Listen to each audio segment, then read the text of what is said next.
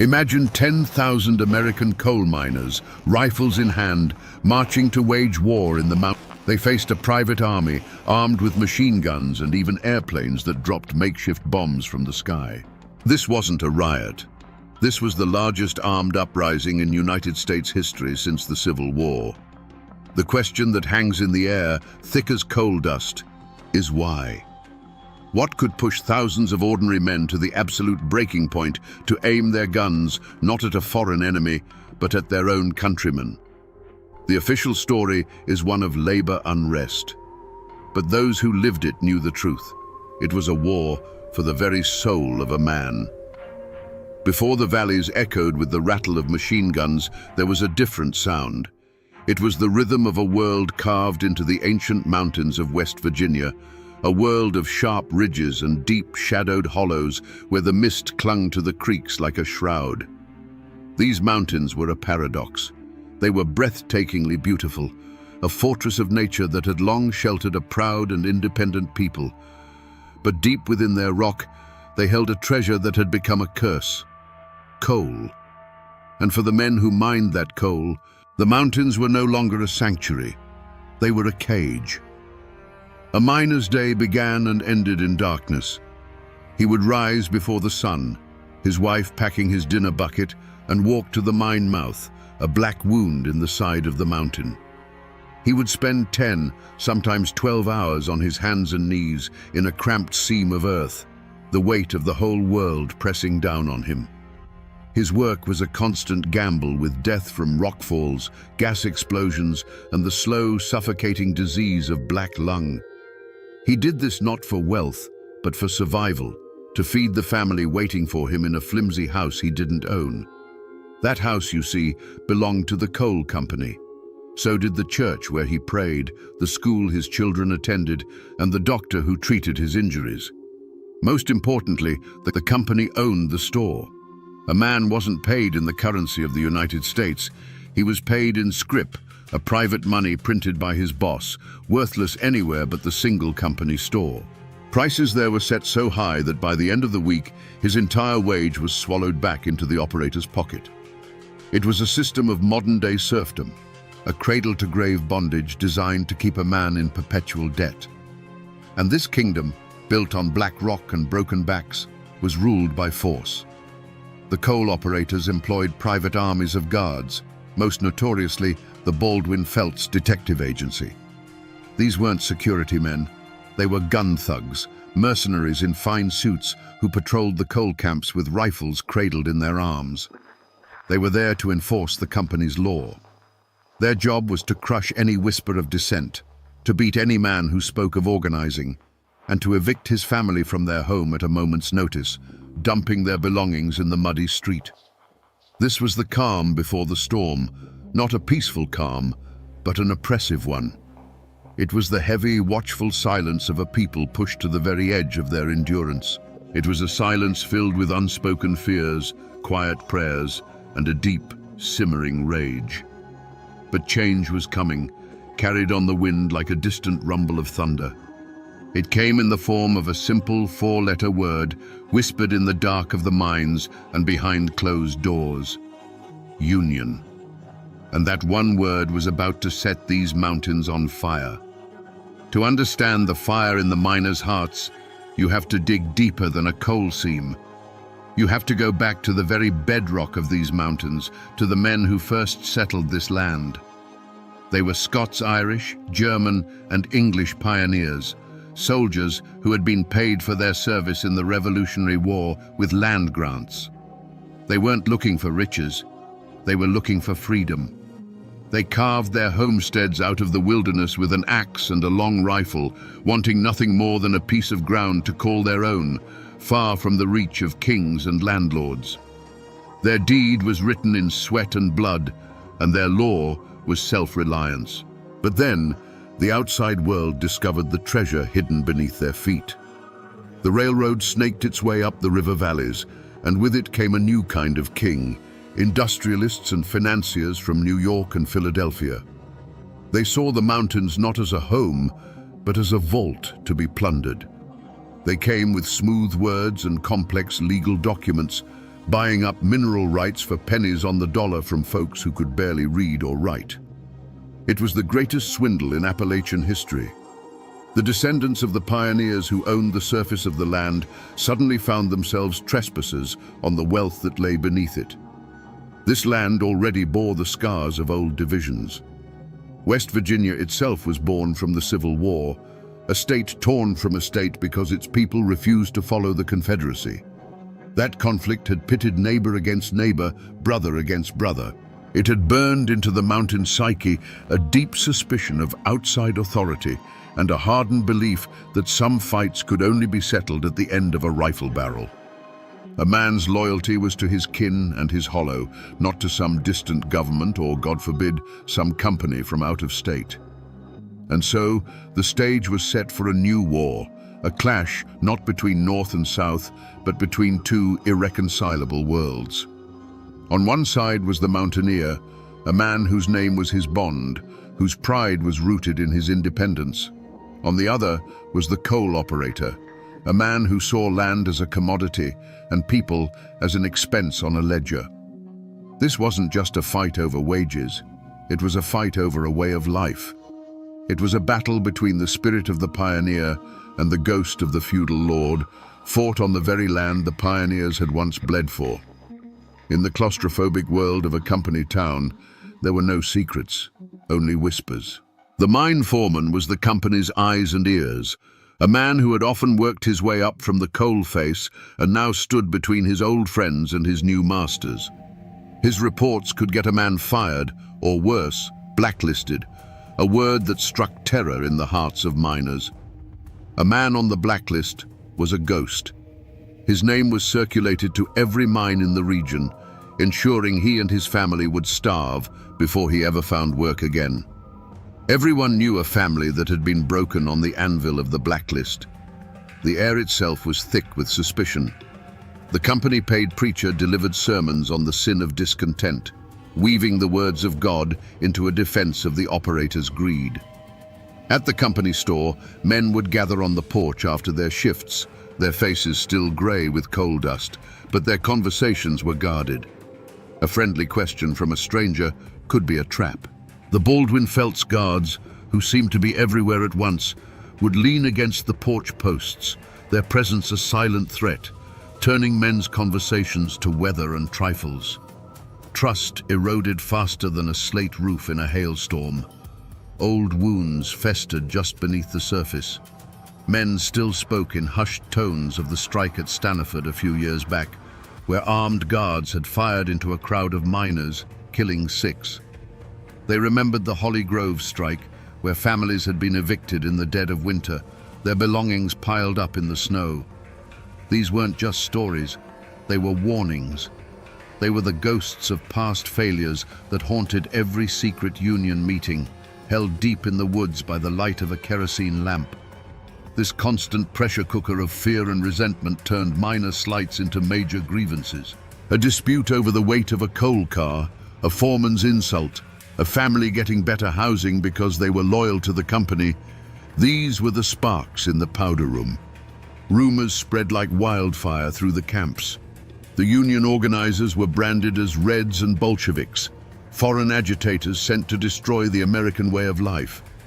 In turn, the miners whispered that certain foremen were pocketing money by cheating them at the scales, or that the Baldwin Felts men were responsible for the mysterious disappearance of a union sympathizer.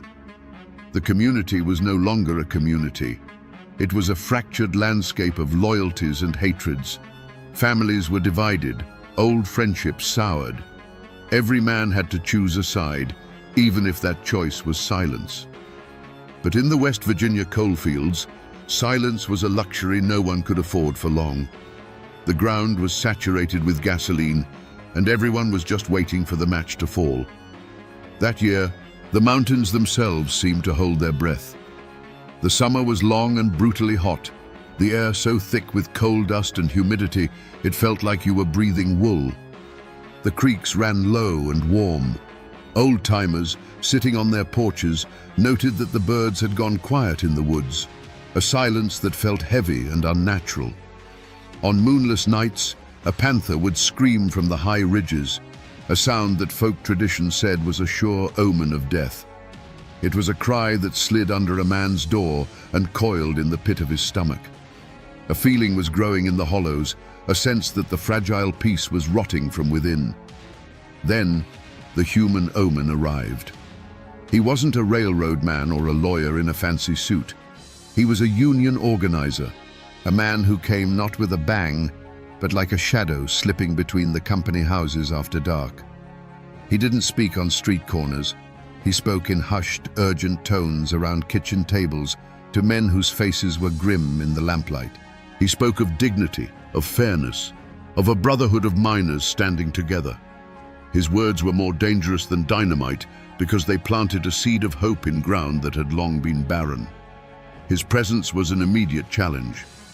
The Baldwin Felts guards, who had always been a threat, now walked with their hands resting on their pistols, their eyes sweeping over the miners with open contempt.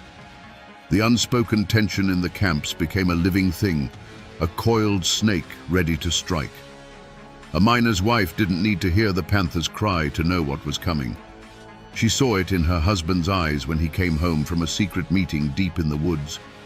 The exhaustion was still there, etched into his face, but something else had replaced the old resignation. It was a hard, cold resolve, a look that told her he had crossed a line in his own heart. She watched him one evening, cleaning his old hunting rifle with a slow, deliberate care he hadn't shown in years. He wasn't getting ready for deer season. In that quiet, domestic moment, she felt a cold certainty settle over her. The world they knew, with all its hardship and its small, fierce joys, was already dead. All that was left was to wait for the sound of the first gunshot. The company's answer came not in words, but in the splintering of doors. The Stone Mountain Coal Company decided to make an example of the Mingo County strikers, and they brought in their favorite instrument of terror, the Baldwin Felts Detective Agency.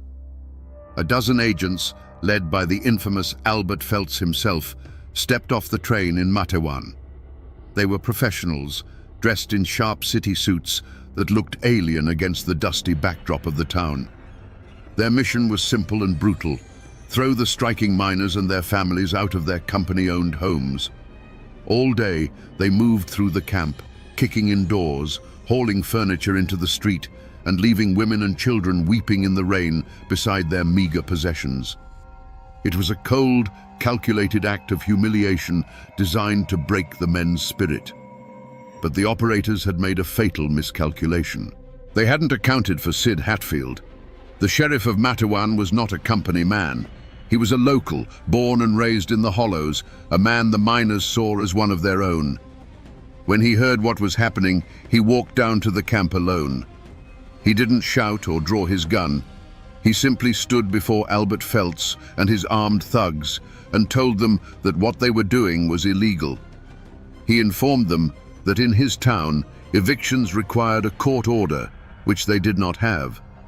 For the first time in their lives, the miners saw a lawman stand up not for the company, but for them. The agents, bristling with arrogance and used to having their way, were stunned.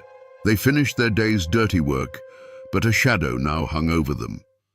As they prepared to leave on the 5 o'clock train, they walked through the center of town, their path blocked by Sid Hatfield and the town's mayor, Cable Testament. The entire town seemed to be watching from windows and doorways, a silent, grim-faced jury. Felts, enraged at being challenged by a hillbilly sheriff, made a fatal error. He produced a warrant for Sid Hatfield's arrest, a flimsy charge cooked up by the company. It was a blatant power play, an attempt to publicly humiliate and remove the one man who stood in their way. Sid Hatfield just looked at the warrant, then looked into Albert Felts's eyes. He didn't see a lawman. He saw a hired gun trying to impose a foreign tyranny on his home. The mayor declared the warrant was fraudulent. The air grew thick and heavy. Decades of resentment. The memory of every beaten miner, every cheated paycheck, every starving child. It all came to a head in that single supercharged moment on a dusty street in Matewan. The time for talking was over. The insults had been traded, the lines had been drawn. This was the point of no return. It was no longer a dispute over wages or a conflict between a company and its workers. It had become a raw, personal battle between two kinds of law: the cold, corporate law of the gun thug and the fierce, protective law of the mountains. And in the mountains, when a man's honor and his home are threatened, there is only one way to settle the matter. Hands slowly, deliberately, moved towards pistols holstered under coats. The first drops of blood were about to be spilled. No one agrees on who fired first. Maybe it was a nervous agent, maybe a defiant miner hidden in a doorway. In the end, it doesn't matter. A single sharp crack of a pistol shattered the afternoon stillness, and in that instant, the street in Matewan, West Virginia, became a slaughterhouse. That first shot was not an answer, it was a question, and the answer was a deafening, rolling thunder of gunfire from all sides. It wasn't a duel, it was an ambush, a spontaneous volcanic eruption of hate. For the townsfolk peering through their windows, the scene dissolved into a nightmare of smoke and noise. They saw the flash of muzzles, the blur of men dropping behind barrels and ducking into doorways. They saw a man in a fine suit suddenly jerk backward, his hat flying from his head and tumbling into the dust. They saw another man simply crumple, his legs giving way beneath him as if his strings had been cut. The air filled with the screams of men and the hornet swarm of ricocheting bullets. Splinters flew from the doorframes of the hardware store, and little puffs of brick dust appeared on the walls of the bank. The chaos lasted less than a minute, but it stretched into an eternity. It was a whirlwind of motion and death, a storm of lead that seemed to come from everywhere and nowhere at once. The air grew thick and heavy with the acrid smell of burnt gunpowder, a fog that momentarily obscured the awful tableau on the ground. Then, as suddenly as it began, it was over. The last shot echoed off the buildings and faded, leaving a silence that was more shocking than the noise it replaced. It was a dead, ringing silence, broken only by the low moan of a wounded man.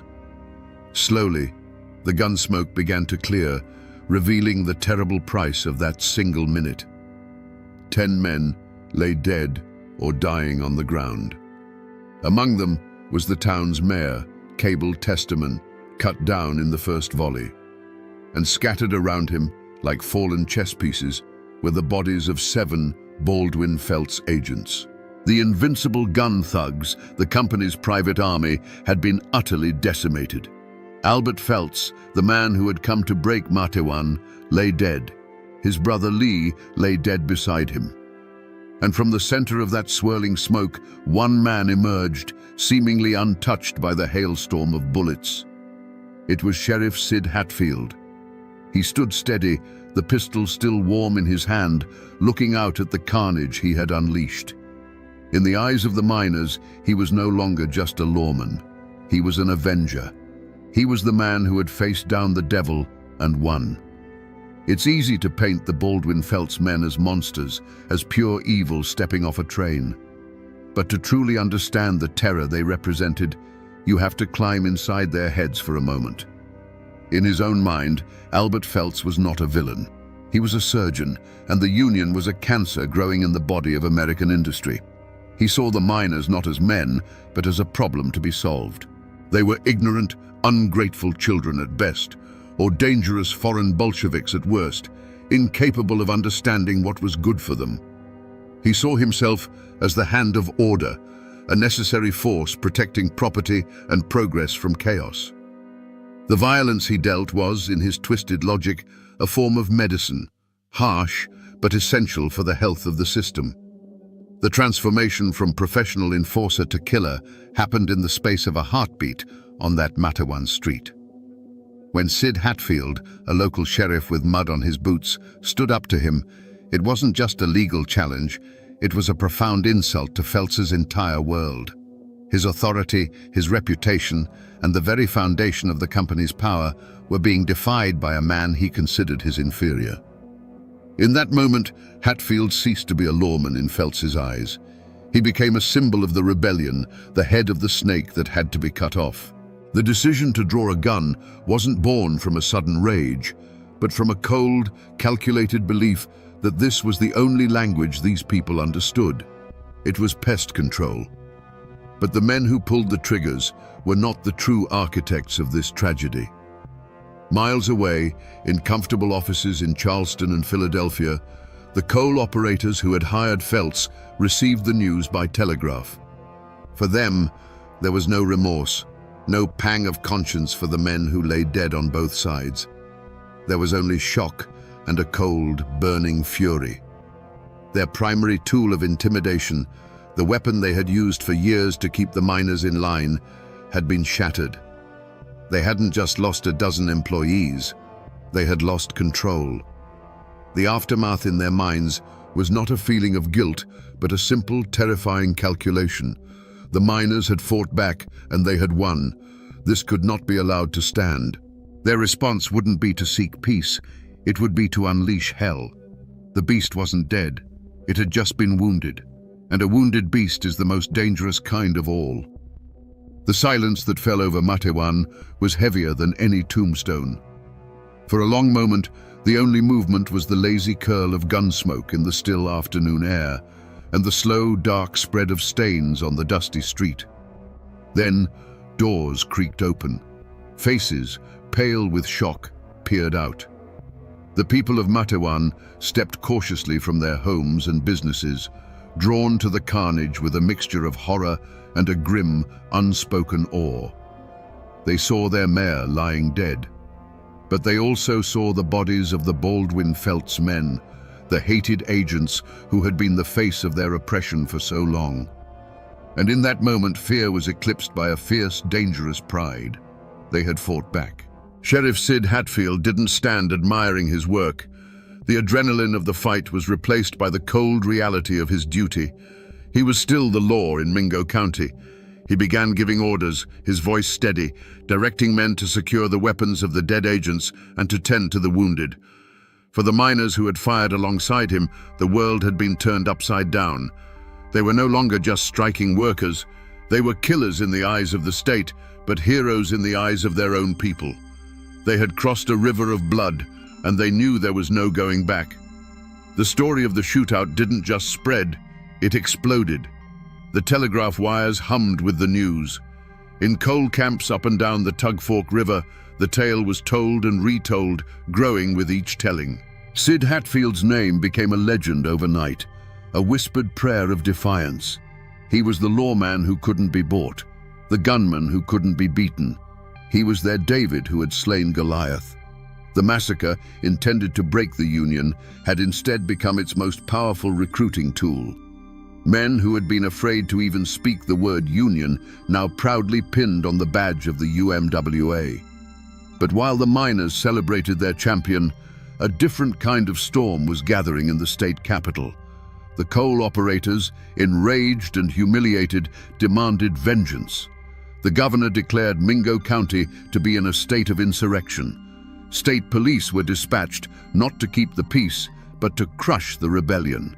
A grand jury, stacked with company loyalists, handed down indictments for murder, not just against Sid Hatfield, but against dozens of miners. The full weight of the law, which had always been a tool of the operators, was about to be brought down like a hammer. The hunt was on. The coal companies plastered the state with wanted posters, offering thousands of dollars for the capture of Sid Hatfield, dead or alive. The surviving Baldwin Phelps agents, burning with a desire for revenge, poured back into the region, their badges now giving them the legal authority to kill. The fight was no longer confined to one bloody street in Matewan. It had spilled out into the surrounding hills and hollows. The war for Mingo County had begun. The gunsmoke from Matewan settled not just on the ground, but in the hearts of the people of Mingo County, leaving a residue of fear and suspicion that poisoned everything. The county, already scarred by the conflict, split wide open, the crack running through every church, every store, and every family.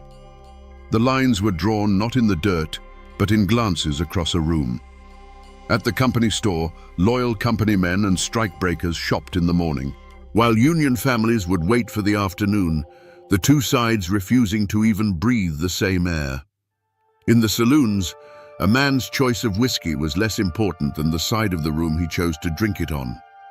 This was a war fought with whispers as much as with bullets. The company held the power of life and death over the towns. A word from the mine foreman could get a man a better house, an easier job above ground, or it could get him blacklisted forever. Men who had once been friends now looked at each other with distrust, wondering if their neighbor was an informant, trading secrets for a few extra dollars in scrip to feed his hungry children. The pressure was immense, a daily test of loyalty that frayed the very fabric of the community. A suffocating conspiracy of silence descended upon the Hollows. When the state police and company lawyers came asking questions about the Matewan shootout, they were met with a wall of amnesia. Men who had watched the whole thing unfold from 20 feet away suddenly remembered they were in another room, or that the sun was in their eyes. This silence was born of both loyalty and terror. They were protecting Sid Hatfield, their hero, but they were also protecting themselves. They knew the Baldwin Felts agency was not gone, merely regrouping, and its agents were now hunting for witnesses as much as for killers. To speak to the law was to paint a target on your own door. Yet, in this darkness, there were small, defiant acts of courage that burned like candles in a storm. A farmer from up the creek, who was not a miner, would leave a sack of potatoes on the porch of a striking family in the dead of night and never speak of it. A doctor's wife would organize the church women to secretly collect clothes and food for the evicted families living in tent colonies. These were not grand gestures, but they were acts of rebellion that carried the risk of ruin, a quiet testament that the company could own the mines, but it couldn't own everyone's soul. And for every act of courage, there was an act of quiet desperation that looked like cowardice. A man with a sick wife and 6 children, who had been a staunch Union supporter, took a job as a company guard. His old friends spat on the ground as he passed, calling him a traitor and a scab. They didn't see a villain, they saw a man broken by a terrible choice. Mingo County was no longer a community of neighbors.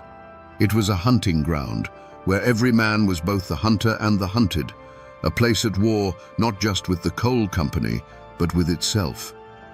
The hunt for Sid Hatfield was not a posse of local men riding for justice.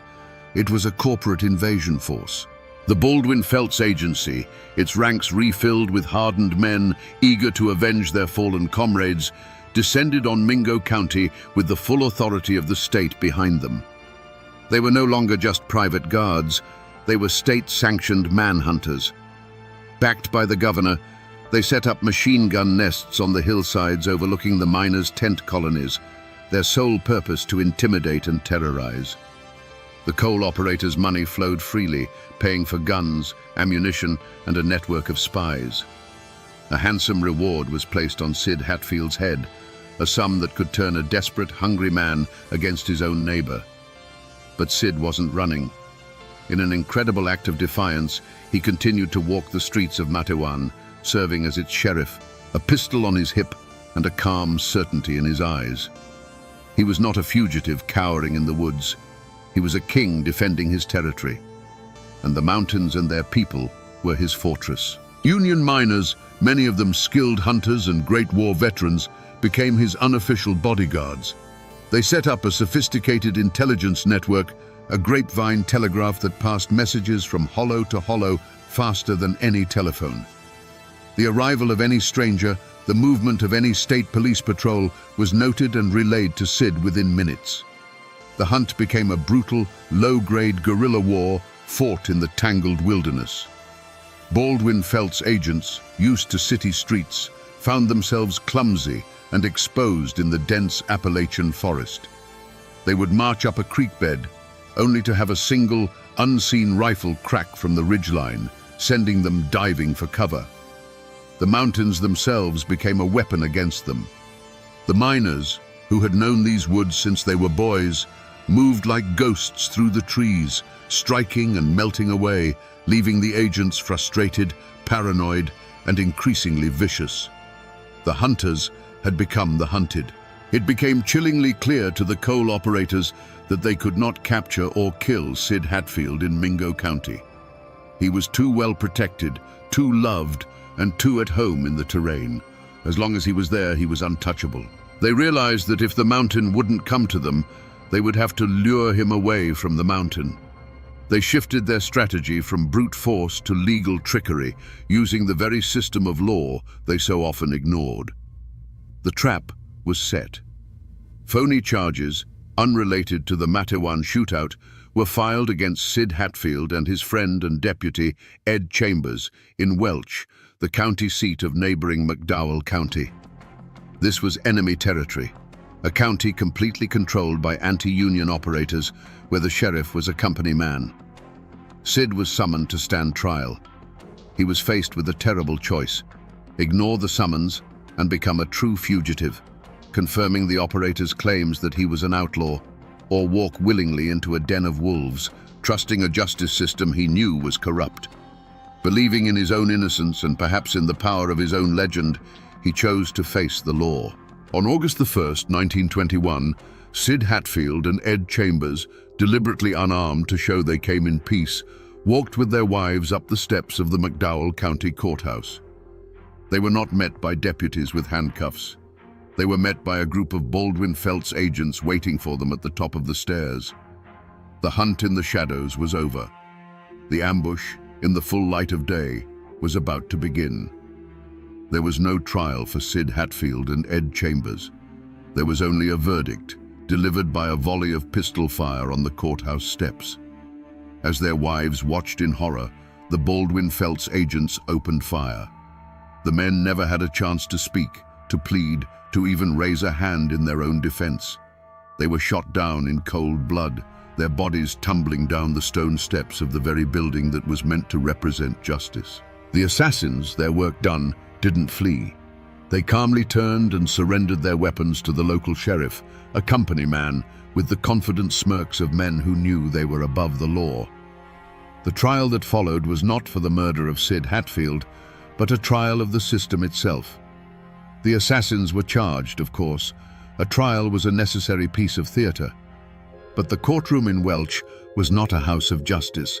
It was a stage set for a farce. The coal operators' money paid for a team of the state's most cunning lawyers. Witnesses for the prosecution were threatened, their families intimidated into silence. The defense's argument was a breathtaking piece of fiction, that the dozen armed agents had acted in self-defense against two unarmed men who were accompanied by their wives. The atmosphere in the courtroom was thick with menace. Armed company guards stood along the walls, their gazes fixed on the jury box. The jury, made up of men who either worked for the company or lived in fear of it, heard the testimony under a cloud of unspoken threat. The outcome was never in doubt. It was a foregone conclusion before the first witness was even called. The verdict came as no surprise to anyone in West Virginia. Every single one of the Baldwin Felts agents was found not guilty. They walked out of the courtroom free men, their actions legally sanctioned, their message to the miners now crystal clear. There is no law but our law. There is no justice but our justice. The system hadn't just failed. It had actively looked the other way. It had placed its stamp of approval on a cold-blooded assassination. This was the verdict that broke the miners' faith in the law of men. If their hero could be gunned down on the courthouse steps with impunity, what hope was there for any of them? If the courts were just another tool of the operators, then what was left? The answer was simple and terrifying. All that was left was the justice of the mountains. All that was left was war.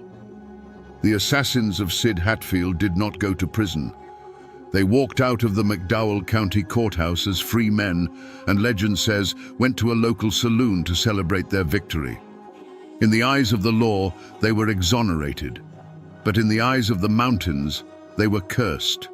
Their acquittal bought them their freedom, but it cost them their names. They became ghosts, bogeymen in the stories told to children in the coal camps, a living embodiment of a justice system so broken it could call an execution self-defense. They may have escaped a hangman's noose, but they would forever be hunted by the memory of the man they killed and the hatred of the people who loved him. For the widows of Sid Hatfield and Ed Chambers, there was no life to rebuild. There was only a duty to bear witness. They returned to Mingo County not as grieving wives, but as living symbols of the ultimate betrayal. Their presence was a constant, silent accusation, a reminder that their husband's blood was still fresh on the courthouse steps. They had seen the law of men, and it was a lie. They had no home to return to, because the idea of a peaceful home had been murdered along with their husbands. The community did not try to move on.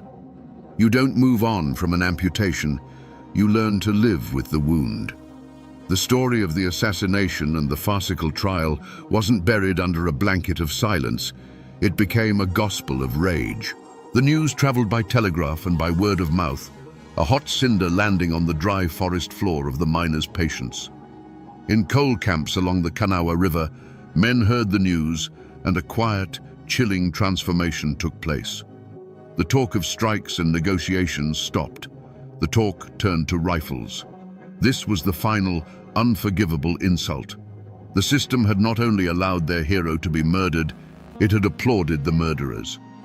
The miners understood then that they were on their own. If the law would not protect them, they would have to become their own law. If the courts would not give them justice, they would have to take it themselves. There would be no atonement for the killers in this life. There would only be a reckoning.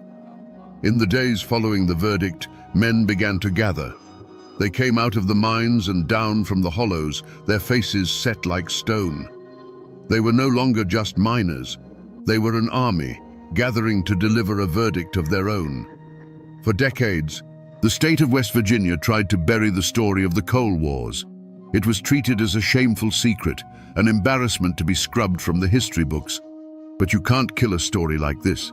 It seeps into the ground and comes back up in unexpected ways, a ghost that refuses to rest.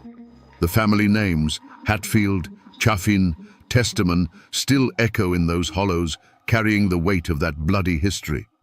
But the proudest and most misunderstood legacy is a single word: redneck. Today, it's often used as an insult.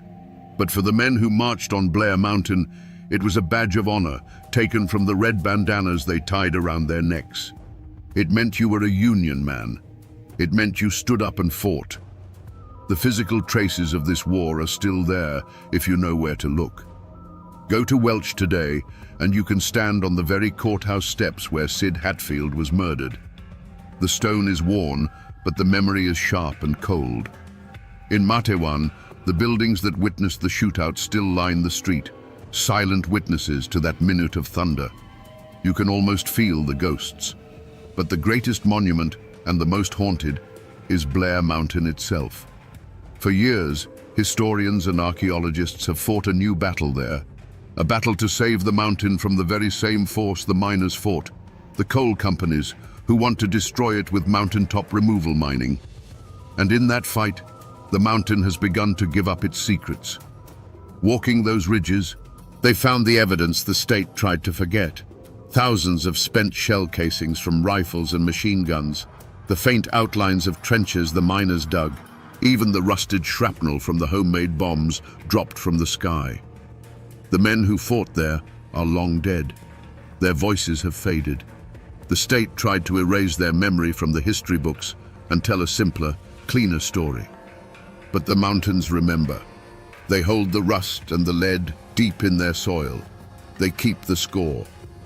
So we come back to the question that started it all, the question that hangs in the gun smoke of history. Why did 10,000 American men take up arms against their own government? The answer is now clear. It was never just about a few more cents per ton of coal. It wasn't a riot over a paycheck. It was a war for a single simple idea, that a man has a right to stand up straight and that his soul does not belong to the company that owns his house. They marched on Blair Mountain because every other avenue of justice had been slammed shut in their faces. The ballot box was stuffed. The courts were bought. The lawmen were assassins. When the system itself becomes the weapon of the oppressor, the last and most terrible resort is the rifle. This is a story of brutality, of corporate greed so profound it saw human beings as nothing more than an expendable resource. But to leave it there would be a disservice to the men who fought and died. This is also a story of incredible courage, of the unbreakable Appalachian spirit. It's a testament to the fact that you can push a man, you can cheat him, you can beat him, but there is a line that you cannot cross. The miners lost the Battle of Blair Mountain, but their fight lit a fire that could not be extinguished. The blood they spilled on that ridge watered the seeds of the New Deal, which finally guaranteed the rights they had been fighting for. The lesson that echoes down from these mountains is a chilling and timeless one. It's a warning about what happens when power becomes absolute and when people are left with no hope and no voice. It is the story of ordinary men who were pushed into an extraordinary war, fighting for the very soul of America in the hollows of West Virginia. Their story was almost forgotten, almost buried beneath the weight of shame and silence. But the mountains remembered. And now, my friends, you know the rest of the story.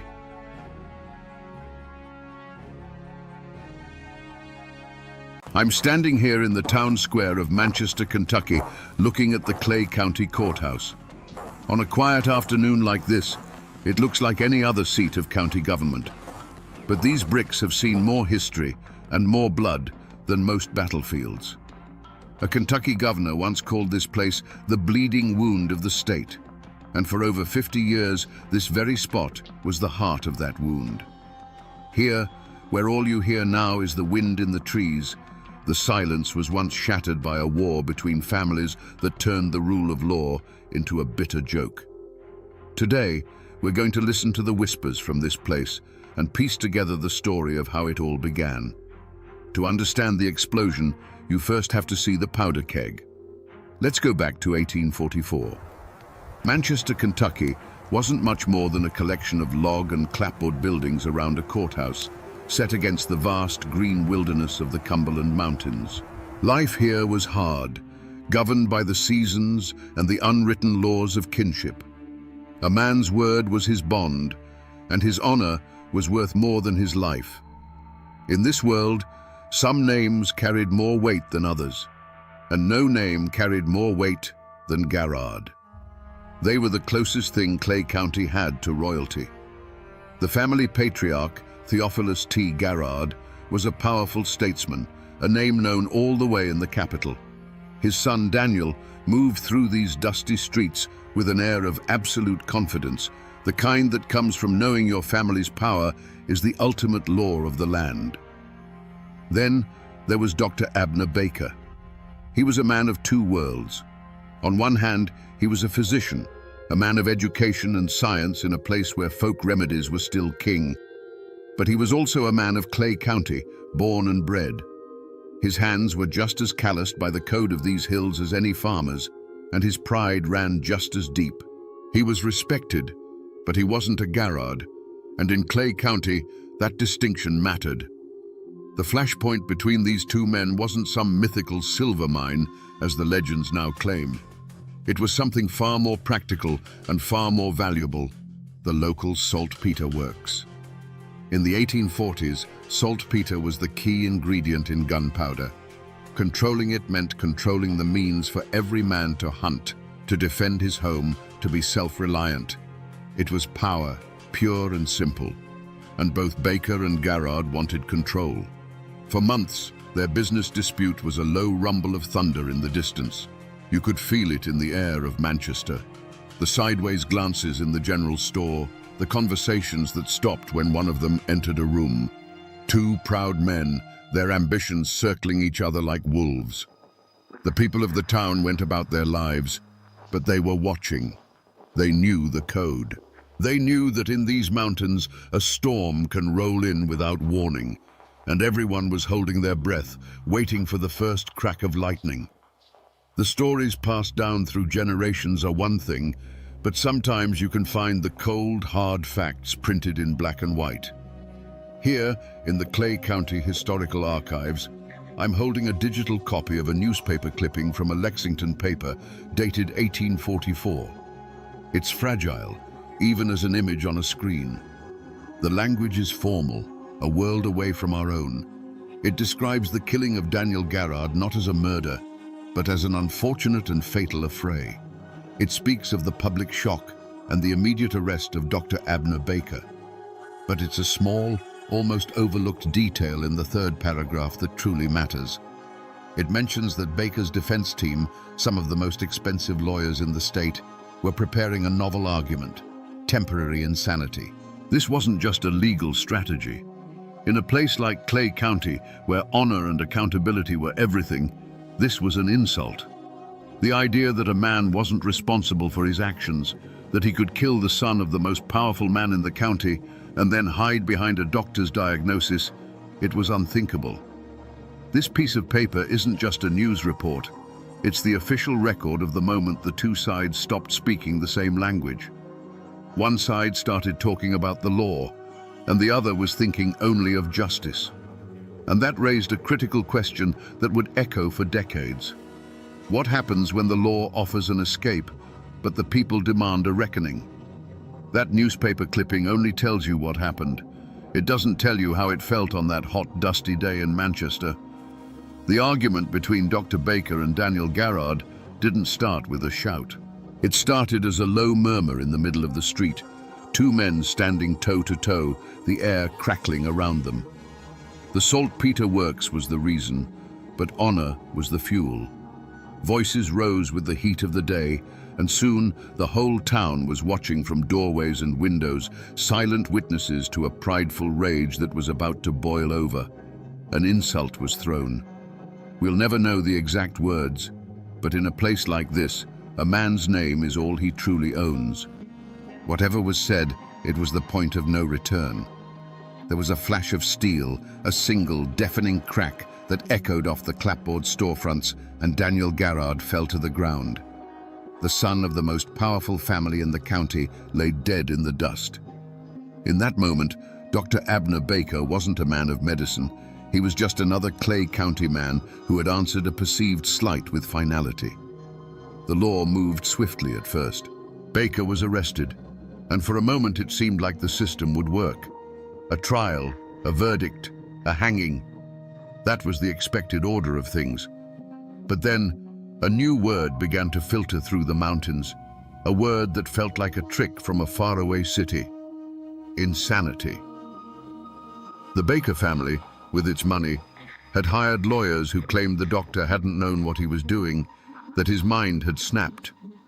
To the Garrards, and to half of Clay County, this was a second, deeper wound. It was a declaration that a rich man's law could wash away a poor man's blood. It was a cowardly trick, a way to cheat the hangman, and more importantly, a way to cheat the code of the mountains. They saw it not as a legal defense, but as a profound act of disrespect to the dead and a challenge to the living. The seeds of conflict had been sown the moment Garrard fell, but this legal maneuver was the dark, fertile soil they needed to grow. The Garrard clan and their allies gathered on their porches and in their cabins, not to wait for a verdict from a judge, but to plan a reckoning. The official court had its own schedule, but in the hollows of Clay County, a different, older court was now in session, and it recognized only one sentence: blood for blood. Official records and old newspapers can give you the skeleton of a story, but the soul of it, the part that still beats, lives in the people who carry the memory. That's why I drove down a winding road deep into Clay County to a small house with a porch swing that's probably seen 100 years of summers. I came here to speak with a woman named Mary, the great-great-grandniece of Daniel Garrard. She is in her 80s, with eyes as clear as a mountain spring, and she holds the family's version of the story not as history, but as a living truth. We sat on that porch for an hour, the chains of the swing groaning a slow rhythm, before I even asked about the feud. She knew why I was there. She told me stories of her childhood, of hard winters and loving parents. And then she looked out toward the hills. "You want to know why they couldn't let it be?" she said. It wasn't a question. "My granddaddy told me what his father told him," she began, her voice steady. When the news came that the Bakers were trying to get Abner off by claiming he was insane, it was like Daniel had been killed all over again. It wasn't about the law anymore. It was about honor. To them, the Bakers were saying a Garrard's life was worth so little, you could take it and then just lie your way out of the consequences. She leaned forward slightly, her eyes locking onto mine. It wasn't just anger. It was a duty. They believed if they let Abner Baker live out his days after a stunt like that, the Garrard name would be a joke. Every man in the county would know that you could wrong them and get away with it. They felt they had no choice. The law had failed to give them justice, so the family had to. That single piece of family law, passed down through 5 generations, explains everything. It wasn't just an act of revenge they were planning. In their minds, it was an act of survival. Dr. Abner Baker was sent to the Eastern State Asylum in Lexington. To the outside world, this was the end of the matter. A killer, deemed insane, was safely locked away. But in the hollows of Clay County, it was seen as a temporary delay. The Garrards and their allies didn't see walls and doctors. They saw a debt that was still unpaid. They waited. Patience is a virtue carved into the people of these mountains, and they could wait for true justice as long as it took. For months, a tense, unnatural quiet settled over the county, the kind of stillness that comes before the deadliest of storms. Then, in 1845, the news came. It traveled by horseback and word of mouth, a spark landing in a field of dry tinder. Dr. Baker had escaped. He was coming home. To the Garrards, this was the ultimate act of defiance. The law had failed to punish him, and now it had failed to even contain him. He wasn't just a killer who had cheated justice. He was a ghost walking back into their lives, a living symbol of their family's dishonor. The time for waiting was over. There was no public call to arms. It happened quietly, with grim-faced men grabbing their long rifles from above the fireplace, nodding to their wives, and disappearing into the woods. This wasn't a mob. It was a posse, a self-appointed instrument of the only law they now recognized. They knew the trails, the creeks, and the hiding places better than any lawman from the city. They weren't hunting a fugitive. In their minds, they were escorting a man to the gallows that the state had been too cowardly to build. They found him. We don't know exactly where the ambush was laid, perhaps in a narrow hollow where the creek runs shallow, or along a ridge that offered a clear line of sight. But for Dr. Abner Baker, the journey home ended there. The deep silence of the Appalachian forest was shattered by a coordinated volley of rifle fire. It was swift, brutal, and final. There was no trial, no judge, no jury. Just the cold, hard arithmetic of the mountain code, a life for a life. This was the point of no return. The first killing had been a crime of passion, a dispute that ended in tragedy. This second killing was a calculated execution, a public statement written in gunpowder and blood. It was a declaration to all of Clay County and to the distant government in Frankfort that the official law had no authority here.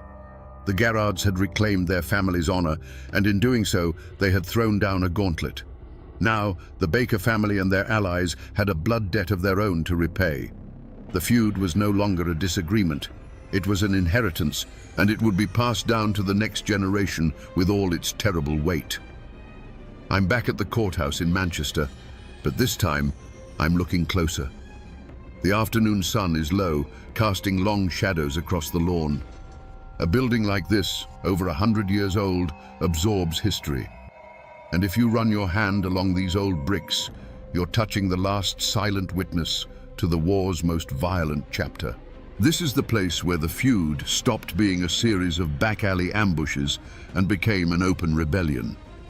They say if you look close enough at the stone pillars by the entrance, you can still find the chips and scars where bullets from a dozen different gunfights struck home. You have to imagine this lawn, not neatly trimmed, but churned to mud, filled with armed men loyal to the Howard clan. You have to picture those high windows, not with sunlight glinting off them, but barricaded from the inside with heavy oak desks and law books, with the glint of rifle barrels poking through the gaps. Because in 1898, this building wasn't a courthouse. It was a fortress, seized by Bad Tom Baker and his men. And right here, on this very lawn, the governor of Kentucky set up the state militia with a Gatling gun, a weapon of industrial warfare aimed at the heart of their own county seat. This is where it happened. The war came out of the shadows of the hollers and declared itself right here in the open. And on these very steps, years later, a final, fatal price would be paid. The feud didn't just smolder after the Civil War. It was forged into something harder, something colder. By the late 1890s, the fight was in the hands of a new generation, men who had grown up on stories of the first killings. On one side was Big Jim Howard, a man who could use a law book or a rifle with equal skill. On the other was the fearsome Bad Tom Baker, a one-armed Confederate veteran whose reputation was as hard as a coffin nail. The animosity between them finally reached its breaking point when Howard, using his political influence, began to stack the legal system against the Baker clan. Feeling the walls of the law closing in, Tom Baker made a decision that would stun the entire state. He would take the law itself hostage. In 1898, he and his heavily armed followers marched into Manchester, not as citizens, but as an occupying army. They stormed the courthouse, drove out the officials, and barricaded the doors.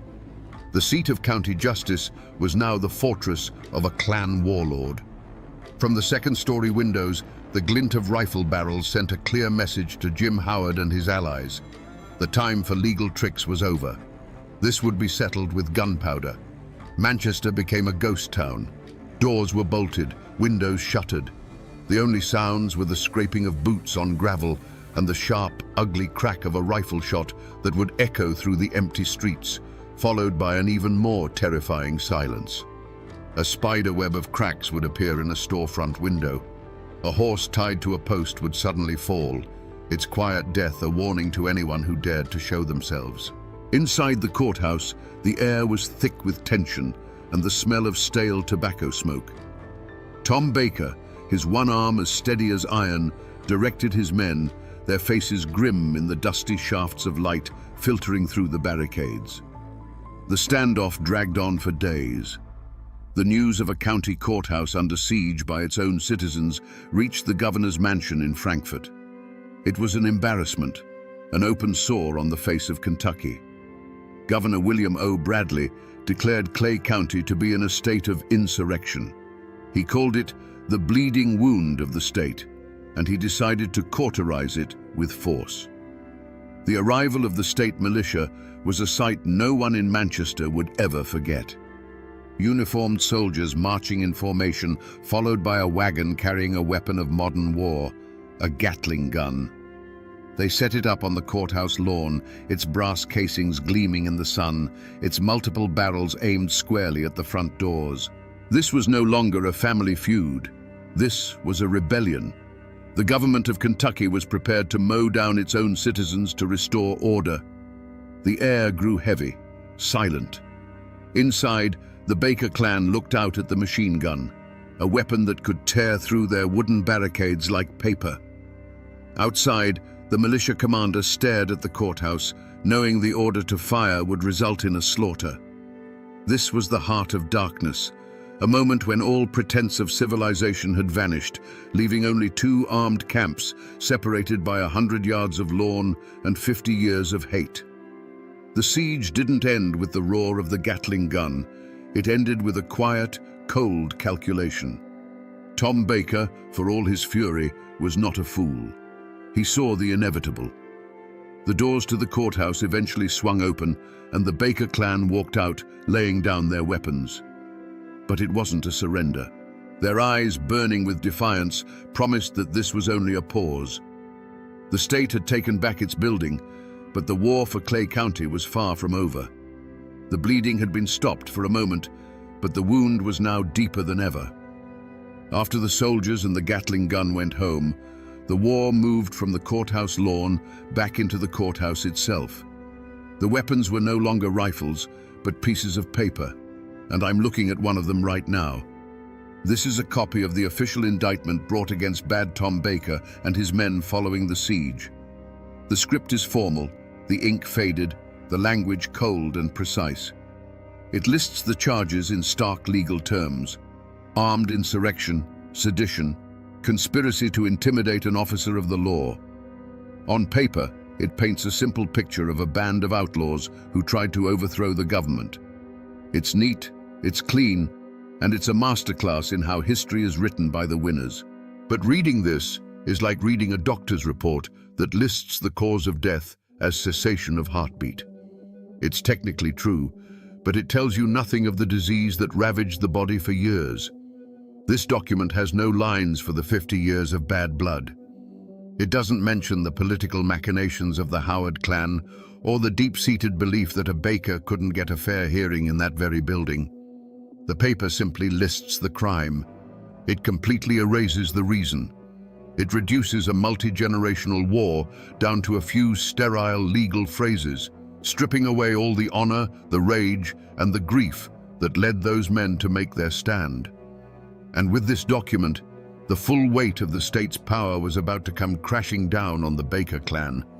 With the Gatling gun gone and the militia back in their barracks, a different kind of army descended on Clay County. This one wore suits and carried leather briefcases filled with law books. The state of Kentucky was determined to make an example of Bad Tom Baker. This wouldn't be a local trial with a jury of neighbors. This was the full weight of the Commonwealth coming down on one man. The trial was a spectacle. The Manchester courthouse, the very building Tom Baker had held as a fortress, was now his cage. Every day, the courtroom was packed to the rafters, a silent, divided sea of humanity. On one side sat the friends and family of the Baker clan, their faces set like stone. On the other side sat the allies of Big Jim Howard, their expressions a mixture of triumph and anticipation. Howard himself was often there, a quiet, imposing figure in the back, watching the slow, methodical destruction of his great rival. You could feel the hate in the air, so thick you could choke on it. Tom Baker sat at the defendant's table, his one arm resting motionless. He was a lion in a cage, a creature of the open ridges and wild hollows, now trapped by legal arguments and procedural rules he neither understood nor respected. The state's prosecutors painted him as a traitor, a revolutionary who had spit in the face of the law. His defense argued he was a man pushed to the brink, a citizen who had only occupied the courthouse because he knew he could never get justice within its walls. An argument that was, in its own way, a damning confession that the system was broken. The jury listened, their faces pale. They were local men, and they knew that whatever verdict they delivered, they would have to live with the consequences. They were judging not just Tom Baker, but the future of Clay County. But the outcome was never really in doubt. The state had been humiliated, and someone had to pay. When the jury foreman stood to read the verdict, the room fell into a dead silence. The word guilty was spoken quietly, but it landed like a hammer blow. Tom Baker didn't flinch. He didn't rage or despair. He simply looked across the room, his gaze locking onto Jim Howard. In that one look, a lifetime of hatred was exchanged. The law had finally put Bad Tom Baker behind bars. But everyone in that room knew that a jail cell could hold the man, but it could never contain the feud. The law had won its battle, but in doing so, it had only ensured the war would continue. Up on a hill overlooking Manchester, there's a quiet cemetery where the wind rustles through the leaves of ancient oak trees. The tombstones are a library of endings, some new and polished, others old and leaning, their names almost erased by a century of rain and frost. This is where all the fury and ambition of the Clay County War finally came to rest. And this is where you find them. Over here is the grave of Bad Tom Baker. It's a simple military-style stone befitting a Confederate soldier. It lists his name, his company, and his dates. There are no grand pronouncements, just the hard, simple facts of a life that ended. His family still tends to it. A small flag flutters here on Memorial Days. It's a place of quiet, defiant dignity. And then, you walk just 100 yards or so past a few other families, and you find the marker for James Big Jim Howard. It's a bit more substantial, a testament to a man of property and political power. He lies here surrounded by his own kin. They lie so close now, these two great enemies. For decades they were the twin poles of a war that tore this county apart, and now they're silent neighbors in the same Kentucky soil.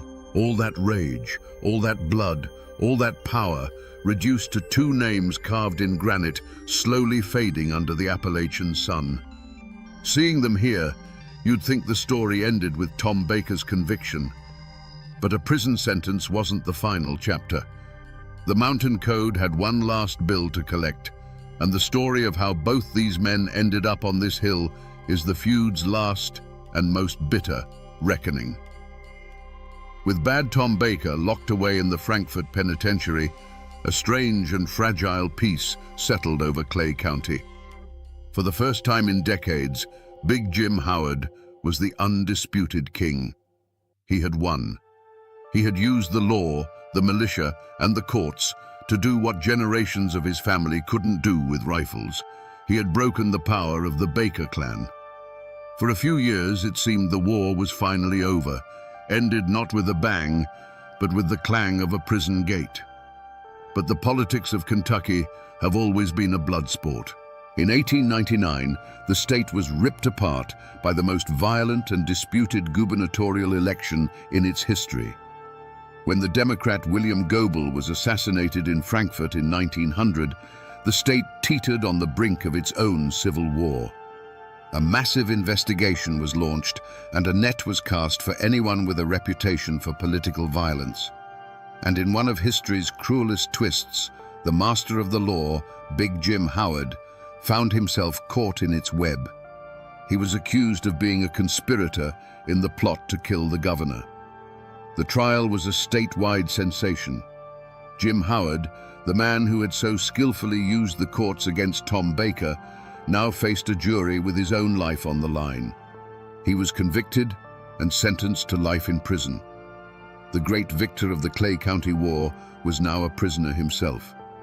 And then, the feud delivered its final, bitter irony. The same political chaos that had condemned Jim Howard miraculously set his old enemy free. The new governor, in a flurry of politically motivated pardons, granted clemency to many men, including the aging, one-armed insurrectionist from Clay County. Bad Tom Baker walked out of prison a free man. So, by 1901, the chessboard had been reset for one final terrible move. Jim Howard, through his own powerful connections, soon secured a pardon as well. Both old lions were back in the same territory. Baker was now an old man, perhaps believing the feud had died with their mutual imprisonment.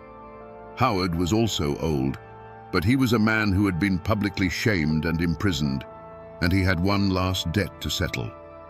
The long shadow of the feud had stretched across 57 years, and it was about to fall one last time, right back where it all began, in the streets of Manchester.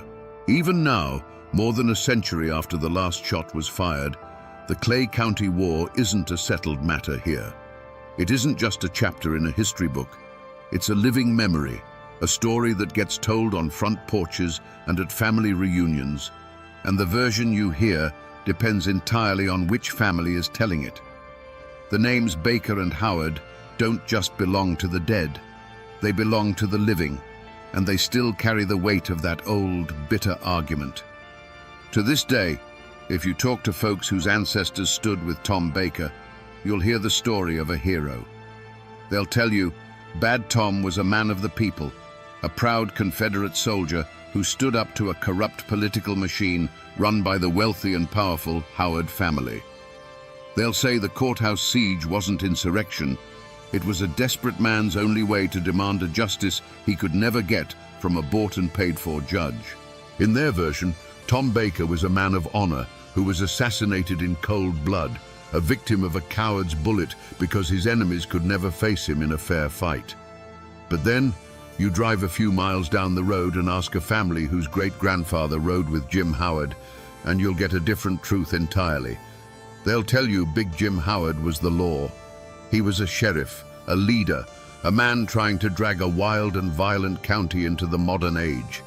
To them, Bad Tom Baker was a ruthless outlaw, a violent thug who thought he was above the law and terrorized anyone who stood against him. The courthouse siege was an act of treason, an attack on civilization itself. And his death on the courthouse steps, that wasn't an assassination. It was an execution, the long overdue end for a man who had lived by the gun. So which one is the truth? Was Tom Baker a folk hero or a homegrown terrorist? Was Jim Howard a civic leader or a political boss who used the law like a club? The honest answer is that after 100 years, the truth is a matter of blood and memory. The facts are a pile of dry bones, and it's the families that put the flesh and spirit back on them. The war is over, but the argument about who was right, who was wrong, and who deserved what they got, that argument will probably never end. When the shooting finally stops and the last of the warlords are in the ground, a story enters a new phase of its life.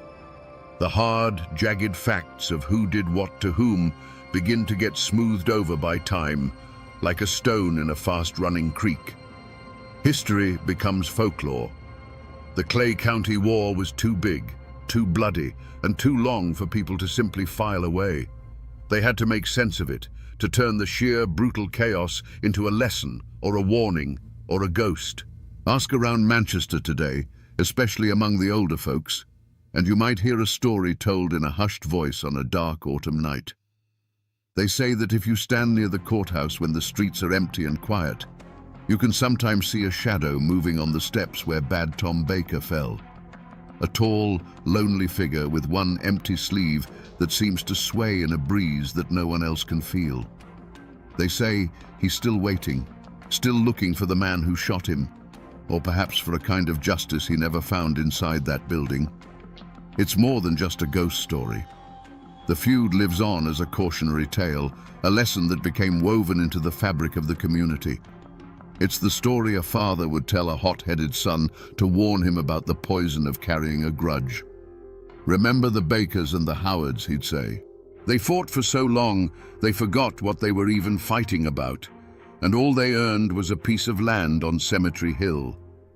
The war became a local proverb, a dark piece of wisdom paid for with generations of blood. This is how a community processes a trauma this deep. The specific details of the legal disputes and the political maneuvers fade away. What remains is a powerful myth, a story of two families locked in a death spiral, a one-armed ghost who haunts the seat of justice, and a bloody warning that echoes down through the years. The facts belong to the archives, but the legend belongs to the mountains. So here I am again, back on the square in Manchester, looking at the same courthouse as the day begins to fade. But I'm not seeing it the same way. It's no longer just an old brick building. I can almost see the shadow of Daniel Garrard falling in the dust, feel the tension of the siege with Tom Baker's men peering from the windows, and hear the echo of that final fatal shot on these very steps. We came here to listen to the whispers of this place, and what we heard was a 57-year-long scream. The Clay County War is a story about how honor, when it turns to pride, can become a prison. It's about how revenge can become a family's only inheritance. It's a hard lesson written in blood that shows how easily the law can be broken and how much harder it is to put back together. It proves that the most dangerous place on earth can be the few miles between your neighbor's house and your own when a grudge is on the line. The next time you pass a quiet courthouse on a sleepy town square, remember this one. Remember what these bricks have seen and the price that was paid right here. The men are gone. The guns are silent. The bleeding wound has finally scarred over, but the story remains.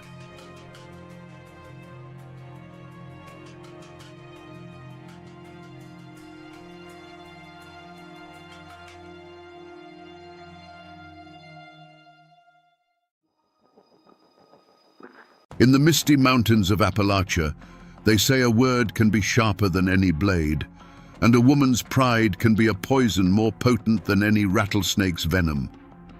They tell a story of a young man lying on his deathbed, not from fever or from battle, but from love.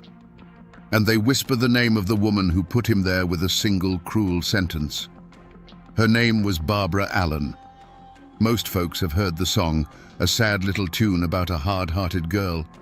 But here, in the isolated hollows, that song became more than music. It became a legend of a heart so cold it could freeze a man's soul. It raises a question that still echoes in these hills. Can a person truly be killed by a word?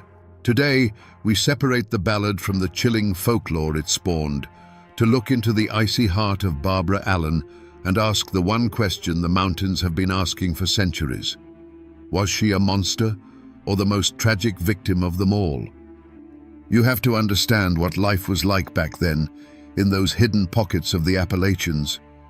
It was a world carved out of the wilderness by sheer grit and stubbornness.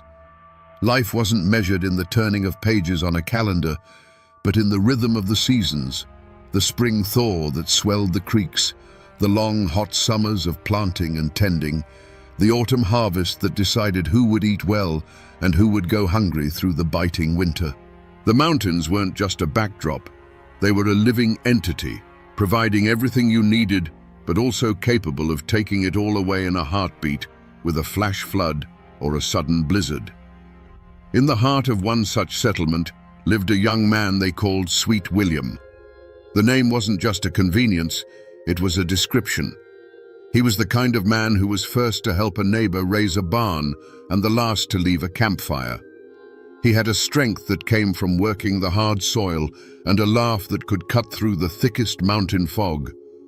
He was the future, the promise of another generation surviving and thriving in this unforgiving land. Everyone loved him because he was the best of them, a reflection of the warmth and community that was the only real shield against the cold and the dark. And then there was Barbara Allen. If William was the warm hearth of the community, she was the frost on the window pane. She possessed a beauty that was almost painful to look at, sharp and perfect, like a shard of ice. But it was a remote beauty. She lived with her mother in a small cabin, keeping to herself, her silence often mistaken for arrogance. The other girls whispered about her pride, and the young men who tried to court her came away feeling as if they'd tried to warm their hands on a marble statue. She was a mystery, an outsider in a community where there were no secrets. Yet, as it so often happens, the fire was drawn to the frost. William saw something in Barbara that no one else did. Not coldness, but a guarded sorrow, a strength that had hardened into a shield. And she, in turn, saw in his open-hearted nature a warmth she'd never known. Their courtship wasn't one of public pronouncements, but of stolen glances across the clearing during a Sunday service, of a wildflower left on her doorstep, of two people from different worlds circling each other like the sun and the moon. For a brief, hopeful season, it seemed that William's warmth might just be enough to melt her icy heart. But this world was as fragile as it was harsh. It was held together by unwritten laws of respect, honor, and pride. A person's reputation was their most valuable possession, more precious than land or livestock.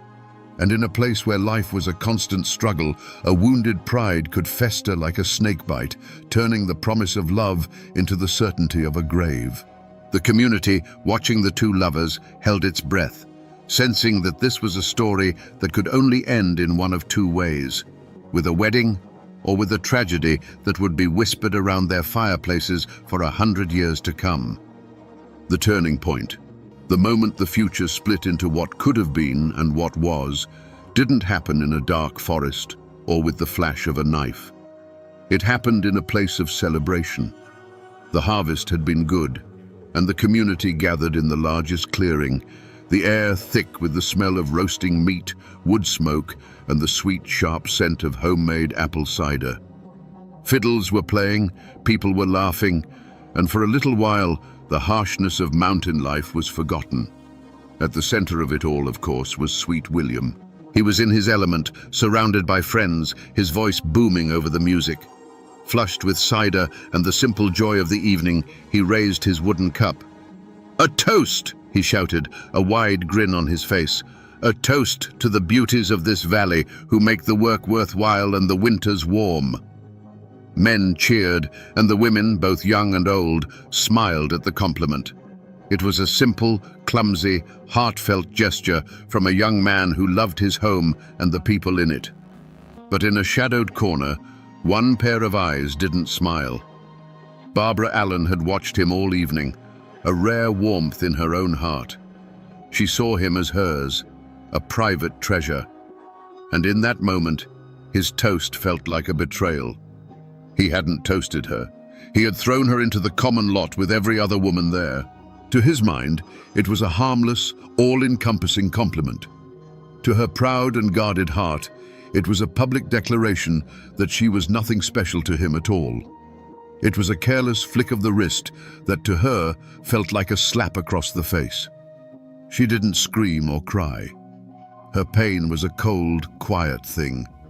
The light in her eyes simply went out, replaced by a glacial hardness.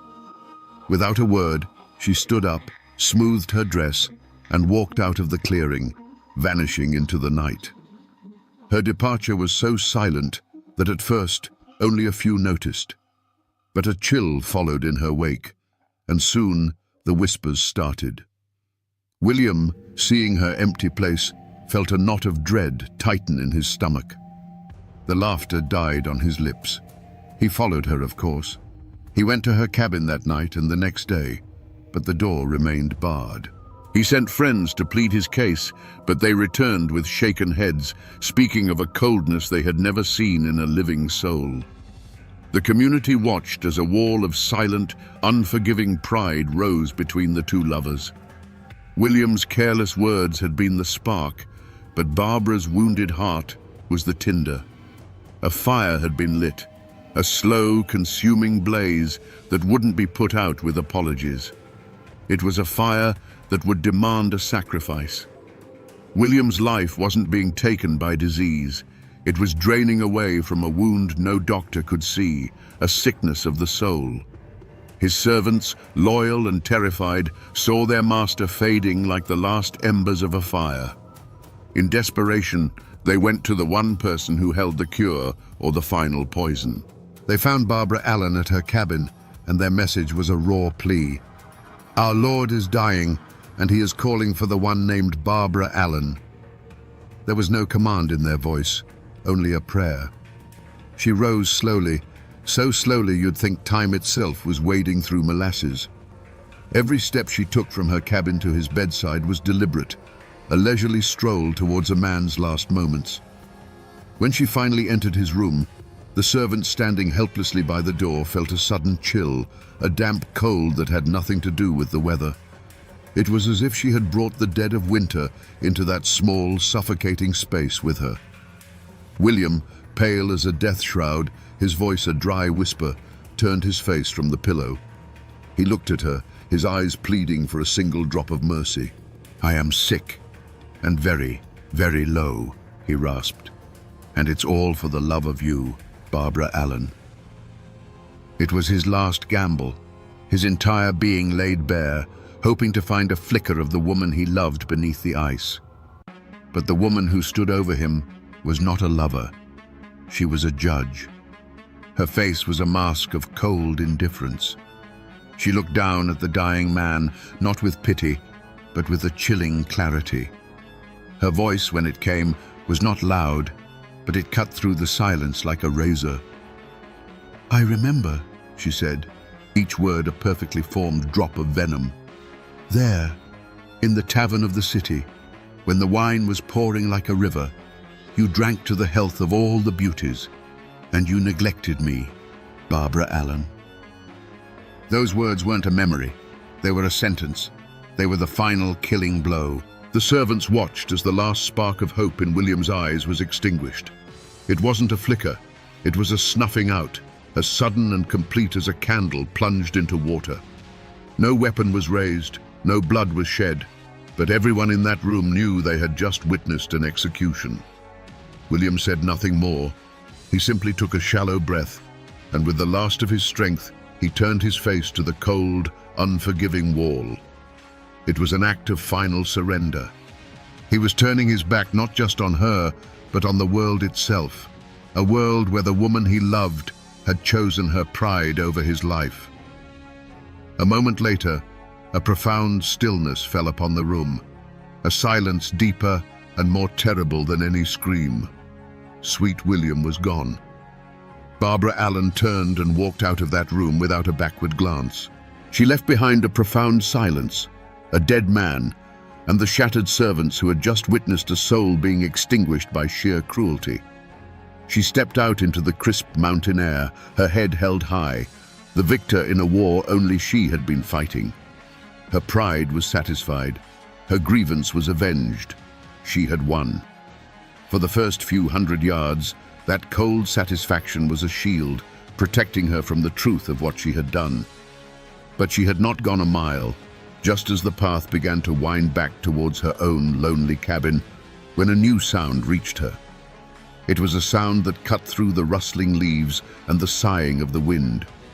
A single, mournful toll of a funeral bell, echoing from the small church in the valley. Dong. It was a sound of finality, a sound of fact. Sweet William was dead. The bell was telling the mountains the news, and that sound pierced her icy armor. The second toll followed the first, and with each resonant peal, a crack appeared in the frozen wall around her heart. It was no longer the sound of her victory, it was the sound of her damnation. The ballad says that the bell seemed to cry out her own name on the wind, a mournful accusation. Hard-hearted Barbara Allen. The pride, the anger, the memory of that silly toast in the tavern, it all evaporated, leaving behind a horrifying, empty void. The realization struck her with the physical force of a blow. The man she loved was in the ground because of her. She had traded his life for a moment of bitter triumph, and the bargain was a fool's one. Her heart, which could not be melted by his love, was now shattered by the sound of his death knell. The community would hear that bell too. The servant's story would spread from cabin to cabin, whispered over cook fires and spinning wheels. There would be no trial, no judge or jury. Her verdict was already being delivered by the hushed, horrified voices of her neighbors. She was no longer just the proud girl. She was the cruel woman, the one who had killed Sweet William with nothing but a handful of cold, unforgiving words. There was no trial held in a courthouse for Barbara Allen. There was no judge in a black robe, no jury of 12 good men and true. What law had she broken? There is no statute against having a heart of stone, no crime on the books for killing a man with a memory and 5 cruel words. The law of men, with its ink and paper, was silent. It had no language to describe what had happened in that death room. But in the mountains, there is another kind of justice, an older and more immediate law. And Barbara Allen's trial had already begun. The courtroom was every cabin, every clearing, every fireside in the valley. The servants who had stood helpless at William's bedside were the sole witnesses, and their testimony, spoken in hushed, horrified tones, was the only evidence needed. The story spread faster than a forest fire, a tale of love turned to poison, of a pride so monstrous it could watch a man die and feel nothing. The community, which had once whispered about her coldness, now spoke of it as a fact, an unnatural blight on the world. The verdict was unanimous. She was guilty. But Barbara wasn't listening to them. She was a prisoner in a different kind of court, the one held in the echoing silence of her own soul. The funeral bell had been the prosecution's opening statement, and it had shattered her every defense. As she ran home, stumbling through the woods, she wasn't fleeing justice. She was rushing to accept her sentence. When she burst through the door of her mother's cabin, her face was a mask of terror and grief. She was no longer a cold-hearted killer. She was a condemned woman. Her confession was not a plea for mercy, but a final, desperate command. She cried out to her mother, the words tumbling from her in a torrent of unbearable guilt. "Mom, Mom, make my bed. Make it softly and long. My darling died for me today, and I will die for him tomorrow." In that moment, she was both the accused and the executioner. She understood the ancient law of the mountains: a heart for a heart, a life for a life. Her own pride had demanded William's life as payment, and now her conscience, awakened too late, demanded hers in return. And so the final verdict was delivered, not by the community, who would soon change their condemnation to a sad, shaking pity, but by Barbara Allen herself. She died the next day, not of fever or sickness, but of a broken heart, the very ailment she had inflicted upon her lover. Was it justice? Perhaps it was something more profound. It was a perfect, terrible symmetry. The law of men could never have balanced the scales so precisely. The mountains had rendered their own judgment, leaving 2 fresh graves as a permanent warning that a heart closed to forgiveness is a tomb waiting to be filled. And so they buried them in the old churchyard, side by side. He, the victim of a love too strong, and she, the victim of a pride that had turned to poison. In any other story, that would be the end. 2 graves on a lonely hillside, slowly being reclaimed by the wild grass and the passage of time. But in Appalachia, some stories refuse to stay buried in the ground. They grow. Out of Sweet William's grave, the old-timers say, there grew a rose. It wasn't just any rose, but one with petals so deep and red they looked like drops of blood, a symbol of the true and passionate love he'd held in his heart. And from Barbara Allen's grave, there grew a briar, its vines thorny and grasping, a testament to the sharp, tangled pride that had protected and ultimately destroyed her. They grew, reaching up towards the Appalachian sun as if pulled by some unseen force. The rose climbed the old stone wall of the churchyard, and the briar followed. Higher and higher they went, until at the very peak of the wall, they met. And there, under the watchful eyes of the mountains, the soft red rose and the thorny green briar intertwined. They wove themselves together into what the ballad calls a true lover's knot, a symbol of forgiveness, a sign that the love that was denied in life had finally found its union in death. Now, you can't go to a specific place in Kentucky or North Carolina and find a headstone that reads Barbara Allen. Her grave is not a place on a map. The real marker isn't made of stone, it's made of music. The ballad itself is the echo. It survived the long ocean voyage from Scotland, and in the isolated hollows of Appalachia, it found its true home. It was passed down like an heirloom, from a grandmother's cracked voice to a child listening on a porch swing, a lesson and a lullaby all in one. The story became a part of the people, and that is what remains today. The traces are not in archives or history books, but in the culture itself. It's in the melancholy bend of a fiddle string, in the lyrics sung by 1,000 different voices over hundreds of years. The mountains do remember, and though most people have forgotten the fine details, the legend of the rose and the briar still hangs in the air of every old, overgrown cemetery, a ghostly reminder that love and pride are 2 powerful vines that, once tangled, can never truly be separated. So we come back to the question that has haunted this story from the start, a question that the wind still whispers in the high mountain passes. Was Barbara Allen a monster, or was she a victim? The truth, like most truths in these mountains, is not a simple thing. In that death room, standing over the man who loved her, she was a monster. She wielded her wounded pride like a weapon and dealt a killing blow.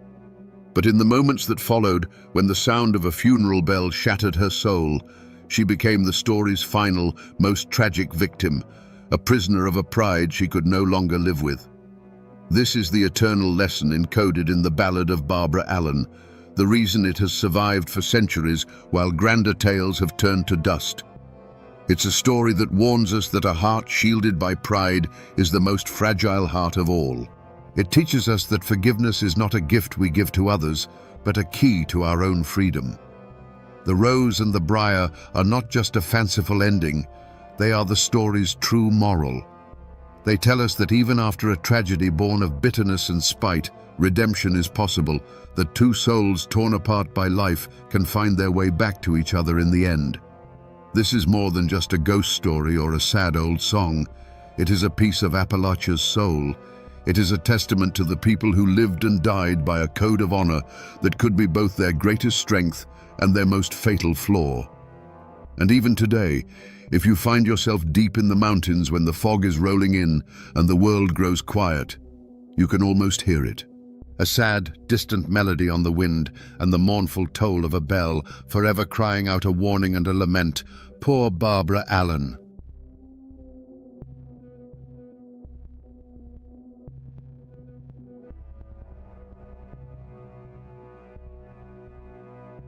Im standing on the side of an old two-lane road deep in Scott County, Virginia. Today, it's just a quiet stretch of asphalt winding through the ancient woods of the Blue Ridge. The only sounds are the wind moving through the hickories and the distant cry of a hawk. But this isn't just any road. This is a place of echoes. Because it was right here, nearly 100 years ago, that the silence was shattered by a struggle that ended a life and began a legend.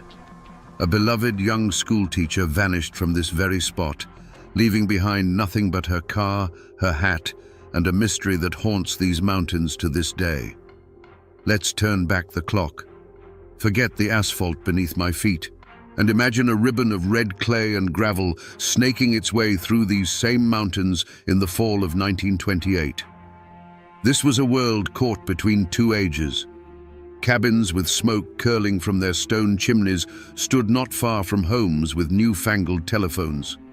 Men still lived by the seasons and the old codes of the mountains, but the hum of the modern world was growing louder, carried in on the radios and the new automobiles that were just beginning to appear on these rough-and-tumble roads. Into this world stepped June Crabb. At 21, she was the very picture of that modern world. She was educated, bright, and filled with a quiet determination that set her apart. She was the teacher at the little one-room, big-cut schoolhouse, a position of immense respect in a community that valued learning but had few who could provide it. She represented a promise, a bridge between the old ways of the mountains and the possibilities of the world beyond. Every morning, she would make the drive to her schoolhouse, and every afternoon, she would drive back. And she did it in her very own Ford coupe. You have to understand what a sight that was back then. In a land where most people still relied on a mule or their own 2 feet, a young woman, independent and in command of her own machine, was a powerful symbol. That car wasn't just transportation, it was a declaration of freedom. It was her future, rolling along the dirt roads of the past. Her students adored her. For the children of coal miners and farmers, she was a window to a bigger life. She taught them arithmetic and literature, but more than that, she taught them that a girl from Scott County could achieve anything. At home, she was a beloved daughter. Her family, especially her father, saw in her the fulfillment of a dream, that their children would have more opportunities than they ever did. June Crabb wasn't just a person. She was the pride of her family and a beacon for her community. But this land, for all its beauty, held a deep and abiding sense of isolation. The forests that surrounded these roads were dense and ancient, capable of swallowing any secret. It was a place where everyone knew each other's business, yet the most important things often went unsaid. The very independence that made June a symbol of progress also made her a solitary figure on that lonely drive home, a single point of light traveling through miles of deep, dark woods. On the afternoon of Friday, September 14th, she dismissed her students for the weekend, gathered her books, and started her Ford coupe for a journey she had made countless times before, completely unaware it would be her last. Now, I'm not a detective from 1928. I don't have access to the original evidence bag, but local archives, God bless them, they keep everything. And in the files for this case, there are detailed descriptions and, in some accounts, a grainy photograph of the most important clue found at the scene. It's a simple thing, really. A lady's cloche hat, the kind every fashionable young woman wore in the 1920s. Looking at a picture of it, you can almost feel the felt. It's unassuming, maybe with a small ribbon or a simple pin. But this hat is the key to understanding the first terrifying moments of June's disappearance. Her school books were on the seat, her paycheck was in her purse, but her hat was on the floorboard of the car, reportedly scuffed and slightly crushed, as if it had been knocked from her head in a sudden violent motion. You see, back then, a hat wasn't just an accessory. It was an essential part of a woman's public identity. A respectable young teacher like June would no more leave her car without her hat than she would without her shoes. Its presence on that floorboard was a silent, desperate scream. It told the searchers, and it tells us now, that this wasn't an elopement. This wasn't a young woman running away. She was taken, ripped from her car, fighting for her life. This simple, forgotten object transforms the scene from a mystery into a portrait of violence and raises the chilling question, who in this tight-knit community would dare to lay hands on June Crabb? The truth is, the deepest dangers in these mountains rarely come from a faceless stranger passing through. The real threats have names and faces and history. And while the lawmen looked for some wandering tramp, the whispers in the hills told a different story. They spoke of a young man, the son of a family whose name carried the weight of land, money, and influence. A young man who walked through the world as if he owned it, because in many ways, he and his family did. He'd taken an interest in June Crabb. It was the kind of attention a hawk pays a songbird. He saw her independence not as something to be admired, but as a challenge. He saw her beauty as something he was entitled to. By all accounts, he made his intentions known, expecting her to be flattered by the attention of a man from such a powerful clan. But June Crabb was not a prize to be won, and she was not easily intimidated. She turned him down. Politely, the stories say, but with a firmness that left no room for argument. And for a boy raised to believe the world owed him everything, that simple no, delivered in plain sight of the community, was a public slap in the face. It was an insult to his pride, and more importantly, to the pride of his family name. The tension began to simmer then. A resentful stare held a second too long at the town mercantile, a muttered comment about the city girl teacher and her fancy automobile. It wasn't just a personal rejection anymore. To him and to his kin, June Crabb and everything she represented, her education, her confidence, her refusal to bow to the old order of things, was a threat. The conflict wasn't over a single word. It was a clash between the old power of blood and land and the new power of a woman's own will. And in the heart of Appalachia in 1928, that was a conflict that could only fester and grow, like a poison ivy vine climbing the side of an old stone wall. These old mountain stories don't live in dusty court records. They live in people. They're passed down from grandmother to granddaughter, whispered over quilting frames and snapping beans on the porch. To find the heart of this story, you have to find one of those keepers of memory. I found one, an elderly woman living in a small white house not 5 miles from where June Crabb's car was found. Her mind is as sharp as a newly honed axe, and her great-aunt was one of June's closest friends. She sat me down in her living room, a room filled with the quiet ticking of a grandfather clock and the scent of lemon oil and old wood. She told me the official story of the jilted lover was close, but it missed the most important part. It wasn't just a private rejection. It was a public humiliation, the kind a powerful family in these parts would never, ever forgive. It happened at the church social, just a few weeks before, she said, her voice a soft, papery rustle. The young man from that powerful family, full of corn liquor and arrogance, cornered June by the dessert table. He wasn't asking for her company. He was telling her she would grant it. In front of half the county, he tried to put his hand on her, to claim her like a piece of property. And June, in her quiet, dignified way, moved his hand off her arm and put him in his place. Her great-aunt said she didn't yell or make a scene. She just used words. Calm, clear, and sharp as glass. She told him that her time and her person were her own, and not for him to command. The crowd went silent. You could have heard a pin drop on the grass. The young man's face went from white to red, and the look in his eyes, the old woman told me her aunt had said, was a look of pure, murderous rage. He had been shamed in front of everyone by the very woman he sought to possess.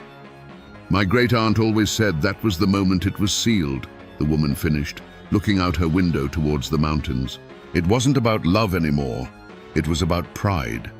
And around here, a man's pride, especially a man from a family like that, well, it's a dangerous and fragile thing. She said his pride had been so badly broken, the only thing that could mend it was to break her. That public shaming at the church social was a lit fuse. For the young man, the laughter he imagined behind cupped hands, the knowing glances exchanged between neighbors, it was all a torment. But for his father, the patriarch of the clan, it was something far worse. It was a stain on the family name, a challenge to the authority they had held in these mountains for generations. In their world, power wasn't just held, it had to be seen to be held. And a young schoolteacher, an outsider in their eyes, had openly defied them and walked away unscathed. Shame in that world was a living thing. It sat at the dinner table with them, a silent, unwanted guest. It followed them into town, and it demanded to be cleansed. The discussions that followed were not about forgiveness or letting things go. They were quiet, cold, and took place in the shadows of the porch after dark. They were discussions of honor, of lessons that needed to be taught. The phrase that would have been repeated in one form or another was simple and deadly. She can't be allowed to get away with that. June likely felt the shift in the air, a friendly nod in town that was no longer offered, the sudden silence that fell when she entered the general store. Friends of her family may have even offered veiled warnings, telling her to be careful on her drive, to not stop for anyone. But June Crabbe was cut from a different cloth. She would not be scared away from her school, from her students, or from her life. She would not let a bully's pride dictate her path. Her courage, the very thing that made her so remarkable, was now painting a target on her back. The decision, when it was finally made, wasn't likely a shouted, furious thing.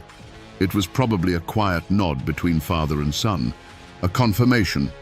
The goal wasn't just to scare her. That time had passed. The goal was to erase the insult, to reassert their dominance in a way that would be so final, so absolute, that no one would ever dare challenge their family's honor again. They knew her schedule. They knew every curve and hollow of Fincastle Road. They knew the place where the woods grew thickest and the nearest house was miles away. The plan was set. The trap was baited with the mundane routine of a Friday afternoon. The point of no return had been crossed, not in the heat of a public argument, but in the cold, calculated whisper of a family's wounded pride. So I've come back to the spot on Fincastle Road. The modern pavement is a black scar laid over the memory of the old red clay, but the bones of the land haven't changed. And when you stand right here, you understand why they chose this place. The road takes a sharp, blind curve. On one side, the mountain falls away into a steep, wooded ravine. On the other, the forest floor rises up, thick with underbrush and ancient trees that crowd right up to the shoulder. There are no houses, no fields, just the road and the woods. There are no bullet holes in a wall here, no lone chimney standing against the sky. The scars on this landscape are more subtle. They are the tactical advantages of the terrain itself. This blind curve is a natural ambush point, a place where a waiting car could be hidden until the last possible second. The dense wall of trees is a perfect backdrop for a man to step out of, blocking the way. The silence itself is the evidence. Even now, with the world just a few miles away, this spot feels utterly and profoundly isolated. Right here, this patch of gravel on the shoulder of the road, you can almost see the ghosts. You can almost feel the change in the air as a familiar drive home turned into a nightmare. This is where June Crabbe's Ford coupe slowed to a stop. This is where a shadow detached itself from the other shadows of the forest. Each stone on this roadside, each root snaking out from the bank, is a silent testament to the terror of that afternoon.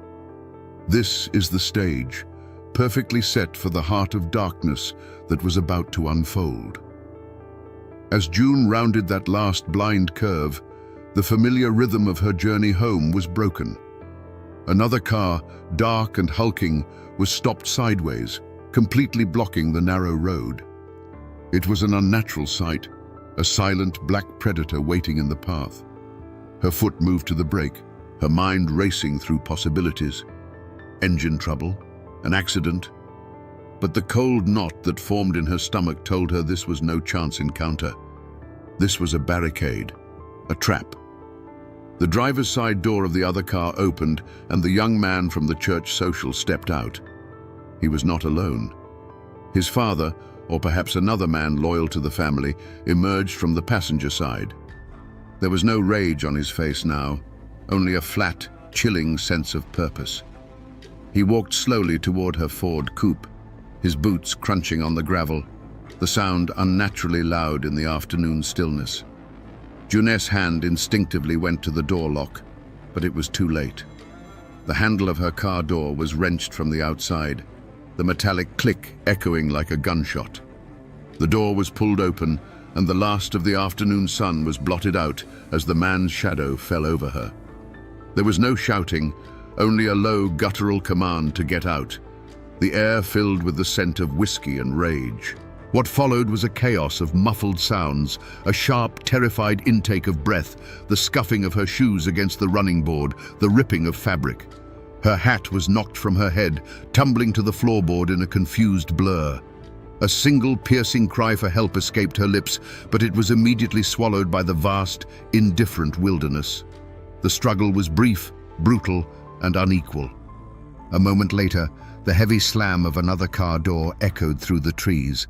Her own Ford coupe was left abandoned, its door still swinging slightly as if in a final silent wave goodbye.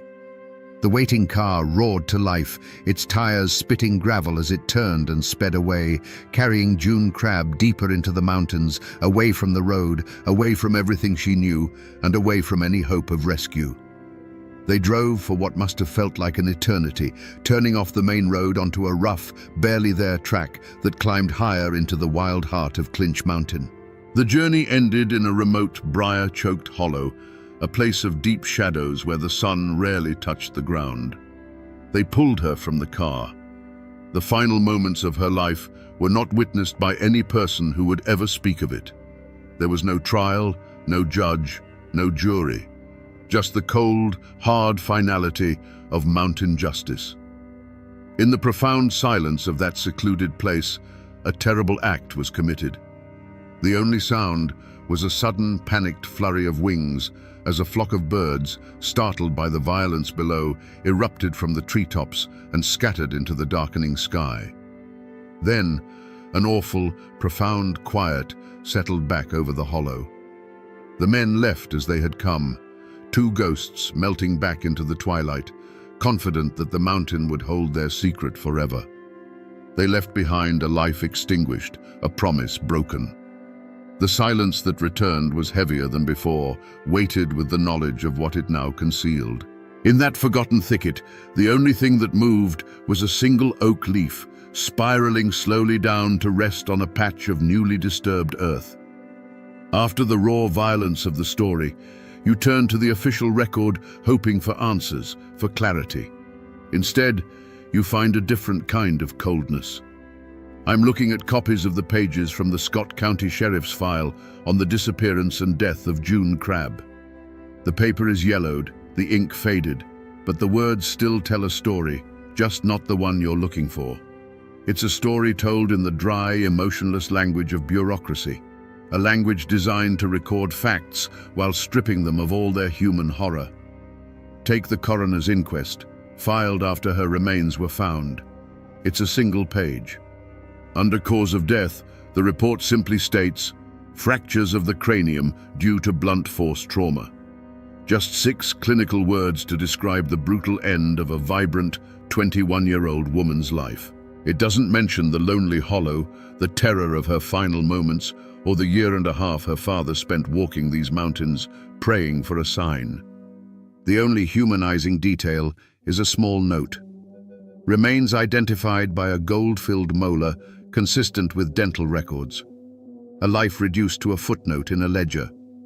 But it's the sheriff's investigative notes that are the most telling, mostly for what they don't say. There are pages and pages detailing the search efforts, listing the names of volunteers and the areas they covered. There are dozens of dead-end leads scribbled down, reports of a suspicious-looking tramp seen miles away, a vague tip about a car from Tennessee. The official narrative being built on these pages is clear. This was the work of a phantom, an outsider who drifted in, did this terrible thing, and vanished. Yet as you read through the file, a glaring omission becomes a roar. The name of the powerful local family, the name everyone in the county was whispering, appears nowhere in these pages. Not once. There's no record of the son being questioned, no mention of the public incident at the church social. The official record is a perfect portrait of a blind eye being turned. It's a meticulously crafted document that leads everywhere except to the one place everyone knew to look. These papers aren't evidence of a failed investigation. They are the evidence of a successful and chillingly effective cover-up. In the weeks and months that followed June's disappearance, the mountains swarmed with men. It was a manhunt of epic proportions, a genuine outpouring of a community's grief and rage. Thousands of volunteers, their faces grim and determined, beat the bushes from sunup to sundown. They were honest, hard-working men, searching for a beloved teacher, hoping to bring a killer to justice. But the official arm of the law, the sheriff and his deputies, seemed to be working from a different map. While the volunteers combed the hollows near Fincastle Road, the sheriff was busy chasing phantoms. Every report of a stranger, a vagrant, or a man with an out-of-state accent was treated as a major lead. Posses were dispatched on wild goose chases, riding 20 miles in the wrong direction to question some poor, itinerant worker who couldn't have possibly been involved. They created a grand spectacle of a law enforcement agency working tirelessly to hunt down an outside evil. It was a brilliant piece of theater. It kept the community busy and directed the collective anger safely away from anyone with a powerful local name. After her body was found, the performance had to move from the mountains to the courthouse. A grand jury was convened, not to seek the truth, but to officially bury it. For days, witnesses were brought in, but they were the ones who had seen a suspicious tramp near the railroad tracks or an unfamiliar car on a distant road. The people who had been at the church social, the ones who had seen the public confrontation and the look of murderous rage on the young man's face, were never called to testify. The questions were carefully chosen, the path of inquiry meticulously routed around the truth. The verdict wasn't delivered in a packed courtroom by a jury foreman. It was delivered on the courthouse steps by the county prosecutor, a man who knew which families buttered his bread. He stood before the small crowd of reporters and heartbroken townspeople, his face a perfect mask of solemn regret. He announced that after an exhaustive investigation, the grand jury had found insufficient evidence to issue an indictment. He spoke of trails gone cold and the tragic reality of motiveless, random violence. With those few legal phrases, the case was officially closed. Justice had not been blind. It had been deliberately blindfolded. The law had pursued its course, but it was a course designed to lead to a dead end. As the crowd dispersed in a quiet, defeated murmur, the men from the powerful family, who had been watching from the back, could turn and walk away. The hunt was over. The law had pursued its quarry, and in the end, had declared the monster to be a ghost, allowing the real flesh-and-blood killer to retreat back into the safety of the shadows, protected by a wall of money, power, and fear. Every story eventually ends in a quiet place like this. Him standing in an old church graveyard on a hill overlooking the valley, where the wind whispers through cedar trees, and the only sound is the crunch of my boots on fallen leaves. Most of the headstones are old, tilting, and covered in a soft green carpet of moss. But June Crabb's grave is not hard to find. Her family and those who remembered tended to it for years. It's a simple, modest stone with a small carved lamb at the top, a symbol of innocence.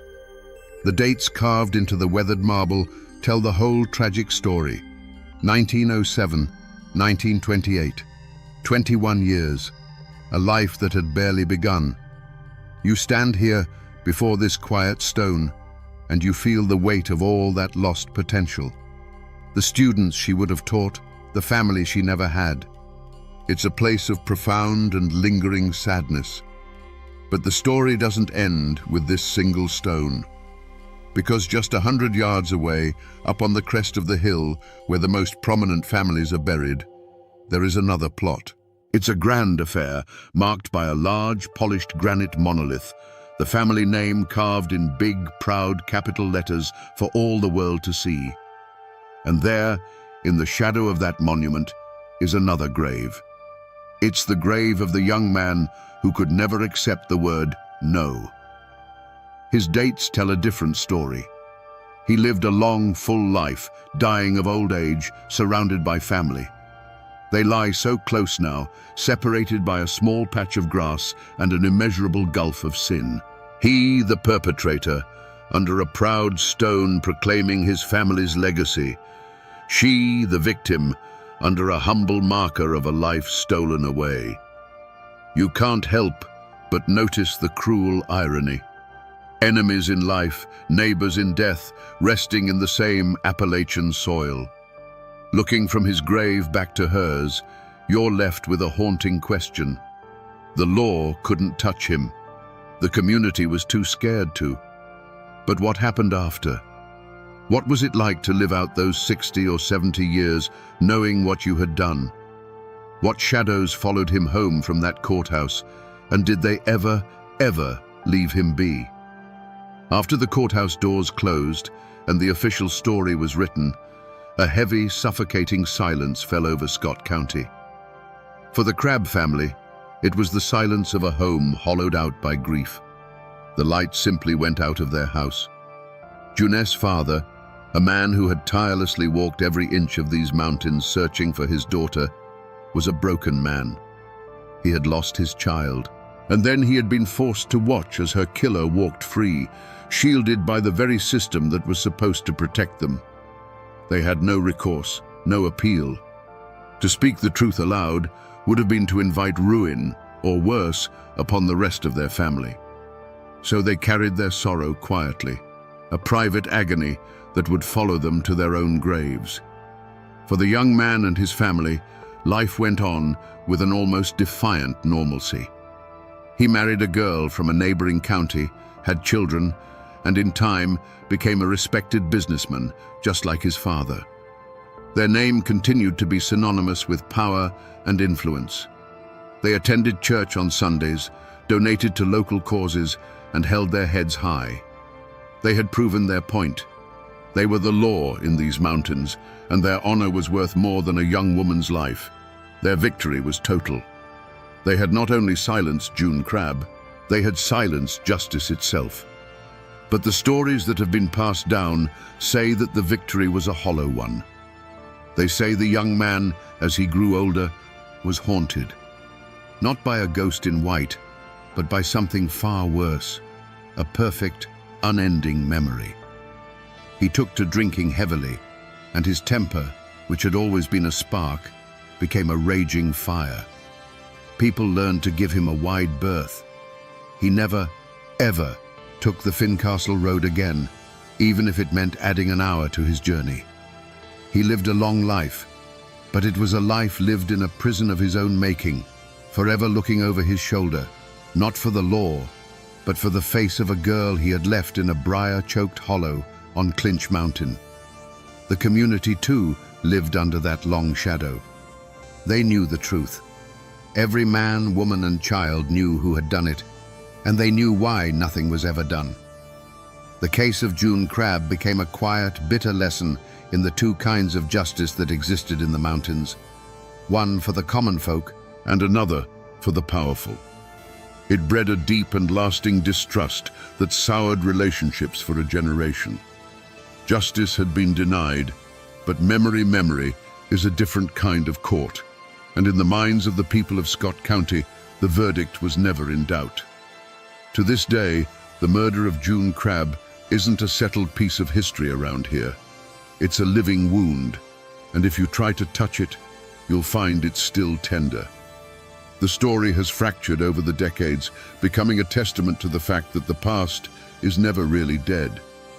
Depending on which family you ask, you will get two starkly different, irreconcilable versions of the truth. Ask anyone whose family has been in these hills for a century, especially those with a connection to the Crabb family, and they'll tell you the story I've just told. They'll speak of June as a bright light, a symbol of innocence who was sacrificed on the altar of a powerful family's pride.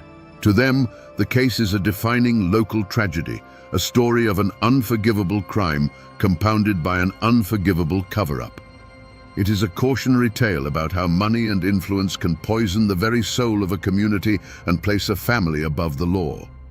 In this version, the guilt is absolute, the injustice is clear, and the memory of June is that of a martyr. But there are still a few who hold to a different telling. If you could find a descendant of that other family, and if they would even speak to you about it, they would tell you a tale of slander. They'd say their ancestor was a good, hard-working man, and that his family's success bred jealousy and vicious rumors. They would dismiss the story of the church social as malicious gossip, a tale spun by lesser men to tear down their betters. They would point to the official record, to the sheriff's tireless hunt for a nameless tramp, as the real truth. In their version, their family is the victim, unfairly maligned for generations by a lie that took root and grew into an unkillable weed. And there you have it. Two stories, two histories, occupying the same small patch of earth. One is a story of absolute guilt, preserved in the whispers of generations of ordinary people. The other is a story of absolute innocence, preserved by a family's defiant pride and backed by the clean, empty pages of the official record. The real, objective truth of what happened in that hollow probably died with the last person who was there. What we're left with are conflicting legacies. It's no longer just a question of what happened. It's a question of who you believe, and the answer says as much about you as it does about the past.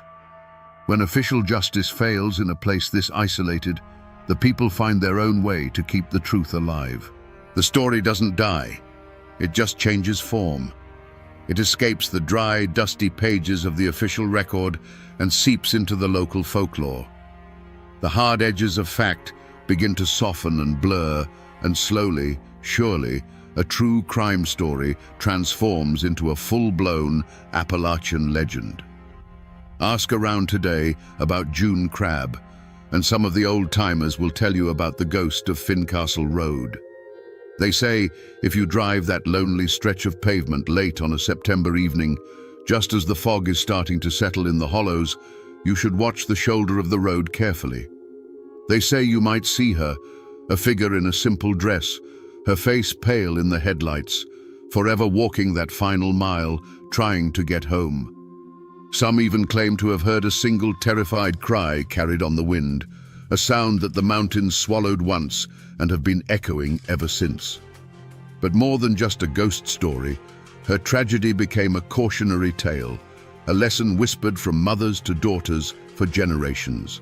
Her name became a warning about the dangers that can hide behind a neighbor's smile, a warning about the deadly fragility of a powerful man's pride. Her murder was no longer just a singular event. It was a living piece of folklore, a map of the hidden dangers that lay beneath the serene surface of their world, a brutal reminder that civilization is sometimes just a thin veneer stretched over something much older and wilder. This is the final stage of a story's life. It's how a community holds on to a truth that was officially denied. They turn the unbearable facts of history into the enduring power of a legend. The names of the guilty men might be spoken only in hushed tones, but the spirit of the story, the ghost of it, remains forever a part of the landscape, a permanent chill in the air on an otherwise quiet country road. So we find ourselves back where we started, on the side of this quiet, lonely road. The sun is lower now, casting long shadows that stretch across the asphalt like dark fingers. But it's not the same place it was when we began this journey. An hour ago, this was just a stretch of road. Now, it's a stage. The trees are the silent witnesses. The wind in the leaves carries the whispers of a story that this place has held for nearly a century. A story of a bright life ended and a dark secret kept. We went looking for the truth of what happened to June Crab, and we found it. Not in the official reports, but in the memories passed down through generations, in the cold logic of the landscape, and in the glaring empty spaces within the official record. We pieced it together, from the crushed hat on the floorboard to the two graves resting on the same hill. That's the power of these forgotten corners of the world. The next time you drive past a crumbling stone chimney standing alone in a field, or see a forgotten cemetery being slowly reclaimed by the forest, remember this.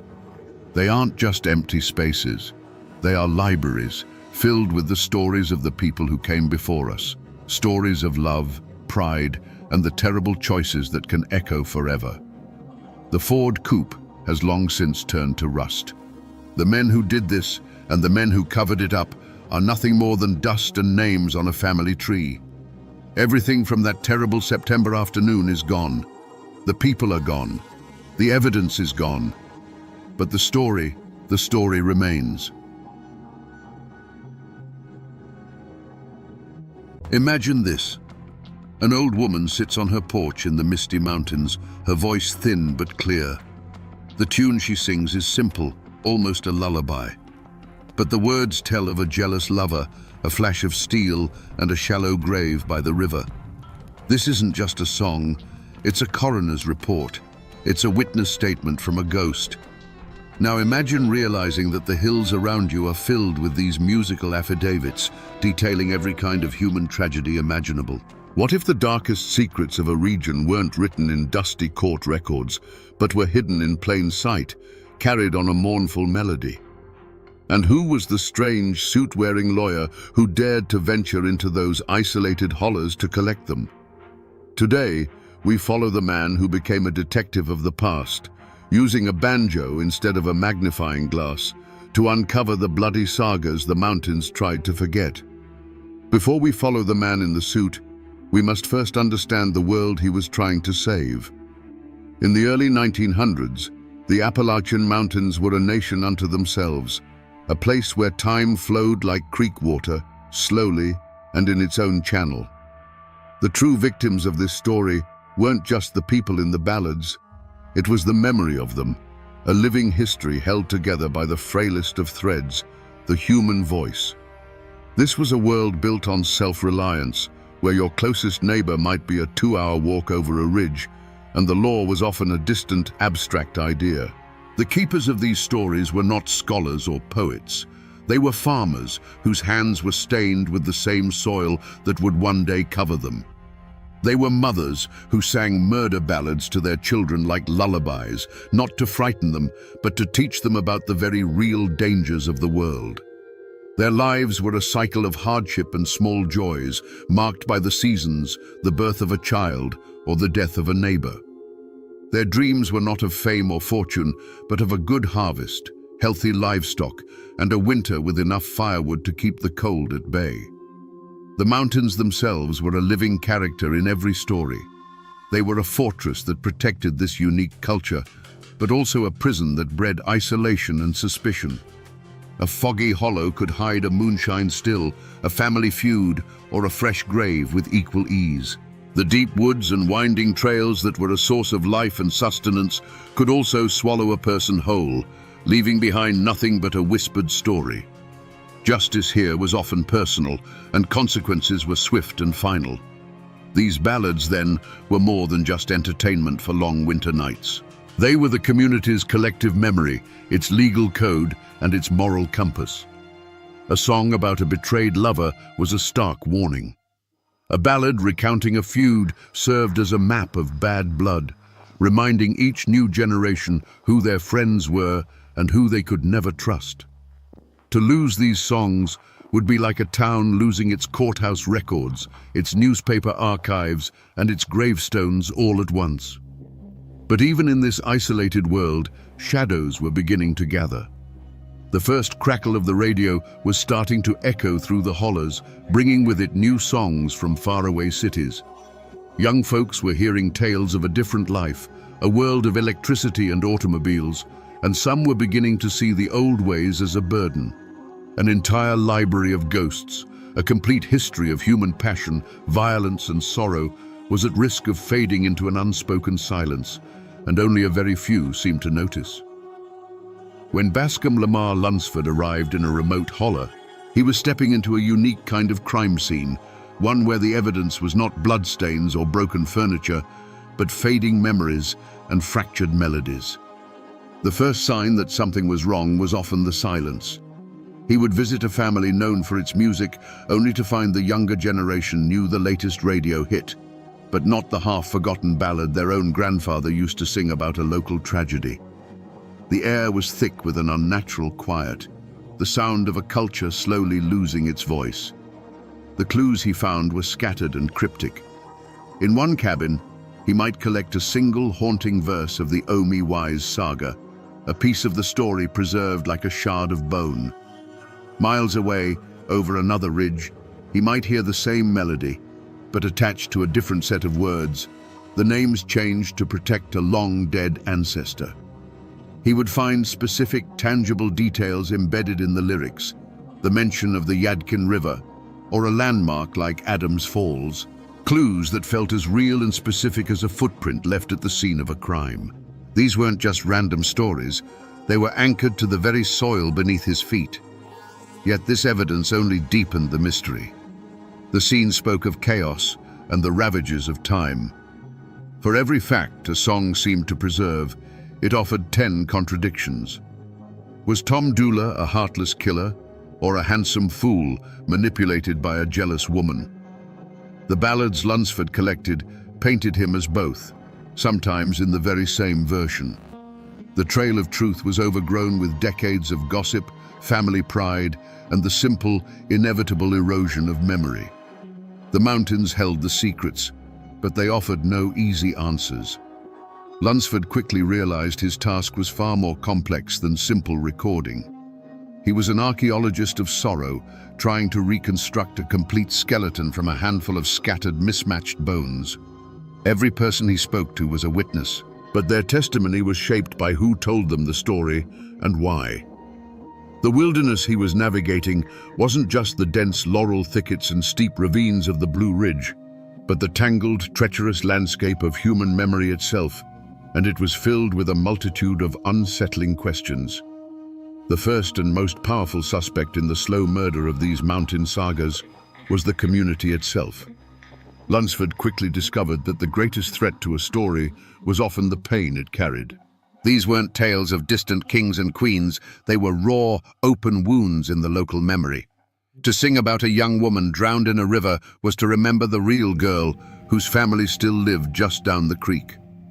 The songs were a constant reminder of a neighbor's betrayal, an ancestor's shame, or a violence that had torn families apart.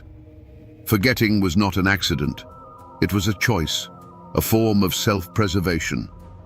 The motive was a deep and understandable desire to bury the past. Many families felt a personal vendetta against the very history that defined them.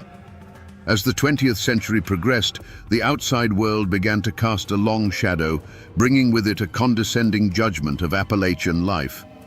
The stereotype of the violent, feuding hillbilly was taking root, and these murder ballads felt like Exhibit A. To the younger generation especially, these songs were not a proud heritage, but a source of shame, a link to a brutal past they were desperate to escape. They wanted radios and cars, not grim reminders of the bad old days. The evidence of this quiet conspiracy was everywhere Lunsford looked. He'd approach an old man known to be a master fiddler and ask about a specific feud ballad, only to be met with a stony silence and the curt reply, "We don't trouble with that one no more." Parents actively stopped teaching the darkest songs to their children, preferring to pass on church hymns or the cheerful, impersonal tunes coming over the airwaves. This wasn't just forgetfulness, it was a deliberate act of cultural pruning, cutting away the painful branches of their own family trees. The community was turning on its own memories, hoping that silence would finally bring peace to the ghosts that haunted their hollows. If shame was driving the old songs into the shadows, a more seductive threat was beginning to change them in the open. The second suspect was someone no one wanted to point a finger at, the most gifted and ambitious musicians themselves. These were the keepers of the flame, the high priests of the tradition, the very people Lunsford sought out as his most valuable sources. Their betrayal wasn't one of malice, but of temptation, a quiet corruption that came from within the circle of trust. The secret motive was the dazzling promise of the modern world, delivered on a spinning shellac disc. In the 1920s, talent scouts from record labels like Victor and OK began venturing into the mountains. They weren't looking for historical documents, they were hunting for hits. They offered cash money, a life-changing sum for a family living on the edge of poverty, for a 3-minute recording. Suddenly, a song wasn't just a piece of heritage. It was a potential ticket to a life beyond the cornfield and the coal mine. A musician who had only ever played for neighbors at a barn dance was now being offered a small taste of immortality. Lunsford began to see the evidence of this pact everywhere. A long, grim ballad he had collected in its pure form from an elderly woman would reappear on a commercial record, but it would be different. The 15-verse saga of a bloody feud, with all its specific names and local details, was trimmed to a tidy 3 minutes. The killer's chilling, remorseless confession was replaced with a more palatable, moralizing chorus. The very soul of the story, its raw, uncomfortable truth, was being sanitized for sale. The custodians of the culture, in their understandable desire for a better life, were becoming agents of its alteration, polishing the jagged edges off the evidence until it no longer told the whole story.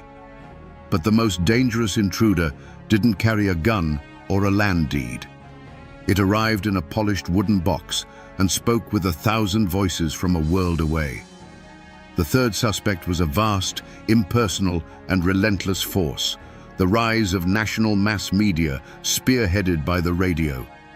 This was an entity with no face and no name, an invisible invader that could slip through the cracks of the tightest-knit community and whisper its promises directly into the heart of the home.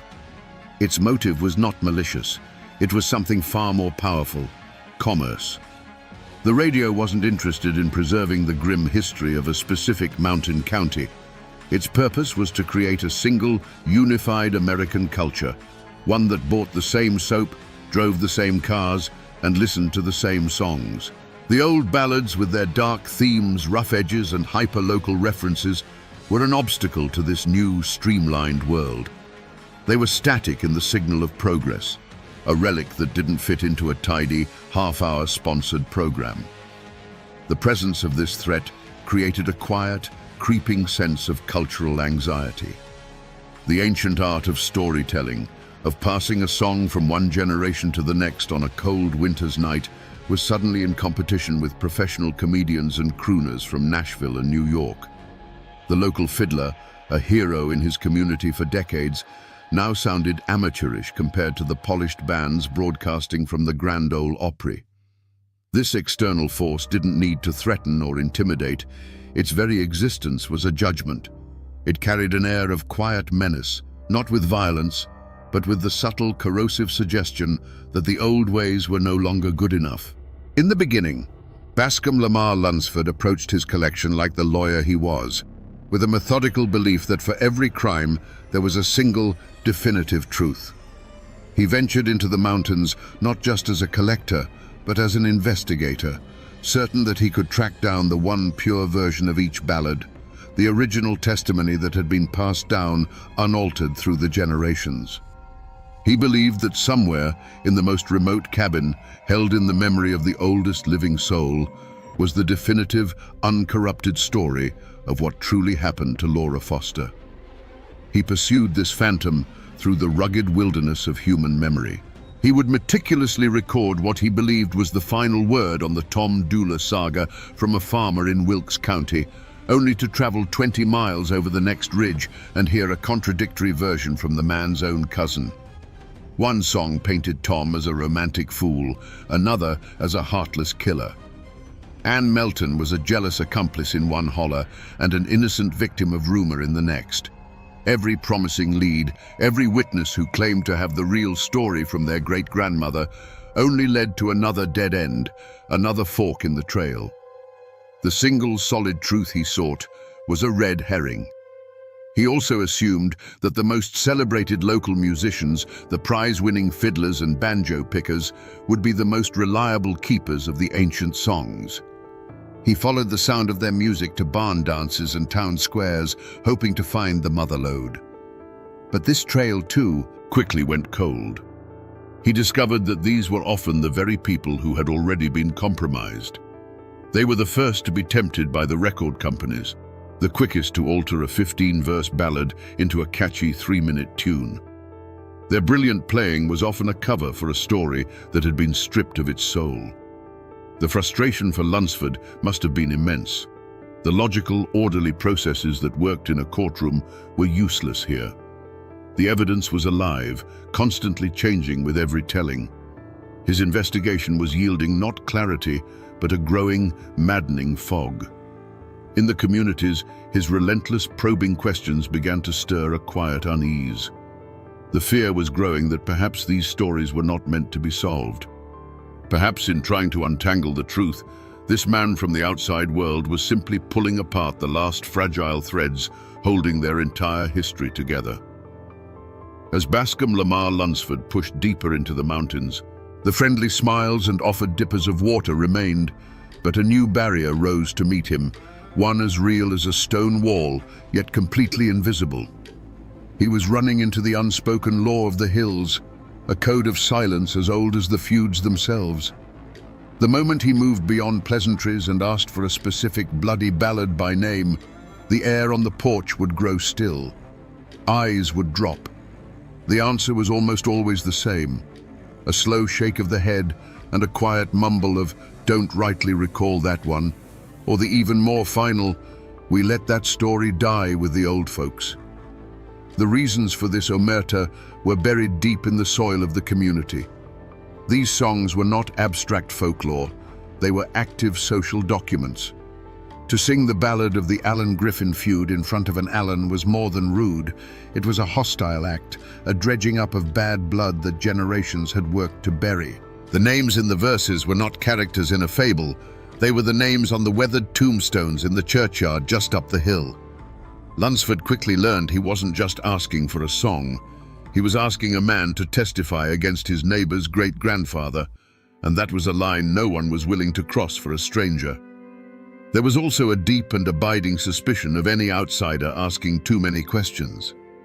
Who was this man in a starched collar, writing down their tragedies in his little notebook? The mountains had a long memory of being exploited by timber companies, by coal barons, and by condescending writers who came to caricature their way of life. Was Lunsford any different? Was he a cultural undertaker, come to put their most painful memories on display for a gawking world that already saw them as little more than violent savages? The silence was a shield, a way of protecting what little they had left that was truly their own. The psychological toll on the few who considered breaking this code was immense. One old woman, who knew a version of a local murder ballad that Lunsford had been searching for years, would only agree to sing it for him in her spring house, with the door bolted and the sound of the running water masking her voice. She was terrified, not of physical harm, but of something worse: the judgment of her neighbors, the quiet shunning that would follow if they knew she had given away their ghosts. In these hills, a reputation was all a person had, and the price for breaking the wall of silence was to lose it forever.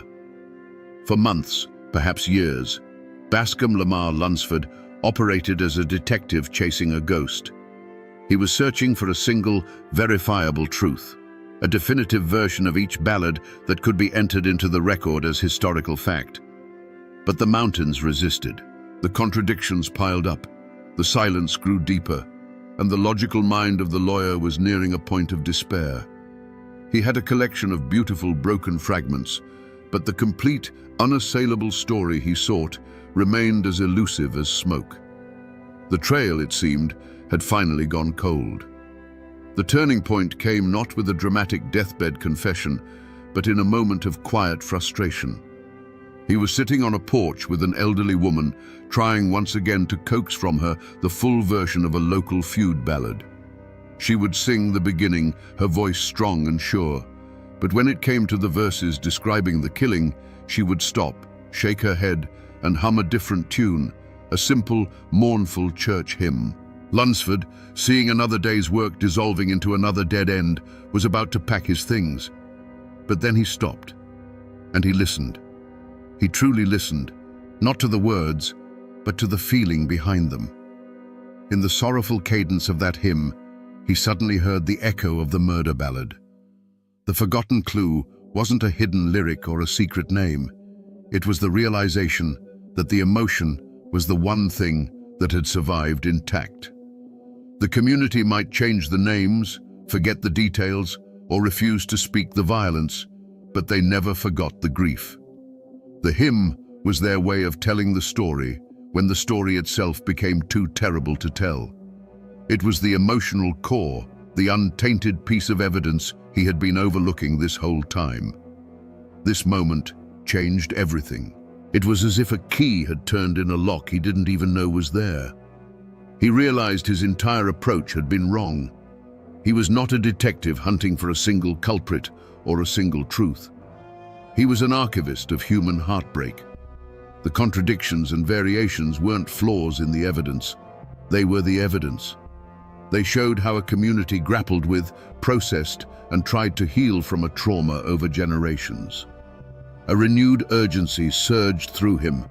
He had to collect it all, every fractured verse, every sanitized radio version, every mournful hymn that carried the ghost of the original tragedy. The real story wasn't in any single song, it was in the sum of all of them. With this new understanding, Bascom Lamar Lunsford stood like a prosecutor ready to deliver his closing argument. But in the spectral courtroom of his mind, the witness stand was empty, and the jury box was filled with ghosts. He had spent years searching for a single villain responsible for the slow death of the mountain sagas. He had cross-examined shame, ambition, and the relentless march of progress. And now, as he pieced together the fragments of evidence, the half-remembered verses, the sanitized records, the telling silences, the horrifying truth finally took shape. There was no single culprit. It was a conspiracy. He finally saw the first conspirator for what it was, the community's own shame. This was the inside man, the accomplice who unlocked the door and let the other forces in. The raw, bloody memories of the ballads had become a burden, a mark of otherness in a world that was rapidly modernizing. By choosing to bury their most painful stories, by refusing to teach their children the songs of feud and betrayal, the mountain folk had, with the best intentions, created a vacuum. They had disarmed their own culture, leaving it vulnerable and defenseless against the coming storm. Into this vacuum stepped the second conspirator, the gifted local musician, tempted by the promise of a world beyond the mountains. These were not villains, but tragic figures caught between two worlds. Driven by the understandable human desire for a few dollars and a little recognition, they became the unwitting agents of the crime. They took the raw, unvarnished testimony of the old songs and polished it for public consumption. They cut out the darkest verses, smoothed over the rough language, and sold a palatable, commercialized ghost of the real thing. They were the ones who put the forged signature on a false confession. And finally, Lunsford saw the mastermind, the cold, impersonal force that had orchestrated the entire affair, the radio and the rise of a national commercial culture. This was the entity that provided the motive, the means, and the opportunity. It offered a shiny, new, and effortless form of entertainment that made the old ways seem obsolete. It whispered the promise of a unified America where everyone listened to the same songs and shared the same simple stories. It created the very shame that had weakened the community's resolve and offered the very temptation that had turned its own guardians against it. In the end, Lunsford's discovery was far more chilling than a single, identifiable villain. The true culprit was an unholy trinity, a perfect and terrible collaboration between the past, the present, and the future. The motive wasn't malice, but something far more powerful, the inevitable crushing weight of change. The ancient, isolated world of the mountains, with its dark memories and bloody sagas, had been put on trial by the 20th century. And in this trial, there could only be one verdict. The old world was found guilty of being old, and the sentence was death by forgetting. Now that we have identified the culprits, we can finally reconstruct the crime. This was not a murder committed in a dark alley with a single sudden blow. It was a slow poisoning carried out in the warm, fire-lit cabins of the mountains themselves, with the victims' own families as unknowing accomplices. The truth, my friends, is that the Ballards were not killed. They were allowed to die. Imagine an old man, a patriarch, sitting on his porch with his grandson as the evening shadows stretch across the hollow. He clears his throat to sing the old ballad, the one about the land dispute that cost his own great-uncle his life. He begins the first verse, his voice a familiar, comforting rasp. But then he looks at the boy, who is wearing a store-bought shirt and whose mind is full of things like automobiles and the world beyond the ridge. And the old man's voice falters. The next words, the ones about the gunshot and the bitter feud, freeze in his throat. In that moment of silence, a story that had survived for a century suffers a mortal wound. It doesn't end with a scream, but with a quiet, heartbreaking stillness. Now picture a different scene, a few years later. A talented young fiddler, the pride of his county, sits stiffly in front of a strange, cone-shaped microphone in a makeshift studio in a Bristol hotel room. A man in a suit tells him he has 3 minutes. He begins to sing the saga of Omi Wise, but when he gets to the part where the villain pleads with her, he softens the words. He changes a raw, brutal line into a more poetic, romantic one. The man in the suit nods in approval, and with that single, simple change, the soul of the song begins to bleed out, replaced by something cleaner, safer, and no longer entirely true. The final blow came not from a person, but from a piece of furniture. See it in your mind's eye, a family gathered in their cabin after supper.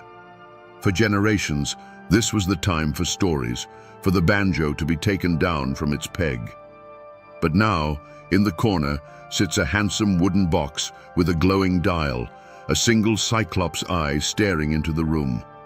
They turn a knob, and a clear voice from Nashville fills the cabin with a song about a love they've never known and a city they've never seen. They are captivated. And over in the shadows, the banjo hangs on the wall, untouched. Its strings are not broken, they are simply silent. This is how the great bloody sagas of the mountains met their end. There was no single gunshot, no grand battle. It was 1,000 tiny, quiet surrenders. A forgotten verse here, a changed lyric there, an evening spent listening to the radio instead of a grandfather's voice. The stories became ghosts in their own homes, fading slowly until only a faint, melodic echo remained. They weren't murdered in a fit of passion. They were simply starved, one by one, in the quiet, comfortable darkness of a new and brighter world. There was no grand courtroom for this crime, no judge in black robes. The trial of the Mountain Ballads was held in the Court of Progress, and the jury was the American people, whose ears were already filled with the siren song of a new century. The prosecution, a slick and powerful attorney called the Future, presented its case with devastating force. It showed evidence of a faster, brighter, more connected world, a world of convenience and prosperity that made the old ways seem slow, dark, and obsolete. The defense was barely heard. a few faint, mournful notes from an old fiddle drowned out by the confident roar of the radio. The accused parties reacted to the proceedings in their own ways. The commercial media, the mastermind, showed no remorse. A force of nature doesn't apologize for the storm. The ambitious musicians who had altered the songs for profit took the stand with a mix of defiance and quiet regret, arguing they had simply made a deal to survive in a world that was leaving them behind. And the community itself, the accomplice, sat in silent acceptance of its fate. They had already bought the radios and listened to the new songs. They had, in effect, already pled guilty. The verdict was swift and nearly unanimous. The ancient, bloody sagas of the mountains were found guilty on all counts, guilty of being too complex, too sorrowful, and too stubbornly local for a modern, optimistic nation. The sentence was not execution, but something far more final: obsolescence. They were to be banished from the front porch and the public square, remanded to the custody of a few dusty archives and forgotten collections, their stories replaced by a simpler, more cheerful narrative that sold more records. This verdict was, at the time, overwhelmingly popular. It was called Progress, Enlightenment, the inevitable march of history. But in this vast, impersonal courtroom, there was one man who refused to accept the judgment. Bascom Lamar Lunsford did not act as a lawyer for the defense. It was far too late for that. Instead, he appointed himself the court clerk for the condemned. He worked tirelessly, not to overturn the verdict, but to create a perfect, unassailable transcript of the proceedings.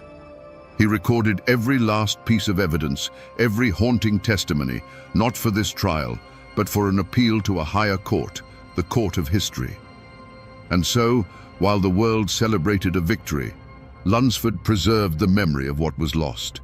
He ensured that the case of the mountain ballads would never truly be closed.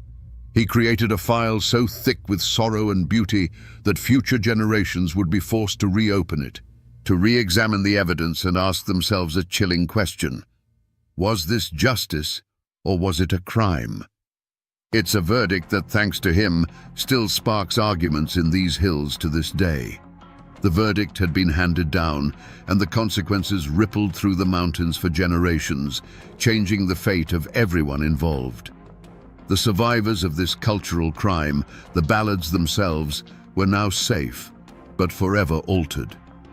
Rescued by Lunsford, they were no longer living, breathing stories shared on a porch. They became ghosts in a filing cabinet, their voices captured on wax cylinders and stored in the climate-controlled vaults of the Library of Congress.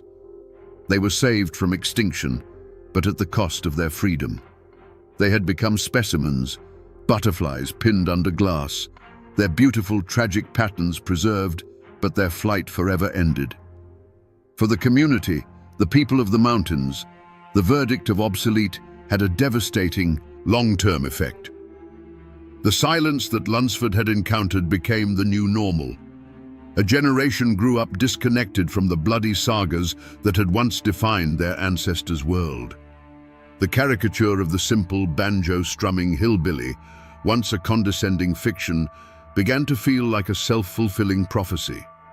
Many of the brightest young people, convinced that their heritage was a source of shame, left the mountains for the cities, leaving behind an aging population and a profound sense of cultural amnesia. They had been judged by the outside world, and in their hearts, many felt their own culture had been found wanting. The descendants of the guilty parties, meanwhile, thrived in ways no one could have predicted. The ambitious musicians who had sanitized the old songs for commercial appeal became the founding fathers of a global phenomenon. The DNA of their altered ballads, the simple chords, the narrative style, the themes of love and loss, mutated and evolved, becoming the bedrock of what the world would come to know as country music. In a bitter twist of fate, the very act of betrayal ensured a kind of immortality.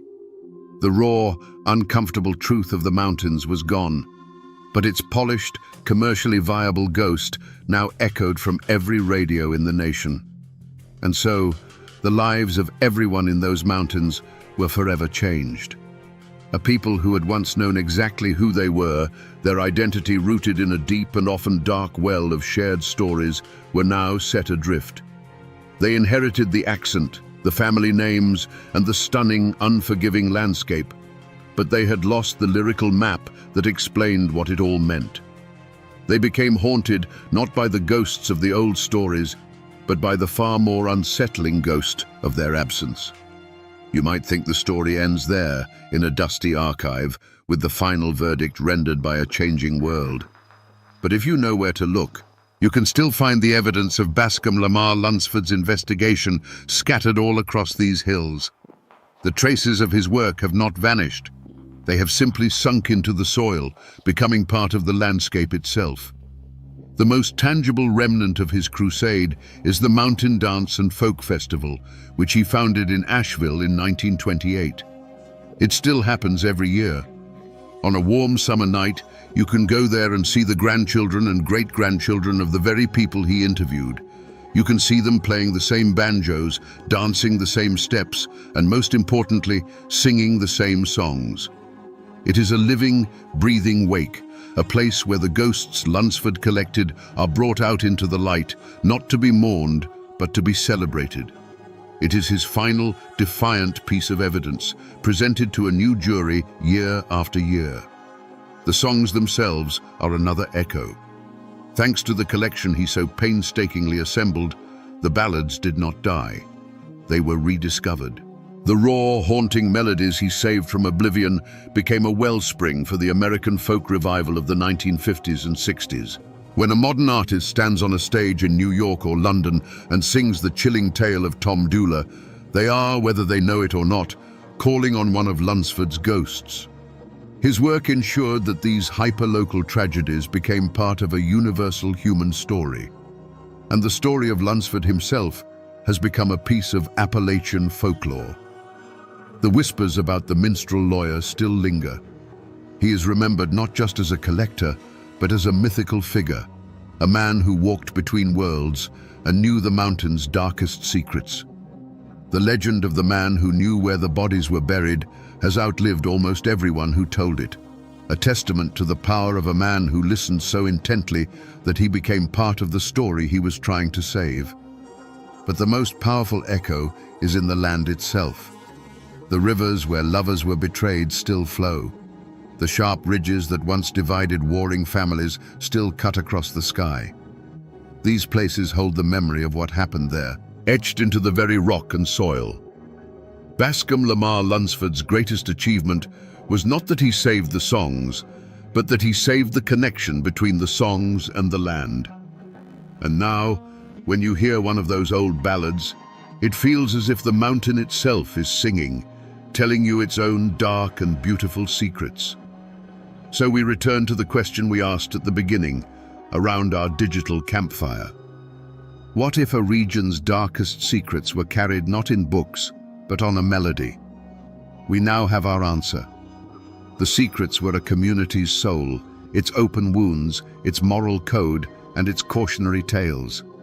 And the strange man in the suit who collected them was more than a folklorist. He was a custodian of ghosts.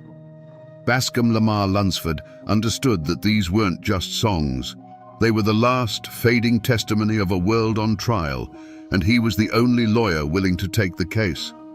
This is a story, then, not just of a man saving songs, but of the immense, often brutal price of progress. It is a timeless lesson on the seduction of forgetting. It teaches us that the most dangerous threat to a culture is rarely an invading army, but more often a quiet, internal whisper that tells us our own complicated, painful history is a burden we should lay down in favor of a simpler, brighter future. Lunsford's great crusade was a fight against this seductive silence, an argument that our scars are not meant to be hidden. They are proof that we have lived, and they are warnings that must never, ever be forgotten. Bascom Lamar Lunsford fought a war against the quiet death of memory, and in the end, he did not win. No one could. But he achieved something far more important. He ensured that the ghosts of Appalachia would never be homeless. He gave them a permanent refuge in the archives of a nation, and a voice that could still be heard by anyone willing to listen. And now, my friends, the story is yours to keep. The next time you hear an old, mournful tune carried on the wind, listen closely. It might not be the wind at all, but a story that, thanks to one stubborn man, refused to stay silent. Imagine a man standing in the twilight of the Appalachian Mountains. A shotgun roars, and the buckshot tears through the air, striking him square in the face. But the man doesn't fall. He doesn't even scream. He simply spits the lead pellets onto the ground as if they were cherry pits, a cold grin spreading across his face. This wasn't a scene from a movie. This was the reality for those who dared to cross Tally Iron Jaws Hall. The whispers in Wise County said he was more than a man. They said he was enchanted, that bullets couldn't kill him. But was he a demon born of mountain folklore? Or was the truth something far stranger, something hidden in the very marrow of his bones? Today, we separate the legend from the man to find out what really made Tally Hall the bandit who couldn't be killed. To understand the man, you must first understand the mountains that made him. In the late 19th century, Wise County, Virginia, was a world unto itself. It was a labyrinth of steep hollows, dense forests, and rushing creeks where the outside world felt 1,000,000 miles away. The land was both a provider and a tyrant. It gave families corn from the bottomlands and game from the woods, but it demanded back-breaking work in return. Life here was simple, hard, and governed by unwritten laws older than any courthouse. Family was everything, and an insult to your kin was an insult to you. In this world, Mabra Tally Hall was born. He wasn't born a monster or a legend. He was just another mountain boy, learning the ways of his people. And in these parts, the most important craft, the very lifeblood of the local economy, was turning corn into whiskey. Moonshining wasn't seen as a crime by many. It was a tradition, a skill passed from father to son. It was how you turned a surplus crop into cash, how you paid for medicine, tools, or a piece of land to call your own. Tally learned the trade early, mastering the art of the still, understanding the subtle science of fermentation and distillation under the dark Appalachian night. He was a big man, powerfully built from a life of hard labor. People knew him as strong, quiet, and fiercely protective of his own. He worked his still, provided for his family, and lived by the mountain code. In these early days, he was just a distiller, respected for the quality of his product. He was part of a community of others just like him, men who saw the federal government's whiskey tax not as a law to be obeyed, but as an intrusion by a foreign power trying to steal the bread from their tables. The conflict wasn't just about money, it was about pride and independence. The people of these mountains had always taken care of themselves. They built their own homes, grew their own food, and settled their own disputes. The arrival of federal marshals, the revenuers, was seen as a declaration of war on their entire way of life. These outsiders didn't understand the mountains or the people who lived in them. They saw moonshiners as simple criminals, not as farmers and family men trying to survive. And in this simmering tension, the seeds of Tally Hall's future were sown. He wasn't just making whiskey, he was making a stand. Every barrel he sold was an act of defiance. But this quiet rebellion couldn't last forever. The government was determined to enforce its laws, and men like Tally were just as determined to resist. The calm of the mountains was about to be shattered by the crack of rifles, and a simple moonshiner named Tally Hall would soon be forced to become something far more dangerous to survive. The world was coming for him, and it would learn that he would not be taken easily. The law came for Tally Hall not with a polite knock, but with the splintering of wood and the cold gleam of rifle barrels. It happened on a misty morning, deep in a holler where the smell of sour mash hung heavy in the air. Tally was working his still with his brother when two federal marshals, led by a man named Red Blevins, crashed through the undergrowth. They weren't there to talk, they were there to make an example. With a sneer, Blevins kicked over a barrel of fermenting corn, the lifeblood of the Hall family business spilling into the dirt. For a mountain man, this was more than the destruction of property. It was a profound insult, a strike against his pride and his ability to provide. Tali stood frozen for a moment, his massive hands clenched into fists. He didn't say a word. According to the stories passed down, Marshal Blevins then raised his axe, not to the still itself, but to the worm, the delicate copper coil that was the heart of the operation. As the axe came down, something inside Tali Hall snapped. The quiet distiller was gone, and in his place stood something far more primal. What happened next became the first chapter of his legend. Tali didn't reach for a gun. He lunged forward, moving with a speed that was terrifying in a man his size. He met the marshals not with bullets, but with bone and sinew. He broke one man's arm with a single brutal twist and sent the other flying with a blow to the chest that knocked the wind clean out of him. Red Blevins, the leader, found himself lifted off the ground by his throat, staring into eyes that held no mercy. Tali didn't kill him. He simply threw him down the hillside like a sack of grain, leaving him broken and humiliated. The marshals limped back to the town of Wise, carrying with them not just bruises and broken bones, but a story of a man who fought like a cornered bear. The line had been crossed. This was no longer about an unpaid tax. Tali Hall had assaulted federal officers. A warrant was issued for his arrest, and his name was no longer just whispered among moonshiners. It was now spoken with fear and anger in the courthouse. He was officially a fugitive, a wanted man with a price on his head. Tali knew what this meant. There was no going back. He couldn't return to a quiet life. He had stood his ground, and now the full weight of the law was coming for him. But instead of running, he dug in. He gathered his brothers and his kin, men who believed in the same code he did. The forest that had been his workshop now became his fortress. The first drops of blood had been shed, not by Tali, but by the government's attempt to break him. And Tali Hall had answered in the only language he knew they would understand. The war had begun. With a price on his head, Tali Hall became the most hunted man in Wise County.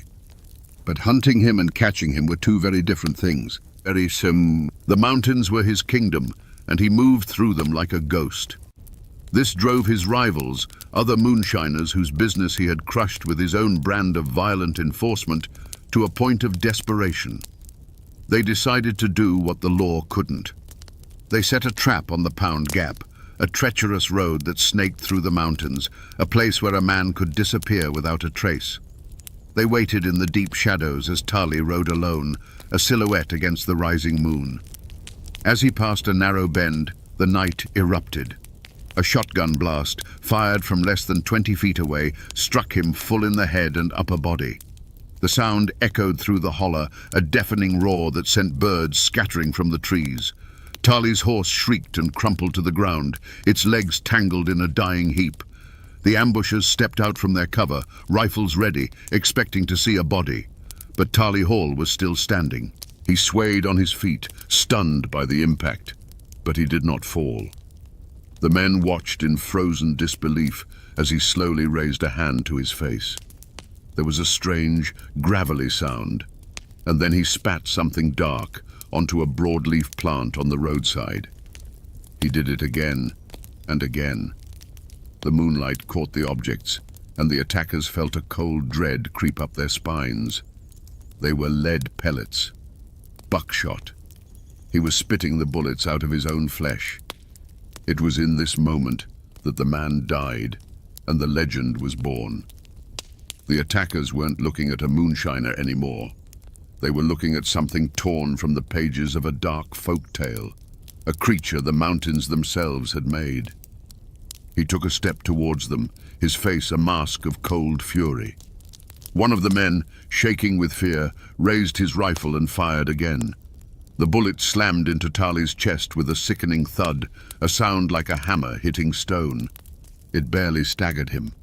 The sounds that followed were not of gunfire. They were the sounds of snapping wood as Tali ripped a rifle from one man's hands and broke it over his knee like a twig. They were the dull, heavy thuds of fists meeting flesh, followed by choked-off cries of pain. He didn't use a gun. He didn't need to. He moved among them like a storm, and when the terrible, frantic noise was over, only silence remained. He left the men broken and scattered on that lonely road, a living testament to his unnatural resilience. From that night on, he was no longer just Tally Hall. He was Iron Jaws Hall. The story spread like wildfire, carried on hushed whispers from one holler to the next. They said he was protected by a witch, that he had made a pact with the devil. The truth, doctors would speculate many years later, may have been a rare medical condition called Paget's disease, which causes bones to become abnormally thick and dense, essentially creating a form of natural armor. But in the dark woods of Wise County, no one cared about a medical diagnosis. The only truth that mattered was the one they saw with their own eyes and heard in the terrified tales of the survivors. Tally Hall was enchanted. He was bulletproof, and if you shot him, you had better pray you killed him with the first shot, because you would not get a second. The silence that fell over Pound Gap after the failed ambush was deeper and more terrifying than the roar of the shotgun that had started it. The broken men who dragged themselves back to civilization did not speak of a botched attack. They spoke of a nightmare. They told a story not of a fight, but of an encounter with something inhuman, something that ate lead and paid it back with crushing force. Their words, laced with genuine terror, were far more potent than any rumor. The legend of Iron Jaws Hall was no longer a whispered bit of folklore. It was now a sworn testimony, sealed in fear. Tally Hall himself seemed to understand the power of what had happened. He didn't retreat deeper into the mountains. Instead, he did the opposite. He became more visible, more brazen. He knew that fear was a more effective weapon than any rifle. His reputation preceded him, a silent, invisible guard that cleared his path. Other moonshiners, men who had once been his rivals, now fell in line. They either paid him a tribute to operate, a tax of their own, or they got out of the business entirely. To defy Tally was to challenge a man who bullets supposedly couldn't harm. No one was willing to take that chance. The authorities were now faced with an impossible situation. The reward for Tally's capture was increased, becoming a small fortune for the time. But money meant nothing against superstition. Deputies who were brave enough to face a dozen armed men would hesitate at the thought of confronting Tally Hall alone. Informants dried up, their fear of the law replaced by a much more primal fear of Iron Jaws. The manhunt, once an active pursuit, became a cold case file gathering dust on a shelf. They were hunting a ghost who was very much alive, a man who ruled a shadow empire from the heart of their jurisdiction. The community became a landscape of fear and fascination. On one hand, Tally was a boogeyman. People would lock their doors a little tighter at night, and his name was used to frighten misbehaving children. He was the embodiment of the violence and lawlessness that festered in the deep woods. But on the other hand, a quiet, grudging respect grew for him in some corners. He was a mountain man, one of their own, who was single-handedly defying the federal government and winning. He was a symbol, however dark, of Appalachian grit and refusal to bow down. The ashes of that ambush on Pound Gap were not from a fire, but from the smouldering ruin of Tally Hall's mortality. What was left was a silence born of pure dread. He had become the undisputed king of the Wise County underworld, not just a criminal, but a living legend whose power was rooted in the belief that he could not be killed by ordinary means. The law was powerless, his rivals were terrified, and Tally Iron Jaws Hall walked the mountains not as a fugitive, but as a conqueror. Tally Iron Jaws Hall never stood trial in a courthouse. He was never made to sit on a hard wooden bench and listen to lawyers argue over his fate. The law of men, with its warrants, judges, and juries, proved utterly powerless against him. His trial was a rolling, years-long affair, held in the dark hollows and on the treacherous mountain roads. The prosecuting attorneys were the bounty hunters and federal marshals who came for him, and the evidence they presented was the buckshot and rifle slugs they fired his way. The bounty on his head grew to be a legendary sum, drawing daring men from neighboring states. They came with new rifles and hardened resolve, dreaming of the fame and fortune that would come from bringing in Iron Jaw's haul. They formed posses, laid intricate traps, and combed the mountains, convinced they would succeed where others had failed. They were, in effect, a traveling court, come to Wise County to deliver a sentence. But Taley Hall was his own defense attorney, and his arguments were brutally effective. One by one, the posses were outsmarted, the traps were sidestepped, and the bounty hunters were met with a terrifying response. Some were found beaten near to death, left as a warning on the side of a road. Others simply vanished into the woods, never to be seen again. The verdict in each of these violent encounters was the same. Taley Hall walked away.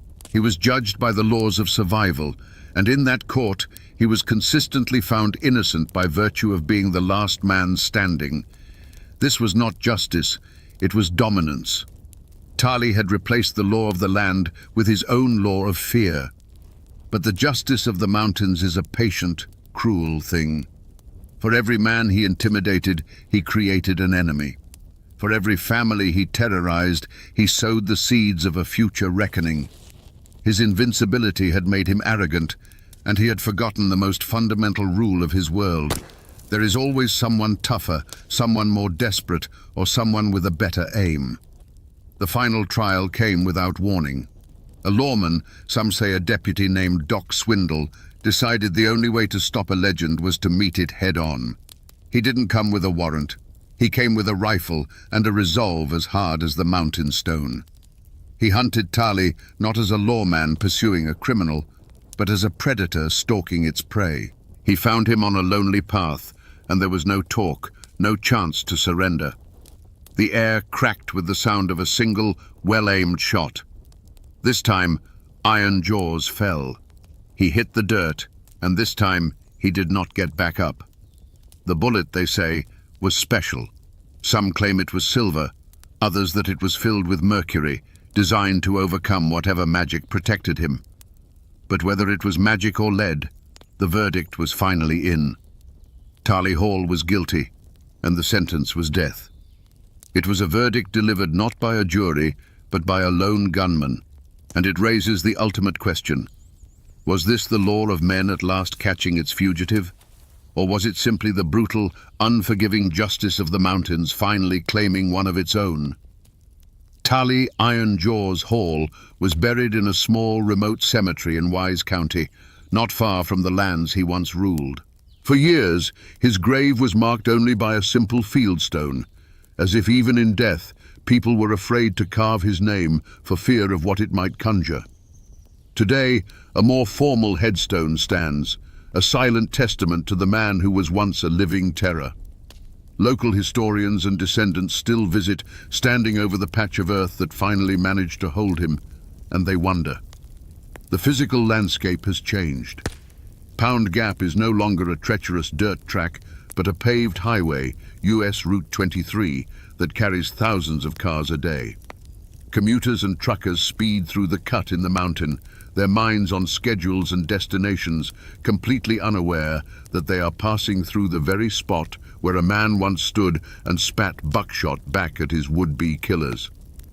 But for those who know the story, a drive through the gap, especially as evening falls, feels different.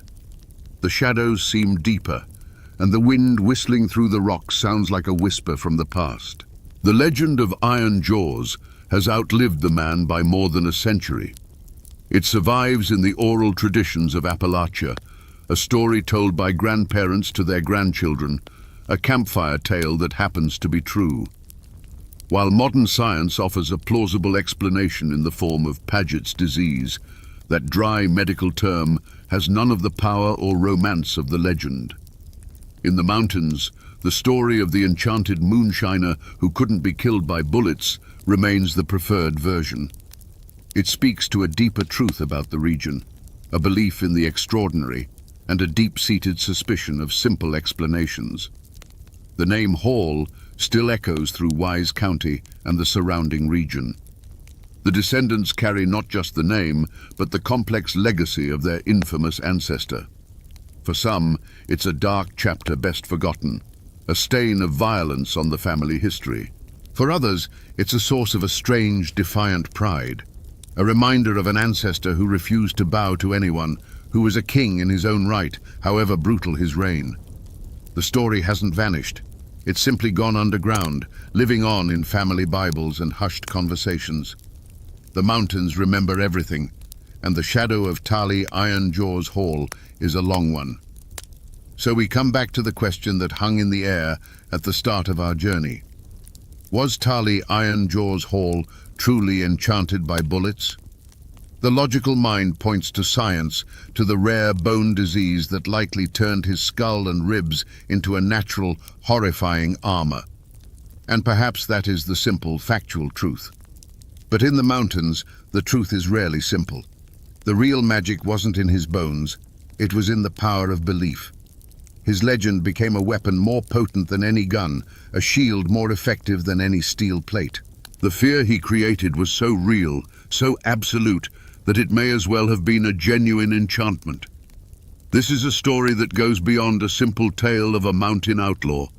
It is a raw and brutal lesson about the soul of Appalachia itself.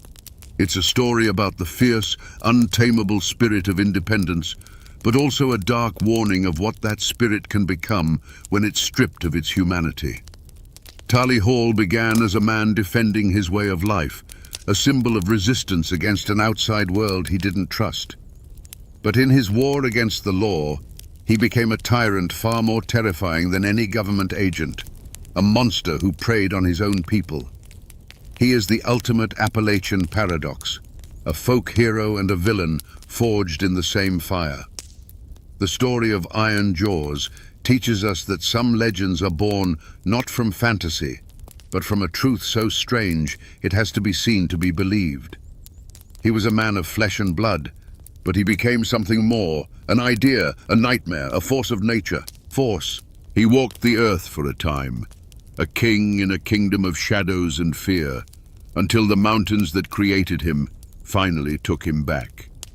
His name is now a whisper on the wind, a reminder that the old, wild magic of these hills has not entirely faded. And now, my friends, you know the rest of the story. In the cold, coal-dusted hollows of 1930s West Virginia, a ghost walked the mountains. They called him Little Billy Rhodes.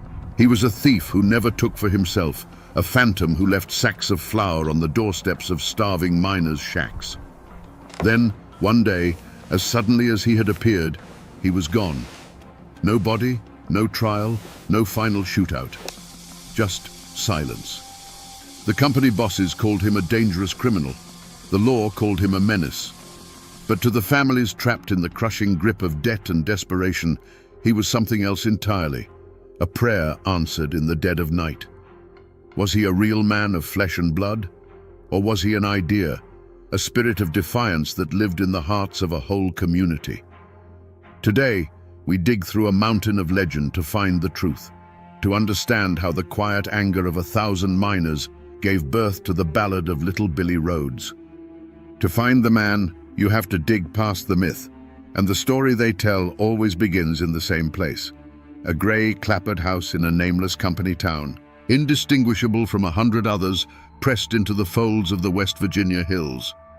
It's a place where the air itself tastes of coal dust, and the only clock that matters is the steam whistle from the tipple.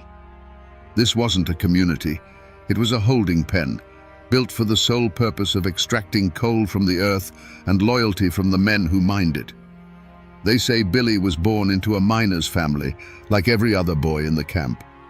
His father was a man whose strength was legendary, able to load more tons in a shift than any two younger men, but who came home each night with a little more of the mountain ground into his lungs. His mother was a woman who could make a meal from next to nothing and find a way to patch a patch, her silence a testament to a resilience that ran deeper than any coal seam. In that small shack, he learned the unspoken code of the mountains. You protect your own, you owe no debt to an outsider who disrespects you, and you never, ever show weakness. The world outside that door, however, operated on a different code entirely. The turning point, the moment the boy became something more, came with the sound of a cough. It was his father's cough, a wet, ragged sound that signaled the end. Black lung. The company called it miner's asthma and docked his pay for missed shifts. When he finally succumbed, the company sent no condolences. They sent a man with a ledger to calculate the family's outstanding debt at the company store. The man who had given his life to the mine was now just a negative number in a book. The true breaking point came a week later. Billy, still a boy, but now the man of the house, watched his mother stand before the company store manager, a man with a soft belly and clean fingernails. She was pleading for a bag of flour on credit just until her oldest son could start in the mines. The manager checked his ledger, shook his head, and turned her away empty-handed. In that moment, Billy saw it all with a terrifying clarity. The injustice wasn't a mistake in the system, it was the system. He saw his mother's shame, the manager's indifference, and the well-stocked shelves that might as well have been a world away. That night, something in him hardened, turning his grief into a cold, sharp-edged purpose. He didn't cry. He watched. He began to truly see the woods that surrounded the camp, not as a playground, but as a sanctuary, a place with its own laws that the company couldn't touch. He learned the paths the guards walked, the timing of the supply wagons, the way a loose floorboard in the company store sang a different tune than the others. The mountains were teaching him, forging him. He was creating his own code, born from the ashes of his father's life. It was a simple code, but absolute. You do not harm a working man. You do not touch a family's meager possessions. You do not spill blood if it can be avoided. But you take back what was stolen, you humble the proud, and you deliver justice where the law refuses to tread. The boy who watched his mother walk away with nothing was gone. In his place stood a shadow, waiting for the right moment to fall. Before the full weight of the law and the focused rage of the coal barons came crashing down, there was a period of strange, tense equilibrium. The name Little Billy Rhodes settled over the hollows, not like a storm cloud, but like the persistent mountain fog, a constant, unseen presence that changed the landscape. He wasn't a man you'd meet at the company store. He was the reason you could walk past that store with your head held a little higher, knowing its power wasn't absolute. In those days, his legend was written on the porches of the needy. A family whose father was too sick to work would wake to find a side of bacon and a sack of potatoes by the door, left sometime between the last patrol of the company guards and the first light of dawn. A widow, facing eviction, might find a handful of real US dollars tucked into the frame of her screen door, just enough to pacify the company man for another month. These weren't grand gestures, they were acts of targeted survival, a quiet redistribution of stolen wages. His relationship with the community was a sacred, unspoken pact. They were his eyes and ears. A child playing by the creek might see a new company guard and mention it to his father. That evening, the information would travel through the camp. A ripple of warning passed in hushed tones between miners at the coalface, between women hanging laundry on the line. In return, the community became a fortress of silence. When the sheriff and his deputies came asking questions, they were met with blank stares, slow shrugs, and the impenetrable wall of mountain folk protecting their own. Little Billy? Can't say I know the man.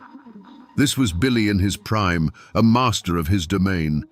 He moved through the world of the company town like a ghost in his own house. He knew which guards drank on duty, which managers were careless with their keys, and which routes the payroll wagon took on the last Friday of the month. He wasn't just a thief, he was an intelligence operative in a war nobody had officially declared. He had turned the mountains that imprisoned his people into his greatest weapon, a labyrinth of shadow and stone where he was king. This fragile balance was the world he had built, a world he sought to protect. It was a place where fear was no longer the only currency, where a single defiant man could hold back the tide of corporate greed. He had given his people more than just food and money. He had given them hope, a dangerous and priceless commodity. And it was this very success, this growing legend, that would eventually become the greatest threat to his existence. But a man who lives by a code is also a predictable man. And little Billy's greatest strength, that unwavering white-hot sense of justice, was also the one crack in his armor. He wasn't a cold strategist. He was a man fueled by a righteous fire. His heists on company property were calculated, almost impersonal acts of war. But when the cruelty of the system took on a human face, his response became deeply, dangerously personal.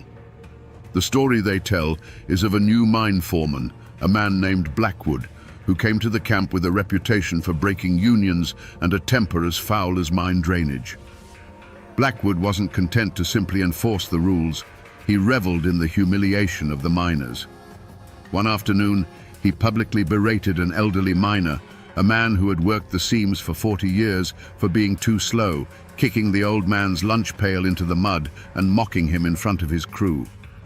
For Billy Rhodes, this was not a matter of scrip or payroll. This was an intolerable affront to the dignity of his people. The system wasn't just starving them, it was now spitting in their faces. That night, little Billy didn't go to the company store. He slipped past Blackwood's own yard dogs, through the window of his private residence and into the room where the foreman slept. He stole nothing of value. Instead, he took Blackwood's prized double-barreled shotgun from its rack over the mantel, broke it clean over his knee, and laid the two splintered pieces on the pillow next to the sleeping man's head. To the miners who heard the story whispered the next day, it was a moment of pure triumph. But in truth, it was a grave error. It was the first time Billy had let his anger guide him instead of his reason. He had shown his hand. He had revealed that the way to get to the ghost wasn't to guard the safes, but to wound the community. He had proven that he could be baited, that his fury could be aimed. And in the cold, calculating eyes of the coal company, a man who can be angered is a man who can be trapped. The company, led by the foreman Blackwood, understood its enemy now. Humiliated by the broken shotgun, Blackwood realized that the way to kill a ghost is to attack what it loves. He stopped looking for a man in the shadows and started looking for a lever in the community, a way to force little Billy into the light. And he found that lever in a widow named Sarah, whose husband had been crushed in a rockfall the year before.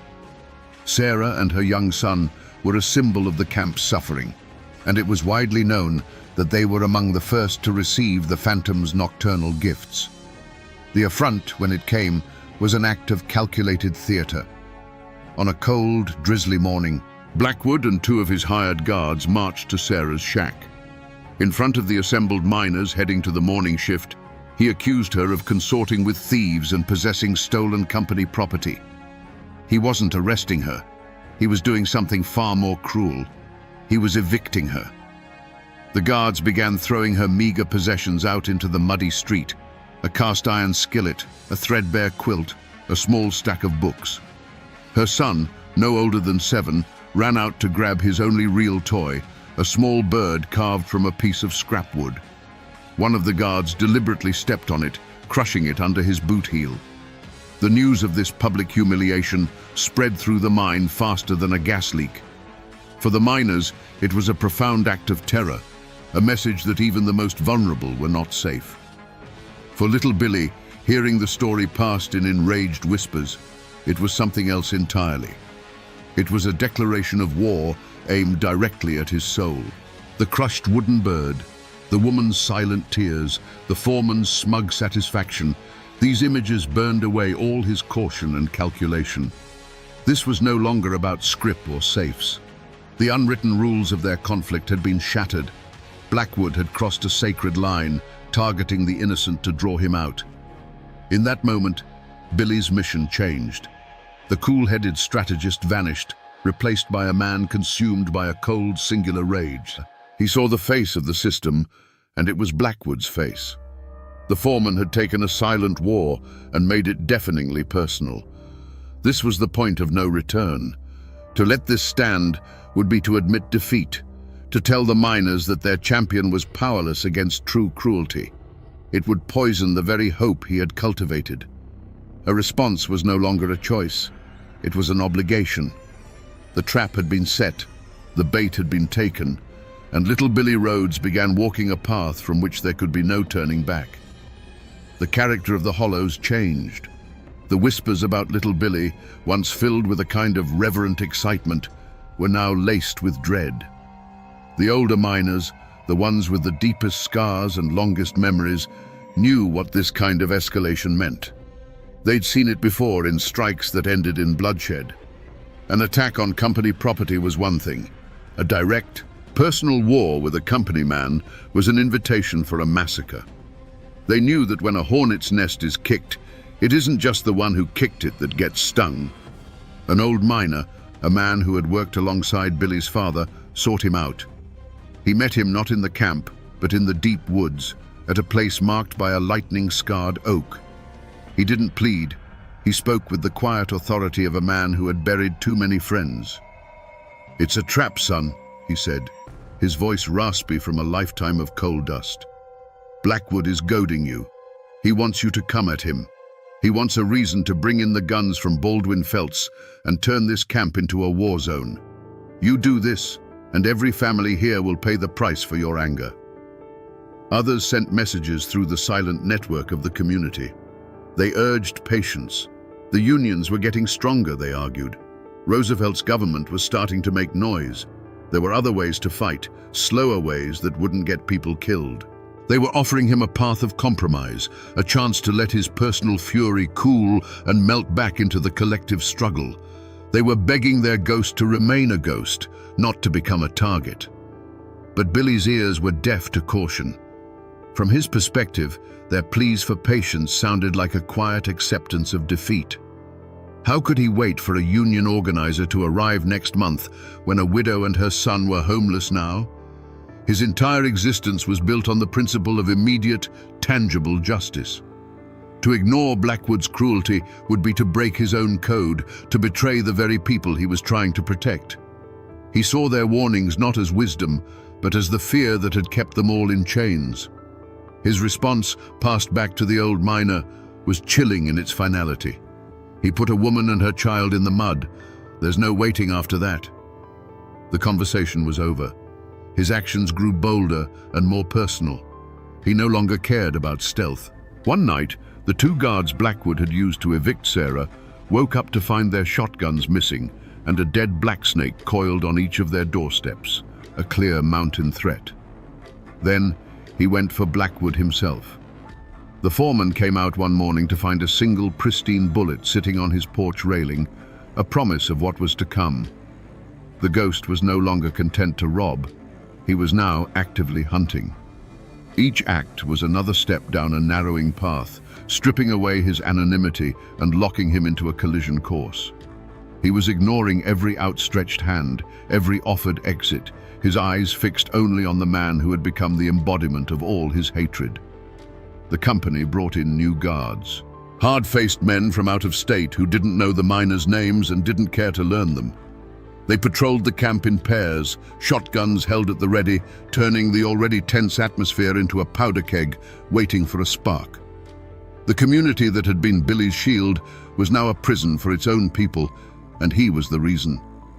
The weight of that knowledge led him to the one place he could think clearly, a rocky outcrop high above the camp, a crow's nest where he could watch the lights of the shacks below without being seen. It was there she found him. Sarah. The old miner who had warned him must have told her where to look. She didn't approach with fear, but with a weary, heartbreaking resolve. She stood before him, a simple woman in a worn dress, and in the pale moonlight he could see the profound exhaustion in her eyes. "You have to stop, Billy," she said, her voice barely a whisper. "This ain't justice. This is just more trouble. She told him how the other women now shied away from her, afraid to be seen as her friend. She told him how Blackwood's men followed her son home from his games by the creek. She explained that his gifts had become a curse, marking her family for persecution. "You wanted to give us hope," she pleaded, tears finally tracing paths through the grime on her cheeks. "But all I feel is fear. Every night I pray you don't do anything else in my name. Please, just disappear again. Let us be." For the first time since his father died, the cold certainty in his heart wavered. He looked at her face, and for a moment he saw not a cause, but a person he was breaking in his attempt to save her. Her words were a lifeline, a final off-ramp from the path of violence he was on. He could listen. He could heed the warnings of his own people. He could melt back into the mountains, let the Union men fight the long, slow battle, and allow the wounds to heal. He could let the ghost of little Billy die, and let the man live. But then he looked past her, down at the company town, lit by the cold electric glare of the tipple, and he saw the bars of the cage. He saw Blackwood's house, warm and bright, while Sarah stood before him shivering. The image of the crushed wooden bird flashed in his mind. To stop now, to walk away, felt like a deeper betrayal than any violence he could commit. It would mean that a man like Blackwood could break a child's spirit and pay no price. It would mean the system always wins. He looked back at Sarah, and the conflict in his eyes hardened back into resolve. "If I stop now," he said, his voice low and final, "then he wins. Then they all win. This has to end with him." He had heard the plea of the widow and chosen the path of the bullet. The final crossroads had been passed. The night of the payroll was a night of ritual. The heavy rains came, turning the camp's dirt streets into a river of mud, a perfect curtain of noise and shadow. Inside the company office, a single lamp cast a greasy yellow circle of light. Within that circle sat Blackwood, alone, the stacks of scrip and the few precious stacks of real dollars laid out before him like a king surveying his hoard. He was a man at the peak of his power, secure in his fortress of glass and wood. He did not hear the creak of the floorboards on the porch over the drumming of the rain. When the office door opened, it didn't swing gently. It was kicked inward, the lock splintering with a sharp crack. Blackwood looked up, not in fear, but in pure, undiluted rage. Standing there, framed in the doorway with the storm at his back, was no longer a ghost. It was a man, soaked to the bone, his face pale and set like a death mask. For the first time, the two men were in the same room, the entire conflict of the Hollows condensed into the 10 feet of space between them. Blackwood slowly pushed his chair back, a venomous smirk spreading across his face. "So the rat finally comes out of his hole," he sneered, his voice dripping with contempt. "Come to see what a real payroll looks like?" He gestured to the money on the desk, a clear and final act of mockery. Billy didn't look at the money. His eyes, burning with a cold fire, never left Blackwood's face. The world outside, the rain, the camp, the entire mountain, it all faded away. The universe had shrunk to the size of this one small, lamplit room. "This is for Sarah." Billy's voice was unnaturally calm, a quiet stone in the heart of the storm. "This is for the bird." Blackwood laughed, a harsh, ugly sound. He started to rise, his hand moving toward a drawer in the desk. "That worthless woman, that brat, you threw your life away for..." He never finished the sentence. A flash of brilliant orange light filled the room, so bright and so brief it seemed to steal the very air. It was followed by a sound so immense, so absolute, it was more than a sound, it was a physical blow. The single window pane behind the desk shattered, and the lamp on the desk leapt into the air before crashing down, plunging the room into near darkness. The argument that had raged for a month was suddenly, permanently over. The heavy silence that rushed in to fill the void was broken only by the steady drumming of rain on the tin roof and the frantic metallic spin of a single silver dollar that had been knocked from a stack on the desk. It spun on the floorboards, a tiny, glittering whirlwind in the gloom, before it finally wobbled, fell, and was still. In that deafening quiet, Billy stood in the doorway, the cool rain on his back a stark contrast to the sudden, stifling heat in the room. He could smell the sharp, acrid scent of burnt powder hanging in the air. There was no feeling of victory, no satisfaction. There was only a cold, hollow emptiness.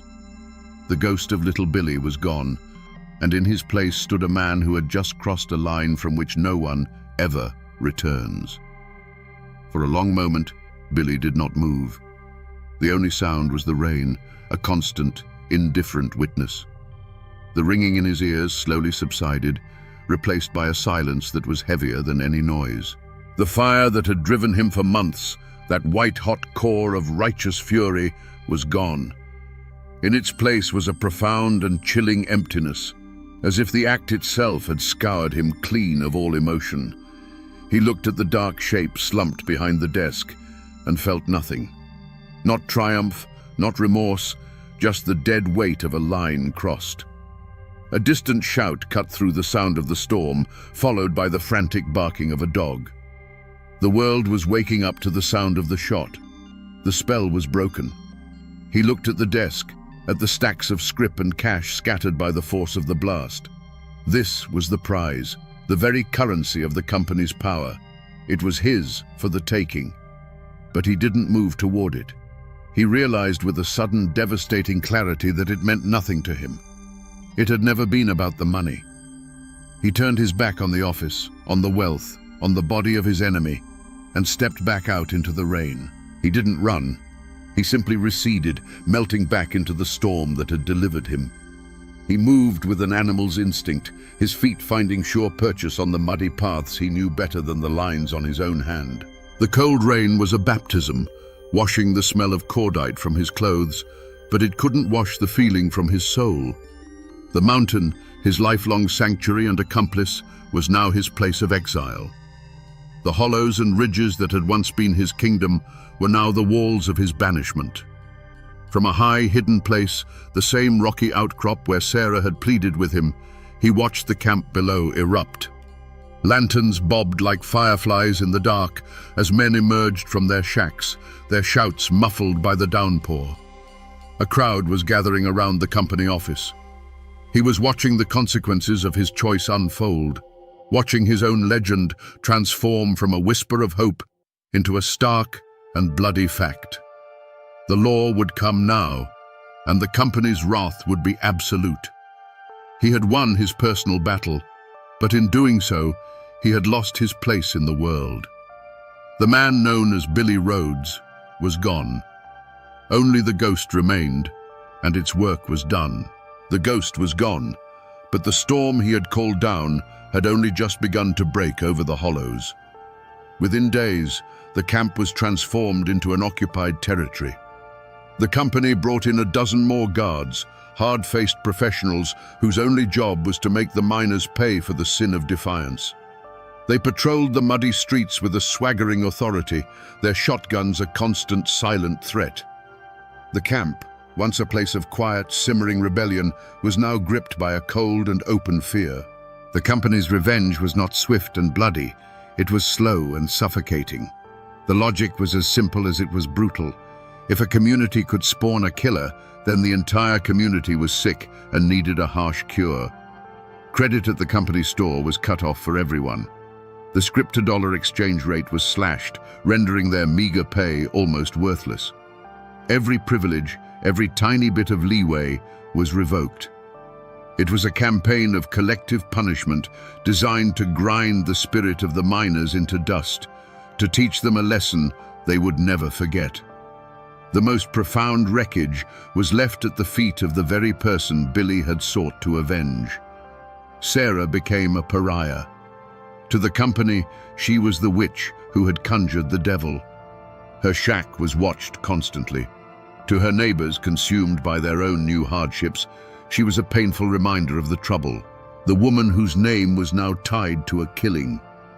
The whispers that had once been of support turned to whispers of blame. The other women would pull their children close when she passed. as if the tragedy were a contagion she carried. The gifts left on her porch had become a curse, just as she had feared. The sacred silence that had once been their shield now became a weapon turned inward. The unified front against the company cracked, splintering into factions of fear and resentment. Men who had once shared a nod of understanding now avoided each other's eyes. Was Billy a hero who went too far, or a fool who had brought this hell down upon them all? The question hung in the coal-dusted air, poisoning the relationships between families, turning a community of brothers into a collection of isolated, frightened individuals. In his quest for a pure, singular act of justice, little Billy had done the one thing his enemies never could. He had broken the spirit of the camp.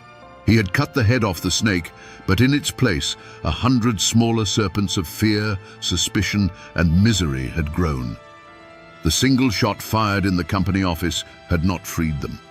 It had only tightened the chains, and now everyone was paying the price.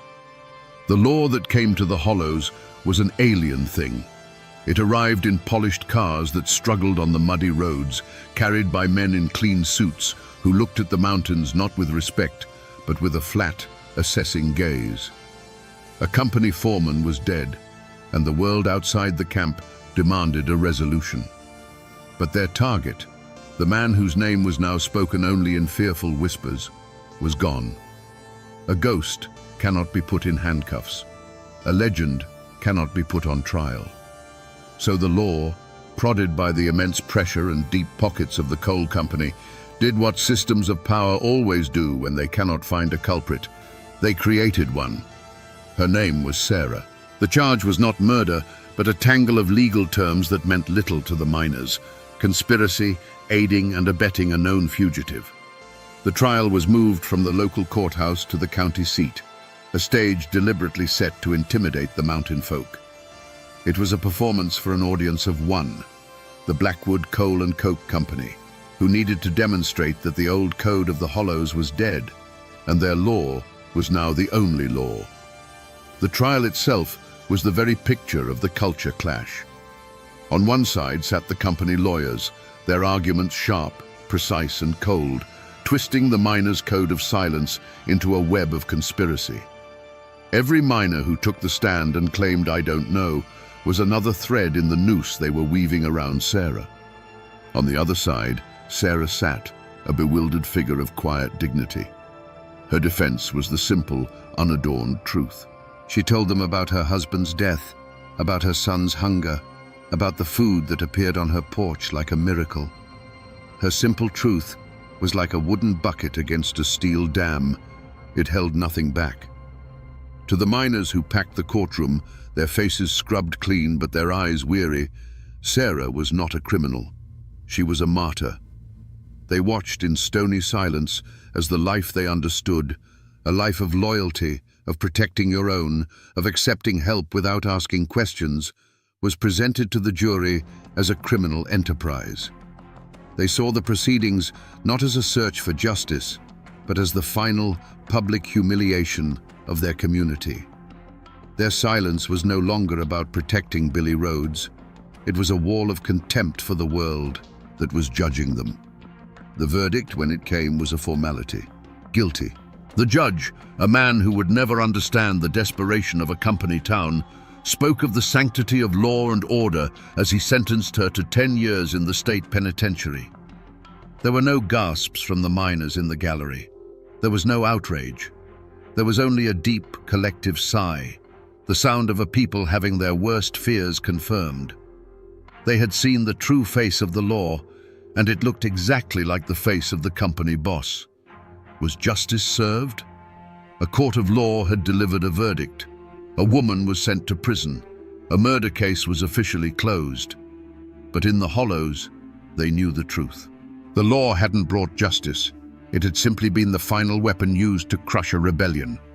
It had punished the victim to send a message to the ghost, and in doing so, proved that the only real crime in the eyes of the company was to be poor, hungry, and defiant. And what of the other side of this bloody coin? What became of the company that Blackwood served, the machine that had ground so many lives into dust? You might think the death of a foreman would be a blow, a disruption to their operations. But for Blackwood Coal and Coke, it was a godsend. Blackwood was a blunt instrument, and he had served his purpose. He was more valuable to them as a corpse than he ever was as a living man. His death became their martyr story, the perfect justification they presented to the newspapers and politicians for the brutal crackdown that followed. They hadn't lost a man. They had gained a pretext. In the immediate aftermath, the company prospered. With the camp terrified into submission and the last spark of defiance seemingly extinguished with Sarah's conviction, the mine became a model of ruthless efficiency. The new foreman they brought in wasn't a hot-tempered bully like Blackwood. He was a quiet, cold man with spectacles and a ledger, an accountant of human misery who never raised his voice and never had to. Production quotas were met and exceeded. The company's store, now without any competition from phantom benefactors, squeezed every last cent from the miners. On paper, in the Charleston and Philadelphia boardrooms, the company had never been stronger. They had won. But a story like this has a way of seeping out of a hollow like a poisonous gas. Men who eventually left the camp carried the tale with them. Union organizers, hearing the whispers, took note.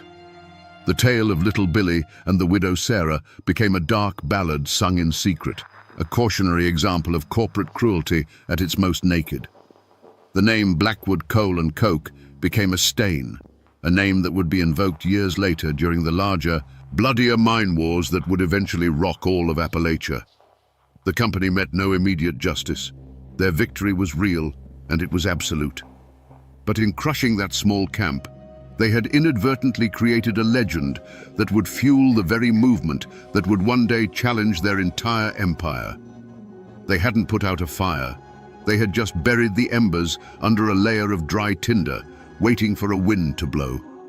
The years that followed were quiet ones, but it was the quiet of a graveyard, not of peace. Sarah's son grew up an orphan of the coal company's justice. He was taken in by a distant relative, but he was never truly one of them. He was a living ghost in the camp, a quiet, watchful boy whose eyes held the memory of a trauma the town was desperate to forget. The name he carried was as heavy as a seam of slate, a constant, unspoken reminder of the day the ghost walked among them and brought ruin. He learned early to be silent, to expect nothing, and to work. When he was old enough, he went into the same mine that had claimed his father, a final grim surrender to the system. The community did not rebuild, it scarred over. The names Billy and Sarah were buried under a thick blanket of unspoken agreement.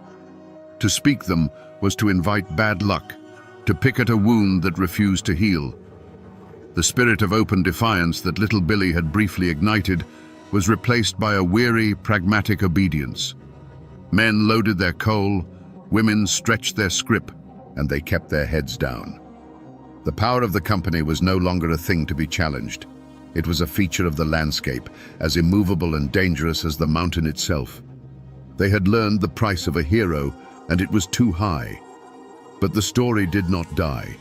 It seeped out of the hollow and was carried by the men who eventually left for other camps, for other mines. And there, it found fertile ground in the growing union movement. The tale of the widow, the foreman, and the ghost became a recruiting sergeant's sharpest tool. It was told in hushed tones in union halls and secret meetings, a perfect, brutal parable of why they had to fight back, not as individuals, but as one. The blood spilled in that small camp watered the roots of a more organized and far more formidable resistance. Nearly a decade later, a stooped, gray-haired woman stepped off a bus at the edge of the camp. Sarah had come home. But the place she returned to was a stranger's land. Her son was a man now, with coal dust etched into the lines on his face and a silence that mirrored her own. Their reunion was not one of joyful tears, but of a quiet, shared ache for a lifetime of lost years. She lived out her days in the small shack he provided for her, a ghost returned to a place haunted by the memory of what had been lost and what could never be regained.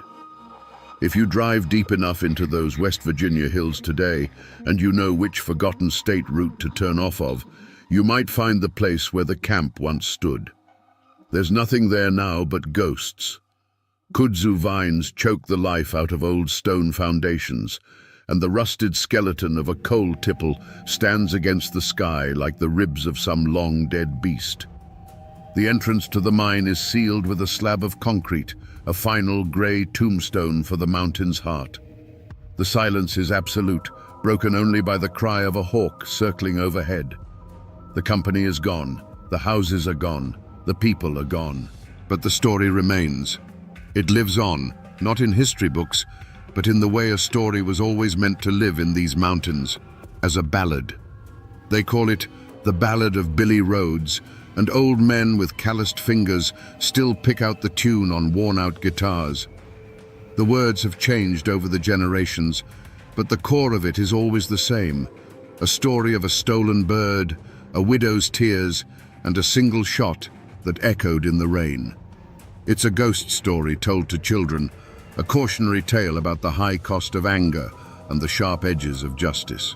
The real monuments to this story aren't the crumbling foundations, but the two simple headstones in a nearby churchyard. One for Sarah and one for her son, who died an old man after a life spent in the mines, his silence as deep as the coal seams he worked. They are the tangible proof of the tragedy. But there is no stone for little Billy. His absence is his true memorial. By never being found, he was never reduced to a simple man of flesh and bone. He remains an idea, a spirit, and his name is still a kind of currency.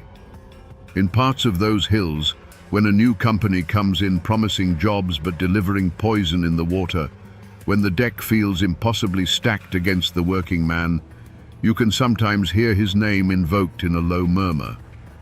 This is the kind of thing that makes a man turn into little Billy. He is no longer a historical figure.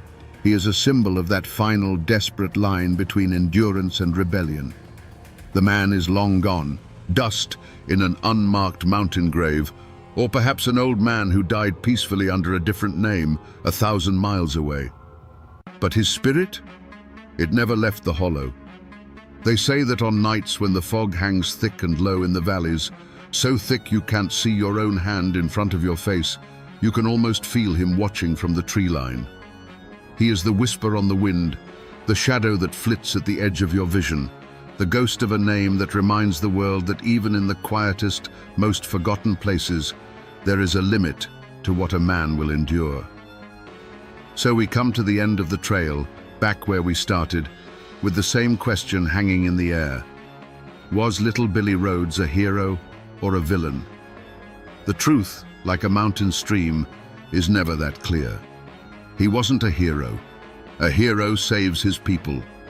Billy's righteous fury brought a world of pain down on the very community he bled for, proving that a single act of vengeance can be more destructive than years of quiet suffering. His victory was their catastrophe. But he was no villain. Villains are driven by greed or a lust for power. Billy was driven by a love so fierce it became a fire, and a sense of justice so pure it was blind to the consequences. He was a symptom of a disease, a violent reaction to an unbearable pressure. He was a man who became a monster to fight a monster, and in the end, he was consumed by the battle.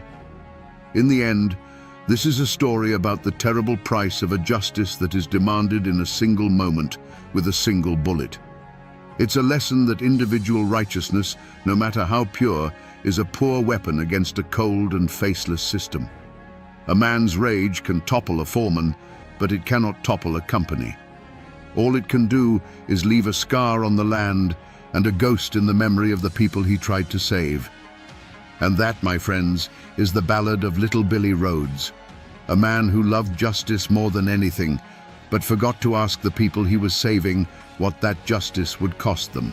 In the heart of Tennessee's mountains stands a stone beast the locals called the End of the Road, Brushy Mountain State Prison. They built it to hold the most dangerous men alive, but they say the real jailer wasn't the guards or the walls, but the ancient, unforgiving mountain itself. The official history tells of riots, brutality, and the escape of America's most hated man. But the old tales whisper of something darker, a curse born of blood and coal, one that traps souls within its stones long after their sentences have ended. Today, we'll peel back the layers of time and fear to ask, what really happened inside the prison that the mountain would never let go? Before the first stone of Brushy Mountain was laid, before its shadow fell across the valley, this was a different world. The Cumberland Mountains weren't a cage, they were a sanctuary. Life here moved to the rhythm of the seasons, dictated by the rising sun and the flow of the creeks. Families lived in cabins tucked into deep hollows, surrounded by forests so thick they seemed to swallow the sky. It was a hard life, to be sure, carved out of rock and stubborn soil, but it was a life of profound freedom. The men of this place were miners, but they were free men. Every morning, they'd walk into the dark mouths of the earth, not in chains, but with a lunch pail in one hand and a pickaxe in the other. This work was brutal, dangerous, and it stole the breath from their lungs, but it was honest. It was how they fed their children and kept a fire in the hearth. They were bound not by guards, but by a powerful, unspoken code of community. They looked out for one another because in the deep dark, your neighbor was the only law that mattered. They were a proud and independent people, descendants of Scots-Irish settlers who had come to these mountains seeking solitude and a life of their own making. They asked for little from the outside world and wanted even less from its governments. Their wealth wasn't measured in dollars, but in the yield of their gardens, the strength of their families, and the unshakable knowledge that this land, these hills, these creeks, belonged to them. They had everything they needed. But far away from these quiet hollows, in the halls of power, men with ledgers and contracts were drawing lines on maps. They saw the rich seams of coal not as a lifeline for mountain families, but as fuel for a new industrial age. And to get that fuel as cheaply as possible, they were willing to make a deal with the devil. A plan was being hatched, a monstrous idea that would turn the state's prisons into a source of cheap labor. A rumor began to snake through the mountains, a whisper of a new kind of miner coming to the creeks, a miner who worked in chains, and who would take the very bread from their tables. The world they knew was about to be burned to the ground. The ground for this conflict had been fertile for generations. The people of the mountains had a long and bitter memory when it came to outsiders with promises and contracts. They remembered their grandfathers telling stories of timber barons who stripped the hills bare and left, and land agents who tricked men who couldn't read into signing away their mineral rights for a pittance. So when the coal companies arrived, they were viewed with a deep, ingrained suspicion. The company men, with their clean hands and city suits, were a different breed, and their promises of prosperity always seemed to come with a hidden cost. This new threat, the convict lease system, was an echo of those old grievances. It wasn't just about jobs, it was about dignity. The miners saw it as a deliberate slap in the face, a message from the state and the companies that their hard, dangerous labor was worth so little it could be replaced by the forced toil of prisoners. It was, in their eyes, a different kind of slavery being brought to their doorstep, designed to break their unions and grind them into submission. The old wound of being seen as backward and expendable by the outside world was torn open once again. The talk started in whispers, carried from one mining camp to the next. A man would come over the ridge from Coal Creek with news, his voice low and urgent as he shared what he'd heard. At first, it was just rumors. They're building a stockade up by the Briceville mine. Heard they signed a contract with the state for 100 men. At the company store, at church gatherings, around the fire at night, the whispers grew into a steady, angry murmur. Soon, the talk started to curdle. Fear and speculation twisted the facts into something monstrous. 100 convicts became 500. A plan to supplement the workforce became a plot to replace them all. Every word was like a piece of dry kindling, carefully stacked at the miners' doorsteps. The convicts themselves, men they had never seen, were no longer viewed as unfortunate souls. They became a faceless symbol of the miners' own impending starvation, the instrument of their destruction. The community, once bound by solidarity, was now bound by a shared and growing rage. The fuse that had been sputtering for months was finally lit in the summer of 1891. The Tennessee Coal Mining Company, emboldened by the state's backing, made its move. They fired their free miners at Briceville, evicted them from their company-owned homes, and marched in a new workforce, convicts in black and white stripes, shackled and under the watch of armed guards. This was no longer a threat whispered in the shadows. It was a reality, stark and brutal. Men who had spent their lives in the mines were now cast out, watching from the hills as prisoners took their place. The initial reaction was a wave of cold, silent fury. That night, in a secluded hollow, lit only by the flickering light of torches, hundreds of miners gathered. You could see the resolve hardening in their eyes. These were not men given to idle threats. They were men of action, pushed to the absolute edge. They didn't speak of protest or petitions. They spoke of taking back what was theirs. A decision was made, a pact sealed not with a handshake, but with the grim nodding of heads and the quiet cleaning of rifles. They would not stand by and starve. Before dawn on July 14th, 300 armed miners descended from the mountains, moving like ghosts through the morning mist. They surrounded the convict stockade at Briceville. There was no shouting, no chaotic mob. This was a disciplined, determined force. They presented their ultimatum to the guards: surrender the stockade and the prisoners, or face the consequences. The guards, looking out at the sea of determined faces and the barrels of hundreds of rifles glinting in the twilight, knew they stood no chance. They surrendered without a shot being fired. But what happened next stunned the authorities. The miners didn't harm the convicts. They saw them not as enemies, but as fellow victims of a corrupt system. They broke open the stockade, gave the prisoners food and civilian clothes, and marched them to the nearest train station. They put them on a train and sent them to Knoxville with a simple, defiant message for the governor. We will not work alongside convicts, and we will not allow them to work here. They had committed an open act of insurrection. They had drawn a line in the coal dust, and in doing so had declared war on the state of Tennessee. There was no turning back now. The first move had been made, and the entire state held its breath, waiting for the violent reply that was sure to come. The state's answer to the rebellion wasn't a single battle, but a slow, grinding execution of the human spirit. They found their diabolical solution. They would build their own prison with their own mine, and the miners who had defied them would be its first inhabitants, and they would build it themselves.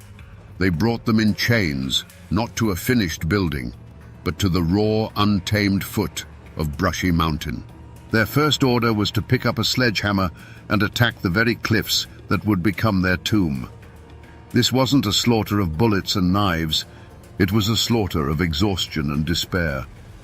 The days began before sunrise and ended long after sunset, a relentless rhythm of steel striking stone. The air, thick with grey dust, became a constant shroud, coating their skin, filling their lungs, and turning their desperate coughs into a rasping choir. The only sounds were the sharp crack of the guards' whips against the rock, the groans of men lifting stones beyond their strength, and the rhythmic, hollow clang of hammers that beat like a dying heart. From the nearby hollows, you couldn't see the faces of the men, only their silhouettes against the raw face of the mountain. You'd see them moving like specters in the dust, a long, broken line of humanity being slowly erased. Sometimes, a silhouette would simply falter and disappear, collapsing in a heap. There was no ceremony. The work wouldn't even pause. The others would just keep swinging, their eyes fixed on the stone in front of them, not daring to look at the man who had just been swallowed by the mountain. The mountain itself seemed to be a silent, hungry participant. The stones they quarried were cold and sharp, tearing at their hands until they were raw and bleeding. It was as if the mountain was demanding a price, and the mortar that would hold the walls together was a mixture of sand, water, and the sweat and blood of these men. Every stone they lifted was soaked in their misery. Every block they set in place was a monument to their stolen freedom. With their own bleeding hands, they built their tomb, stone by agonizing stone. They watched the walls rise around them, a grey tide of granite that blotted out the trees, the sky, and any last sliver of hope. They were building their own cage, and they knew it. The final act of this slaughter was not a gunshot, but a sound. The deafening clang of a massive iron gate swinging shut for the very first time. The lock turned, and the men who had built the fortress were now its first official prisoners. Their rebellion was over. Their world was gone, and the mountain had them. When the last stone was set and the great iron gate slammed shut, a new kind of silence fell over the valley.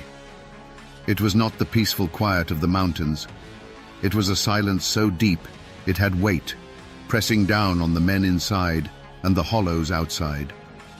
The dust of construction settled, revealing the finished prison not as a building, but as a scar of grey stone carved into the green landscape.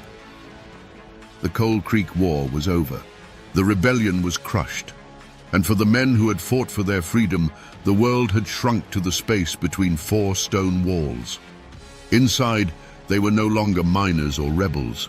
They were stripped of their names, their clothes, their pasts, and given a number and a striped uniform.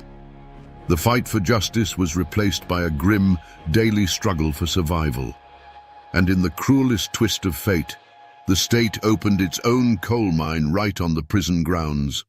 The very thing they had fought against, being forced to work in a mine to enrich the state, had become their life sentence. They now descended into the earth each day, not as free men, but as the state's property, digging the black heart out of the mountain that held them captive. For those who survived the mines, a new society began to form within the walls, governed by its own brutal laws. The guards were kings, their word absolute, and their fists the only justice. The slightest infraction could land a man in the hole, a pitch-black cell deep in the foundations, a place where the damp chill and total darkness were designed to strip away not just hope, but sanity itself. A hierarchy of violence took root among the inmates, and the men who had once stood shoulder to shoulder in rebellion now looked at each other with suspicion and fear. Outside, in the surrounding communities, the prison stood as a constant, terrifying monument to their defeat. The mountain had swallowed their husbands, their sons, their fathers. The spirit of defiance that had burned so brightly was extinguished, replaced by a pervasive fear. Families spoke of the men in Brushy Mountain in hushed whispers, as if the very walls had ears. The fortress had not only imprisoned the rebels, it had put a stranglehold on the spirit of the entire region. The authorities had won. Brushy Mountain became their grim trophy, a symbol of absolute power and a chilling warning to anyone who would dare to challenge the system again. The rumors that bled out from behind the walls, tales of brutality, of men lost in the mines, of souls broken in the dark, only served their purpose, cementing the prison's reputation as the end of the road. A new, dark chapter had begun, written in coal dust and human despair. The state's response was not to send lawmen, it was to send an army. The Tennessee State Militia, hundreds of them, descended upon the mountains by train. They were flatlanders, boys from the cities and farms, clad in uniforms that stood out starkly against the deep greens and browns of the forest. They came not to investigate a crime, but to put down an insurrection. Local sheriffs and deputies, men who had grown up with the miners, were brushed aside. This was no longer a local dispute. It was a military occupation. Their orders were simple: hunt down the leaders of the rebellion and make an example of them. But the miners had vanished. They melted back into the landscape that had birthed them, becoming ghosts in their own land. They knew every hidden hollow, every game trail, every forgotten cave and abandoned mine shaft. The mountains that had been their home now became their fortress, a vast, tangled labyrinth where they held every advantage. The militia, accustomed to open fields and city streets, were utterly lost here. The mountains themselves fought against them with steep ridges, sudden ravines, and a disorienting wilderness that seemed to change with the light. The hunt became a brutal, nerve-wracking game of cat and mouse. Patrols of soldiers would march up the creeks, their movements clumsy and loud, while the men they were hunting watched silently from the high ground. A snapping twig, a bird call that sounded just a little off, these were the signals that passed between the hidden men. A silent war was waged in the shadows, a war of fear and attrition. The militia, frustrated and angry, turned their attention to the families left behind. They raided cabins in the dead of night, tearing homes apart in search of fugitives, their bayonets a constant threat meant to break the mountain people's code of silence. But that code ran deeper than fear. Hiding a man on the run wasn't just an act of defiance, it was a sacred duty. A network of whispers and secret signs kept the fugitives fed and informed. A lantern left burning in a specific window, a quilt of a certain pattern hung on a clothesline. These were the messages the soldiers couldn't read. For months, the community held fast, a wall of silence and deception against the invaders. Eventually, though, the siege began to take its toll. A winter in the mountains is long, and hunger is a powerful persuader. The state posted bounties, turning the price of a man's freedom into a bag of flour and a few dollars, a fortune for a starving family. Slowly, agonizingly, the wall of silence began to crack. One by one, the leaders were found. They were discovered not in a blaze of gunfire, but huddled by a low fire in an abandoned prospecting cabin, their faces gaunt with hunger. They were cornered in the dark tunnels of a played-out mine, surrendering with the quiet exhaustion of men who know their road has come to an end. There was no fight left in them. In their eyes was not the fire of rebellion, but the cold ash of defeat. They were bound in chains and marched down from the hills, often past their own homes, where their wives and children watched in stoic silence. Their long, desperate hunt in the shadows was over, and they all knew where they were going next. They were being taken back to the stone monster they had built, this time to be fed into its belly. The trials, when they came, were not about discovering truth. They were a public ritual of humiliation, a final breaking of the miner's spirit. The leaders of the rebellion were marched in chains into county courthouses packed to the rafters. On one side sat their families, women and children with faces carved from stone, their eyes holding a silent, defiant grief. On the other side were the company men in their starched collars and the state officials, their expressions a mixture of triumph and contempt. The air was thick with a tension you could taste, held in check only by the armed militia who lined the walls, their presence a constant reminder of who held the power now. The miners themselves sat in the dock, not with the downcast eyes of criminals, but with a quiet, exhausted dignity. These were not men who understood the intricate language of the law. They understood the simple justice of the mountains. You don't let your family starve. They listened as slick city prosecutors, using words they barely recognized, painted them as anarchists and violent insurrectionists, a threat to civilization itself. They were accused of destroying property, but the property in question was the state's right to the labor of other human beings. The proceedings were a tragic farce. Witnesses were brought forth, men whose will had been broken or whose loyalty had been bought with a bounty. The defense was a token effort, a whisper against a hurricane of state power. The jury, often composed of merchants and landowners who benefited from the company's presence, listened with closed faces and closed hearts. The real verdict had been decided months before, not in a jury room, but in the governor's mansion and the coal company's boardroom. When the foreman finally stood to read the verdict, there was no gasp of surprise. Guilty. The word fell into the silent room like a stone into a deep well. There were no tears from the families, only a tightening of jaws. The company men exchanged quiet, satisfied nods. The defendants themselves simply stared ahead, their faces betraying nothing. They had known from the moment the chains were locked on their wrists that this was the only possible outcome. Their freedom was gavelled away, their fight officially declared a crime. But the final, cruelest blow was the sentence. The judge, a man who saw them not as desperate fathers, but as a disease to be cured, condemned them to years of hard labor. And in a moment of supreme, calculated irony, he sentenced them to serve that time at the new Brushy Mountain State Penitentiary. They were being sent back to the stone monster they had been forced to build, to work the state's coal mine under the very system they had risked their lives to destroy. Was it justice? Or was it merely the law of the powerful, a tool to crush the desperate and sanctify the cruel? The mountains had their own code of right and wrong, but on that day, the law of men had spoken, and its voice was the sound of a prison gate slamming shut. Today, you can drive right up to the gates of Brushy Mountain. It's a tourist attraction.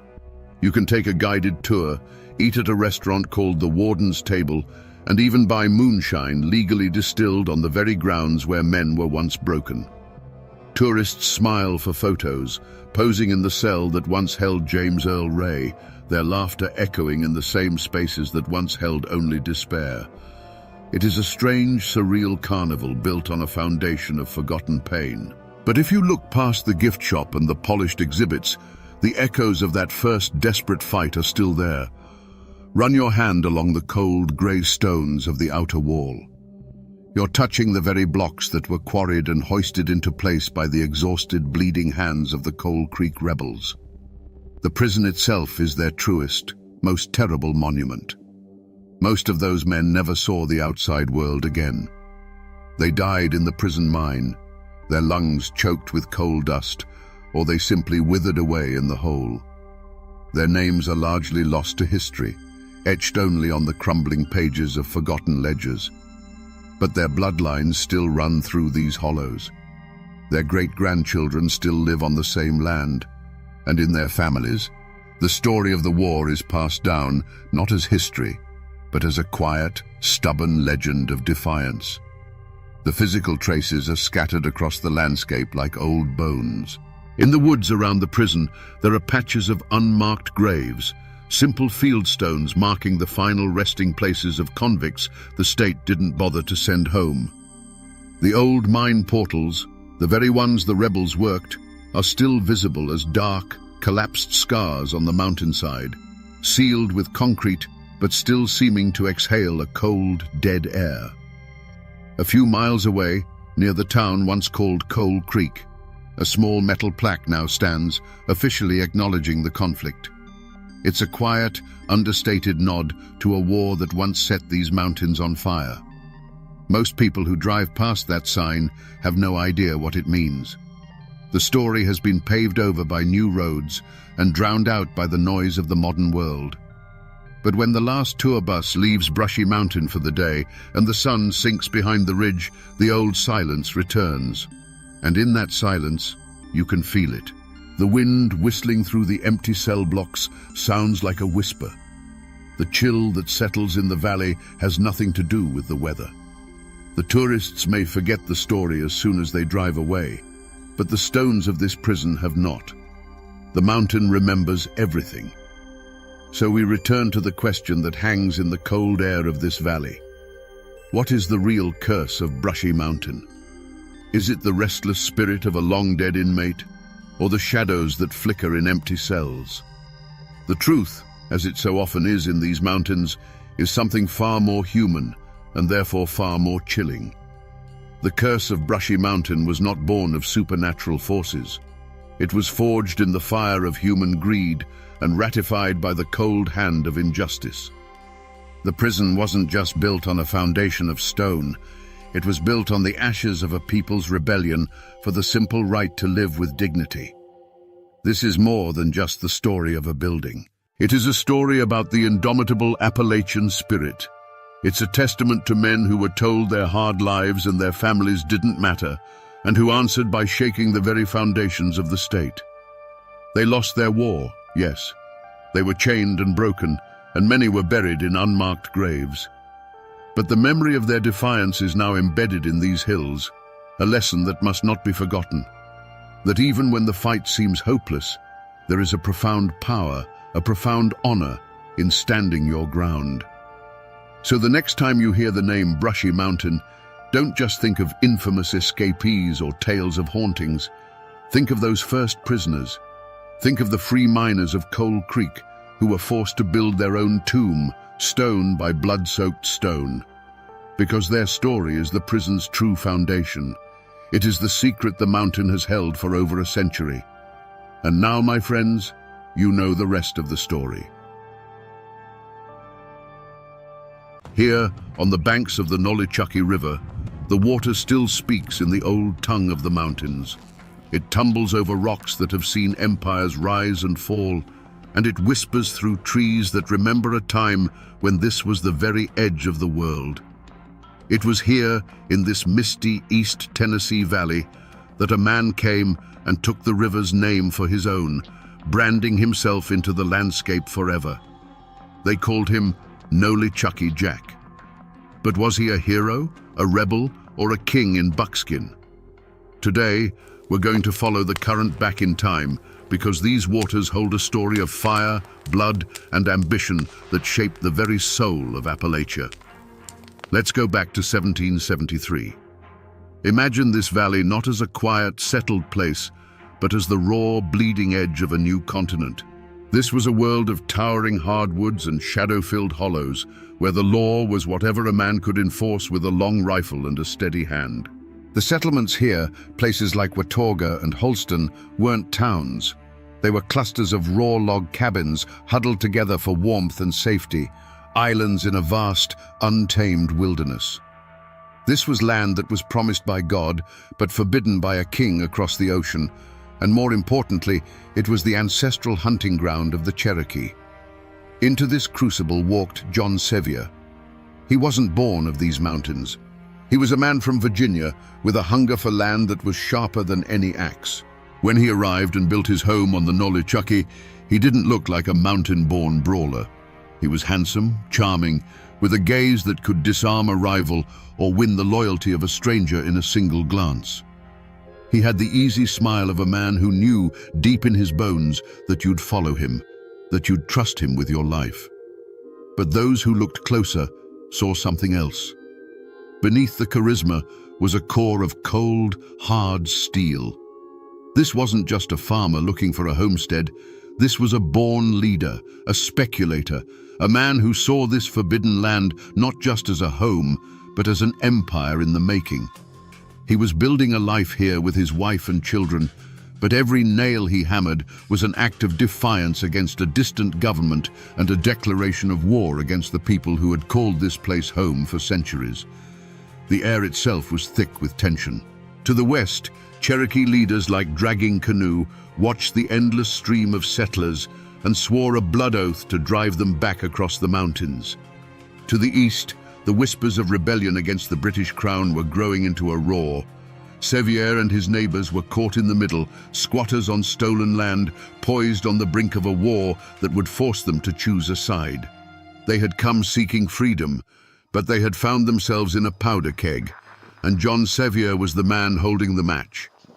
To really understand what forged John Sevier from a simple settler into a legend, you can't just look at maps or read treaties.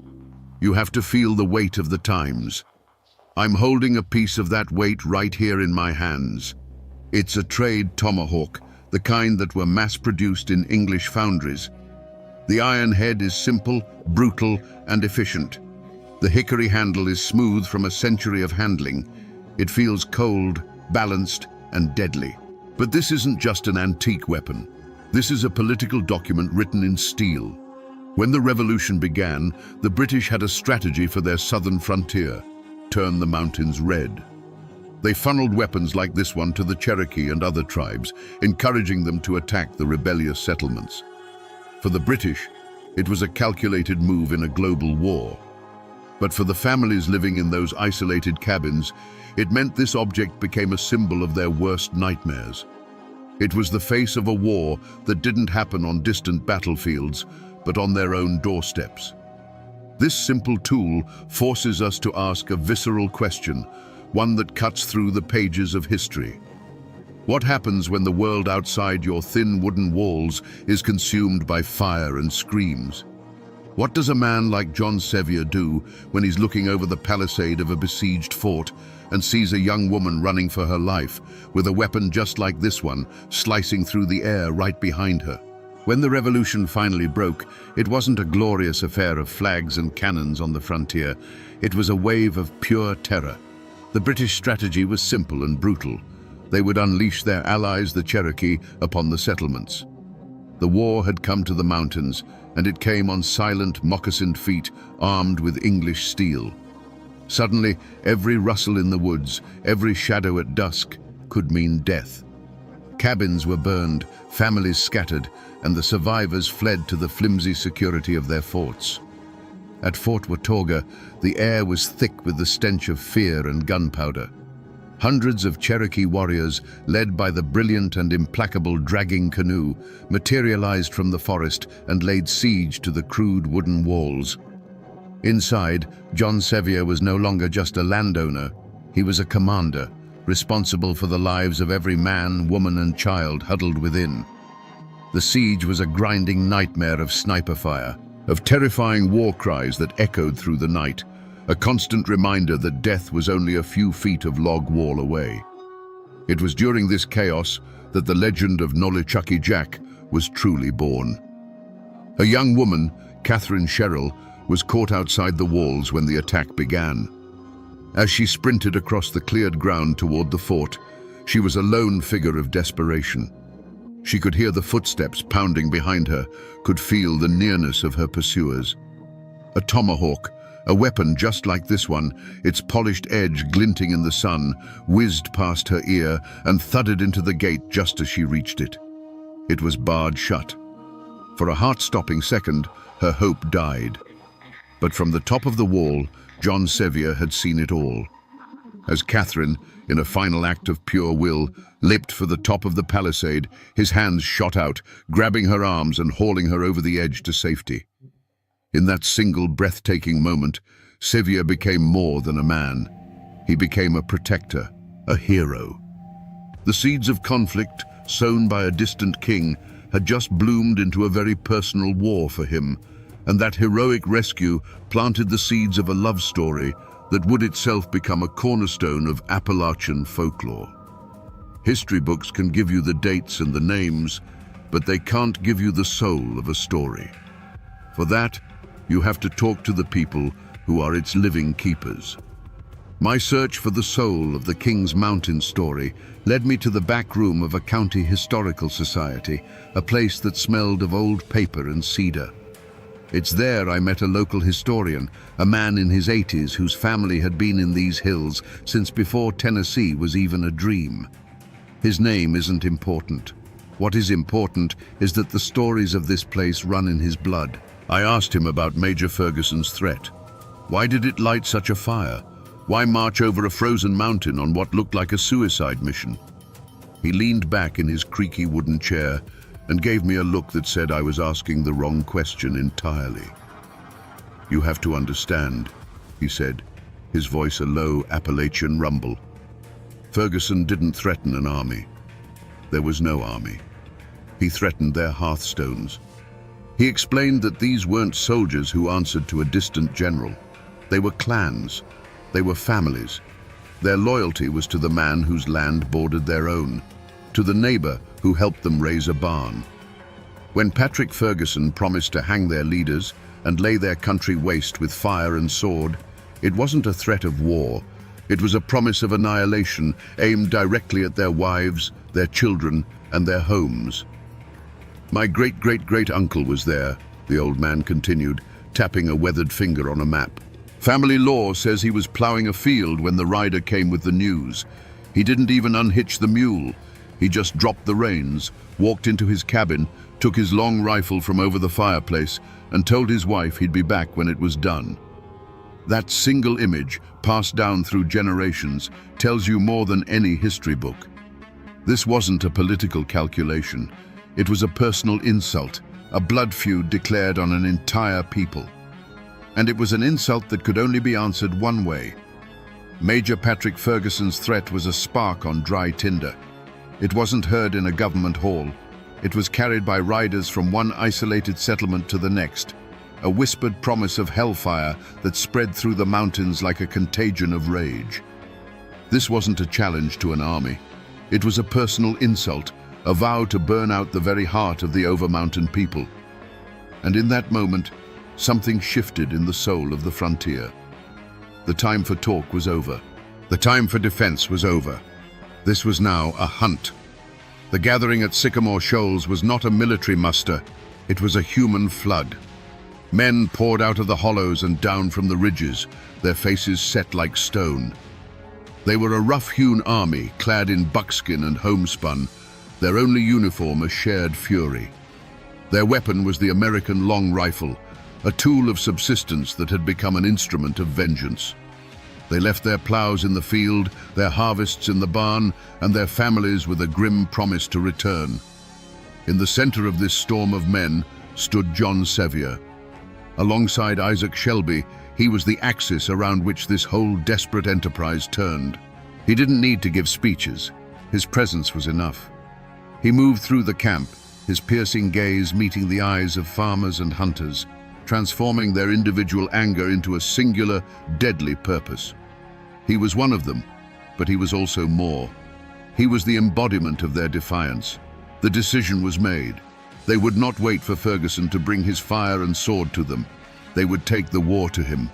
They would do the unthinkable, march over the high, snow-dusted peaks of the Appalachians, leaving their own homes vulnerable to hunt down a superior British force. This was the point of no return. As they turned their faces east and began their climb into the freezing autumn air, they were no longer just settlers. They were an avalanche of buckskin and fury, and they would not stop until they had buried Ferguson and his army on a mountain of his own choosing. Today, Kings Mountain is a place of profound peace. You can walk the paved trails, hear the wind rustling the leaves, and read the solemn granite monuments that mark the place where a battle turned the tide of a war. But the true evidence, the real scar left on this landscape, isn't carved in stone. It's the land itself. You have to leave the path and feel the ground under your feet to understand what happened here. This isn't a mountain in the way you might imagine. It's a long, steep-sided ridge that rises abruptly from the surrounding country. When Major Ferguson brought his loyalist army up here, he thought he had found the perfect fortress. From this high ground, he could see in every direction, and he believed no army could assault such a steep, rugged slope. He was so confident, he reportedly boasted that he was king of this mountain, and that God Almighty and all the rebels out of hell could not drive him from it. He saw a fortress. He failed to understand that he was choosing a tomb, right here. Stand at the bottom of the slope and look up. You can feel the steepness in your legs and your lungs. This is where it happened. Ferguson's men were arrayed on the cleared summit, a perfect target against the skyline. But the Overmountain men didn't attack in formation. They used the dense woods on these slopes for cover, melting between the very trees that still stand here today. Each of these ancient oaks, each of these weathered rock outcroppings, became a silent testament to the chaos of that day. This whole ridge became a killing jar, and the Overmountain men were about to seal the lid. It began with a sound that was not quite human. From the base of the mountain on all sides, a terrifying chorus of whoops and yells erupted from the trees, the sound of panthers, of wolves, of men who had become something primal. The Overmountain men didn't march. They swarmed up the wooded slopes, a relentless tide of buckskin and iron will. It was a kind of warfare the British had never truly understood. For every volley of musketry the Loyalists fired down the hill, hitting little more than bark and shadow. A dozen puffs of white smoke would answer from the trees below. The crack of the long rifles was sharp, personal. Each one was a sentence of death delivered from an unseen judge. A man in a bright red coat would be reloading on the summit, and then he would simply fold, vanishing into the chaos.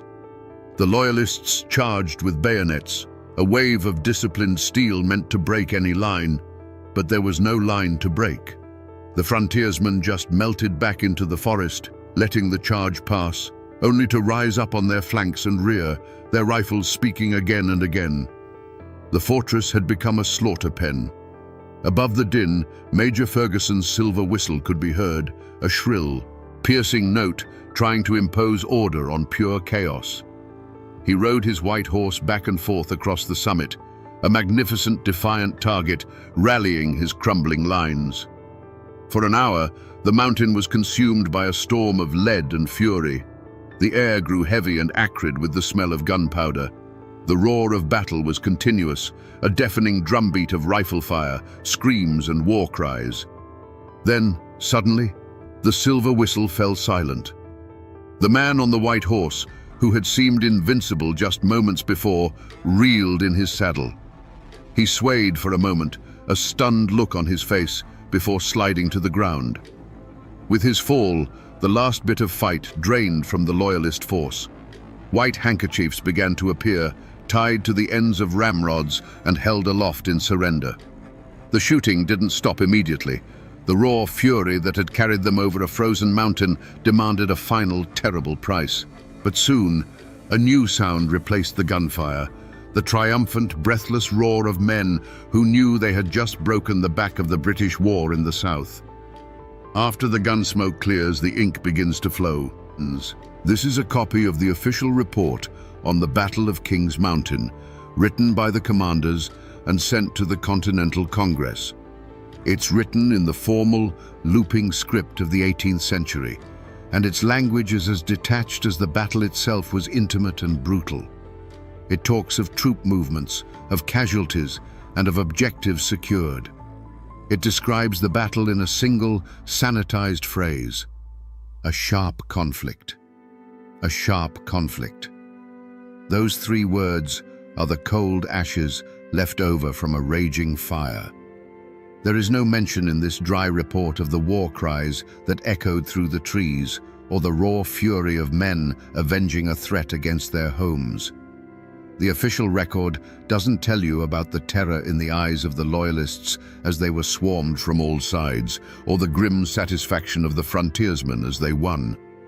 The paperwork of war is always a ghost of the real thing, a sterile summary that strips away the blood and the humanity. And this is where the story of John Sevier takes its most important turn. In this document, he is a hero of the new United States, a loyal officer serving the cause of liberty.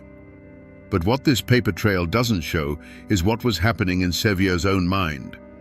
He had just seen how power was won, not in distant congresses, but by the will of determined men with rifles in their hands.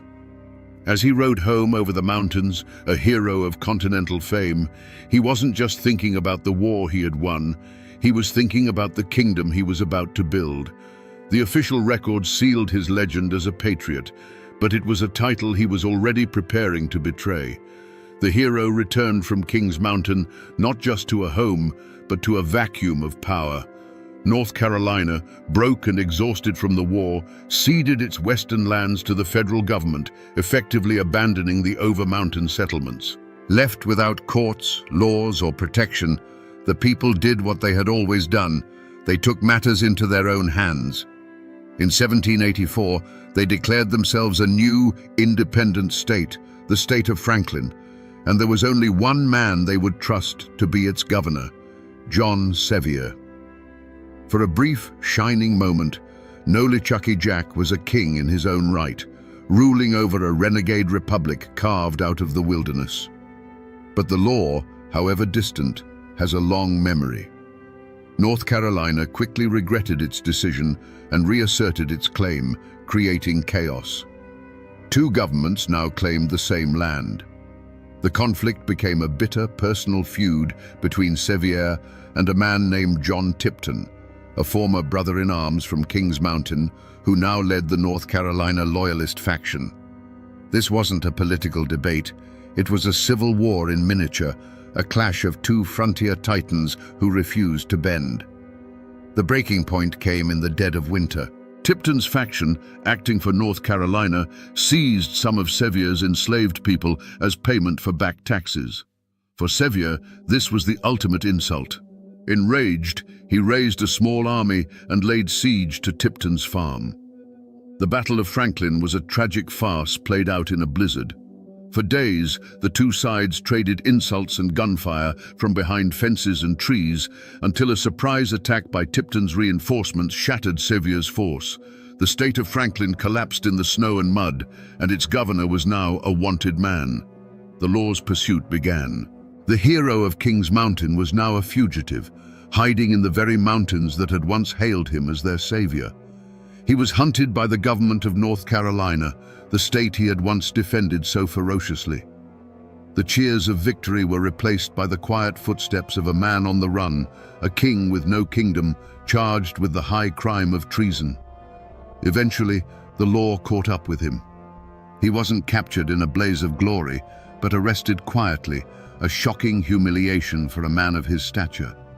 They put him in irons. Imagine that sight.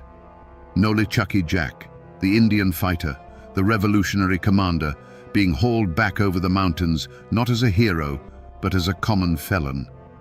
The tense journey ended at the courthouse in Morganton, North Carolina, where he was to be tried for his life. But as he stood before the court, a different kind of justice arrived. A mob of his armed followers stormed the building, freed him from his captors, and set him back on his horse. The official verdict was never delivered, because the people of the frontier had already delivered their own. John Sevier simply rode away, a free man, proving that in Appalachia, the loyalty of the people could be a law unto itself. To find the final chapter of this story, you have to visit two very different pieces of ground. The first is here, on the lawn of the old Knox County Courthouse, in the heart of the city he helped build. A grand stone monument marks the final resting place of John Sevier. It proclaims him a hero, a patriot, the first governor of the state of Tennessee. He lies here in a place of ultimate public honor, celebrated as a founding father. But as you stand here, you can't help but feel the paradox. This is the grave of a man who was once arrested, put in irons, and charged with high treason. To understand the other side of that conflict, you have to travel a few miles away to a quieter place. Here, on the rolling farmland that was once his home, lies John Tipton. His grave is simple, solid, unyielding, much like the man himself who stood for the law when it was unpopular and faced down the most famous man on the frontier. He rests on the very land he defended, the homestead that Sevier himself once besieged. They lie just a county apart now, enemies in life, neighbors in death. The man who upheld the law rests on his private farm, while the rebel who defied him is enshrined in the town square. This stark contrast, written in granite and soil, is the final, silent testament to their long and bitter feud. It forces us to ask the most crucial question of all. What happened in the years after the guns fell silent? How did the fugitive Nolichucky Jack not only escape justice, but rise from the ashes of his failed state to become the most powerful man in Tennessee? The long shadow of his failed state hung over John Sevier, but he was a man who thrived in the half-light. After his dramatic rescue, he was still technically a fugitive, a traitor in the eyes of North Carolina. But in the mountains and hollows of his homeland, he was simply Nolichucky Jack, their leader, protected by a fierce loyalty that no law could penetrate. He was a political ghost they couldn't exorcise. So what does a man do when his kingdom has crumbled and his enemies hold all the legal cards? He finds a new game to play. And this is where Sevier's story takes a dark, secretive turn. A desperate man, he began a clandestine correspondence with Spanish diplomats. He hinted that the frustrated people of the frontier, feeling abandoned by the United States, might be willing to secede entirely and place themselves under the protection of the King of Spain in exchange for free navigation of the Mississippi River. Was it genuine treason? Or was it the shrewdest political bluff in American history? A move designed to force the young United States to finally pay attention to its western frontier. The truth is buried with him, but it shows a man willing to risk everything to protect his interests and regain his power. Meanwhile, North Carolina faced a dilemma. They couldn't arrest Sevier. His followers would simply free him again. They couldn't ignore him. His influence was too great. They couldn't defeat him, so they did the only thing they could. They embraced him. In a stunning act of political pragmatism, they issued a full pardon for his treason. Then, they went a step further. They elected the rebel leader to their own state senate. It was a masterstroke. By bringing him into the system, they neutralized him as an outlaw. But they had underestimated Nolichucky Jack. He wasn't neutralized. He was legitimized. He took his seat in the government that had once hunted him and used his new position, combined with his undiminished popularity back home, to fight for the one thing he always wanted, a new state. But this time, done the right way. He outmaneuvered every opponent, trading his buckskin jacket for a politician's coat without ever losing the grit of the frontiersman. When Tennessee was finally granted statehood in 1796, there was no debate, no question about who would lead it. The election of John Sevier as its first governor wasn't a political victory. It was a coronation. The rebel king was dead. Long live the governor. And that's where the story gets complicated, because even today, John Sevier isn't one man, he's two. The first Sevier is the one written in stone and bronze, the man on the monument. This is Nolichucky Jack the hero, the father of Tennessee, the fearless Indian fighter who protected the fledgling settlements from annihilation. To this day, if you ask the descendants of the Over-Mountain men, they will tell you he was a patriot who risked everything at Kings Mountain and a statesman who carved a civilization from a savage wilderness. This is the Sevier of public record and popular legend. But then there's the other John Sevier.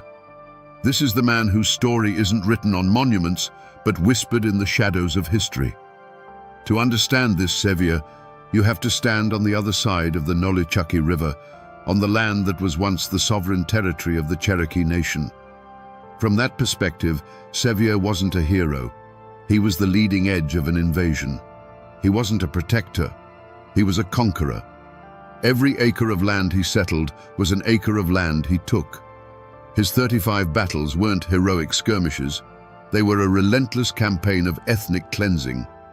And it wasn't just about land for a home. The second Sevier was a ruthless speculator, a man whose patriotism and personal profit were always tangled together. His renegade state of Franklin looks less like a noble experiment in democracy and more like a massive land grab, an attempt to secure his and his cronies' illegal claims. His flirtation with Spain wasn't a bluff. It was the act of a man whose ultimate loyalty was to his own ambition. So who was the real Nolichucky Jack? Was he the courageous patriot or the greedy opportunist? The community builder or the dispossessor of a people? The truth is, he was all of it. He was a man who contained the violent, contradictory, and deeply flawed soul of the American frontier itself. And to this day in Appalachia, the version of the story you hear still depends entirely on which side of the mountain your family came from. When a man's life is as large and loud as John Sevier's, it doesn't just end when he's laid in the ground. It seeps into the soil. It becomes part of the mist that hangs in the hollows. The hard facts of his life, the battles, the politics, the betrayals, began to soften over the decades, smoothed over by time like river stones, until a new shape emerged, the shape of a legend. The most powerful legends are often the ones people needed to be true. Take the story that he fought in over 30 battles and was never once wounded. Historically, it's an incredible feat of luck and skill. But in the telling and retelling around a hearthfire, it became something more. It became proof. In a world of constant, random violence, where a snakebite or a fever could kill as surely as a tomahawk, the belief that their leader was untouchable, that he was shielded by Providence itself, wasn't just a story. It was a shield for their own hearts. But every bright legend casts a long shadow. There's another kind of story you'll hear in East Tennessee, one told in a hushed voice after the children are in bed. They say that on certain nights, when the moon is hidden and the river fog is thick, you can still hear the echoes of his forgotten wars down by the Nolichucky. They say it isn't Sevier's ghost you have to worry about. It's the ghosts of those he fought, the Cherokee spirits still bound to the land he took, their whispers of anger and loss carried on the water. It became a cautionary tale, a way for the mountains themselves to remember the price that was paid for the state he built. And so, the man became a myth. He is both the invincible hero protected by heaven and the haunted figure whose deeds left unquiet spirits in his wake. The history books tell you what John Sevier did, but it's the folklore, the ghost stories, and the tall tales whispered from one generation to the next that tell you how the mountains remember him. So we find ourselves back where we started, here on the banks of the Nolichucky. The river still speaks its ancient language, tumbling over the same stones, but we hear it differently now. We can no longer see this as just a quiet valley. We see the ghosts. We see the raw frontier, the smoke of the cabin, and the determined figure of a man who took the river's name and made it his own, bending a wilderness to his will. The journey to understand John Sevier is to understand that our heroes are never simple. It's easy to want the man on the monument to be the whole story, a flawless patriot cast in bronze. But the Appalachian frontier was no place for simple men. It demanded men who were as complex and contradictory as the land itself, men who could be both courageous and cruel, builders and destroyers, heroes and villains, sometimes all in the space of a single day. Sevier wasn't a good man who did bad things, or a bad man who did good things. He was a man of his time, and his time was a storm. So the next time you pass a forgotten ruin on a lonely road, or see an old name carved into a county courthouse, remember that it's not just a pile of stones or a word on a map. It's a library filled with stories of love, loss, and the brutal choices that define us. The story of Nolichucky Jack is a reminder that our history is not a clean, straight line. It's a tangled, bloody, and glorious thicket, and it's in those shadows and contradictions that the truest stories are found. The people are gone. The houses are gone. The world they fought for has vanished. But the story remains. They say that on misty nights, when the moon is just a sliver over the Appalachian peaks, the ghost of a red-haired man can be seen wandering the old Cherokee lands. He walks through the ghosts of towns he himself burned to the ground, Chota, Tellico, Chilhowie, forever hearing the cries of those his campaigns left to starve in the winter cold. This restless spirit, they say, is Arthur Campbell, a man his own people called the Red Fox, a celebrated founder of southwestern Virginia and a protector of the frontier. Was he the necessary guardian of a fledgling civilization, forced into brutal acts to save his kin? Or was he a monster of ambition, who used total war to carve out an empire from the ashes of another people? Today, we're going to untangle the legend from the man. We will follow the trail of the Red Fox, from his capture as a boy to his reign as a political king, to understand how one person could become both a revered pioneer and the eternal, haunting specter of the lands he conquered. To understand the Red Fox, you have to understand the world that made him. The late 1700s in Augusta County, Virginia, was not a place of gentle living. It was the absolute edge of the known world, a raw frontier where life was measured in seasons and survival was a daily struggle. Arthur Campbell was born into this world in 1743, the son of Scots-Irish immigrants. These weren't people who bowed to kings or coastal aristocrats. They were clannish, stubborn, and fiercely independent, and they had pushed into the mountains seeking land that they could hold by the strength of their own hands. This environment was a forge, and it hammered boys into hard men. But for Arthur, the true crucible came when he was just 15 years old. During the French and Indian War, while out on a mission, the boy was captured by a party of Wyandot warriors. For most, this was a death sentence, or a life of brutal servitude. For Arthur Campbell, it became a dark and transformative education. He was taken hundreds of miles away, deep into the Ohio country near the Great Lakes, and for nearly 3 years, he lived as they lived. He wasn't just a captive, He was a student of survival. He learned their languages. He learned to track game and to move through the forest without a sound. But most importantly, he learned their way of war. He saw firsthand the art of the ambush, the psychological terror of the raid, and the supreme value of cunning over brute force. He watched how they used the very landscape as a weapon, melting into the woods like ghosts. These were lessons that could not be taught in any European army. Then, after almost 3 years, he made his escape. It was a harrowing journey, hundreds of miles through a hostile wilderness with nothing but the skills he had learned from his captors. He survived on nuts, roots, and an iron will. The boy who was captured in that mountain pass was gone forever. The one who stumbled back into the Virginia settlements was a young man, but with the cold, ancient eyes of a survivor. He was harder, sharper, and infinitely more dangerous. The wilderness had tried to swallow him whole, and in the process, he had swallowed a piece of it right back. The man who returned from the Ohio wilderness was not the same one who had left. With his shock of red hair and a new, unsettling stillness in his eyes, he quickly earned the nickname that would follow him to the grave: the Red Fox. He settled in the Holston River Valley, a beautiful but dangerous stretch of land that would become the heart of his domain. Here, in a time of relative quiet, the Red Fox built a life. He married Margaret Campbell, a cousin, and together they began to raise a family that would eventually number 13 children.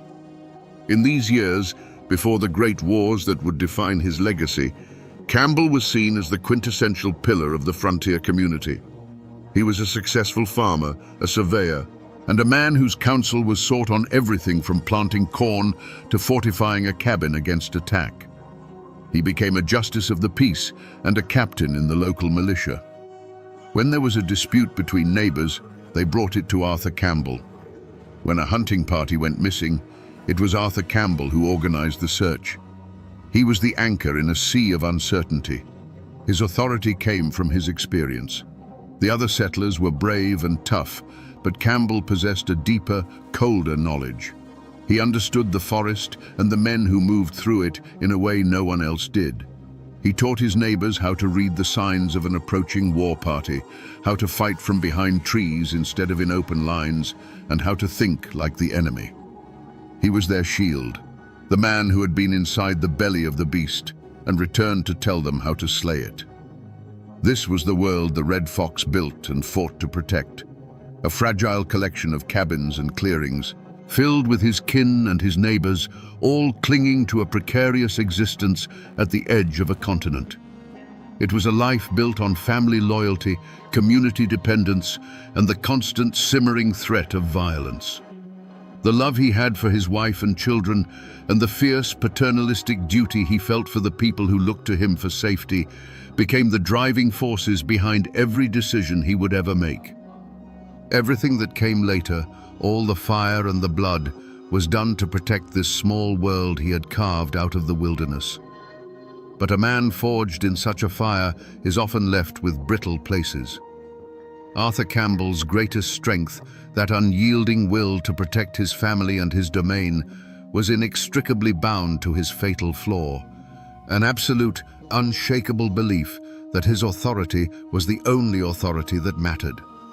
He had survived where others had perished.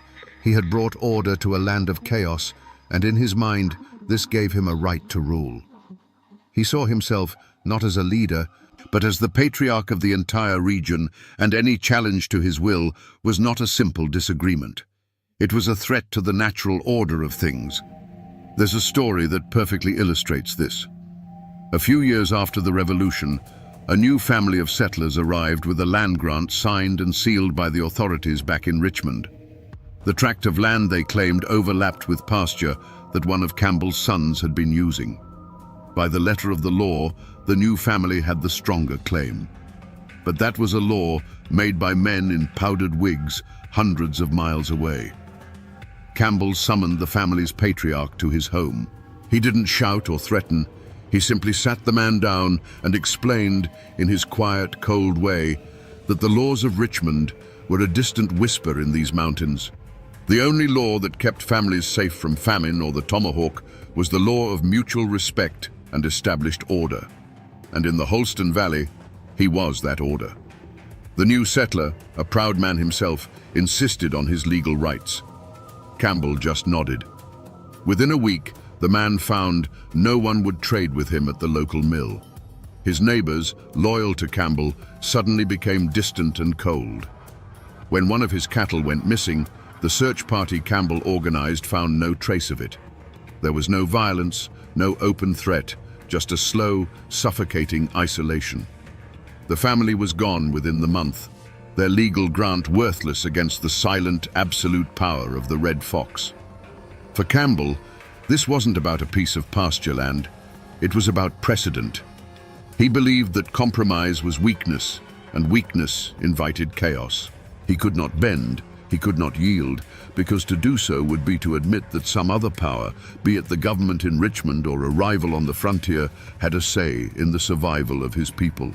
His authority had to be as solid and immovable as the mountains themselves. This towering pride, this inability to brook any rival or share any power, was the crack in his armor. It had served him well when crushing the will of his enemies or intimidating a lone settler. But it was a flaw that was bound to lead him into a conflict he couldn't control with a quiet word or a silent shunning. It would eventually put him face to face with men as proud and as stubborn as himself, and in the unforgiving calculus of the frontier, such a collision could only be settled with fire and blood. The ink on the treaty that ended the revolution was barely dry, but peace never lasts long in the mountains. The new conflict, however, wouldn't be fought with tomahawks and rifles, but with petitions, politics, and the threat of civil war. Just south of Campbell's domain, in the settlements along the Watauga and Nolichucky rivers, a storm was brewing. These lands, technically part of North Carolina, were populated by the same hardened over-mountain men Campbell had fought beside. When North Carolina, in a political move, ceded these western lands to the federal government, the settlers felt abandoned, left without laws or protection. So they did something unthinkable. They did what mountain people have always done when ignored by a distant government. They formed their own. In 1784, they declared themselves an independent state, writing a constitution and electing a governor. They called their new nation the State of Franklin. From his home in the Holston Valley, Arthur Campbell watched this unfold, not as a distant observer, but as a predator watches a rival enter its territory. This wasn't some far-off tax dispute. This was a new center of power, a new government, rising on his very doorstep. For a man whose entire identity was built on being the supreme, unchallenged authority of his region, this was the ultimate affront. The existence of Franklin, led by the popular war hero John Sevier, was a direct challenge to his throne. It siphoned away influence, it offered an alternative to his leadership, and it threatened to make him a secondary figure in the story of the West. It violated the core principle of his being, that in these mountains, his will was law. This new state was a living, breathing rejection of that idea. Campbell's reaction was immediate and visceral, but it wasn't born of simple anger. It was born of pure, cold ambition. A lesser man might have sided with Virginia and tried to crush the upstart state. But the Red Fox saw a different path. His fatal flaw, his absolute belief in his own authority, saw this not as a threat to be destroyed, but as an opportunity to be seized. If there was going to be a new kingdom on the frontier, he would not be its neighbor. He would be its king. He made a fateful choice. He began to scheme, using his vast influence to convince the citizens of his own Washington County, Virginia, to secede from their state and join the state of Franklin. It was a breathtaking act of treason. He was willing to betray the Commonwealth he served, to risk being hanged as a traitor, all for the chance to absorb this new rival power and weld it into a larger domain under his control. This was the point of no return. He had looked upon the challenge to his authority and, driven by his unyielding pride, decided not just to meet it, but to escalate it into an all-or-nothing gamble for absolute power. News of Arthur Campbell's treasonous scheme traveled fast, like a fire in the dry grass of autumn. It didn't take long for it to reach the capital in Richmond, and the ears of a man who knew a thing or two about rebellion, Governor Patrick Henry. The governor's response was swift, a letter that was both a velvet glove and an iron fist. He praised Campbell for his past service to Virginia, acknowledging him as a hero of the Revolution. But he also demanded, in no uncertain terms, an explanation for the rumors of secession. It was a calculated move, a political off-ramp offered by one of the most powerful men in the country. It was a chance for the Red Fox to bow, to claim it was all a misunderstanding, and to pull back from the brink without losing face. But Arthur Campbell did not see a lifeline. He saw an insult. Who was Patrick Henry, a man of speeches and cities, to tell him how to govern his mountains? Campbell replied with a letter of his own, a masterpiece of political deflection. He assured the governor of his loyalty to Virginia, while simultaneously arguing for the natural right of frontier people to determine their own governance.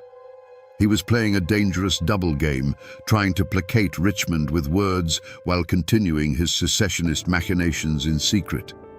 He was convinced that the state government was too weak and too distant to stop him. His pride blinded him to the reality that he was no longer fighting a disorganized tribe or a local rival. He was challenging the authority of a sovereign state. The warnings didn't just come from Richmond. They came from his own people, from the men who had stood with him at Point Pleasant and shivered through the winter campaigns against the Cherokee.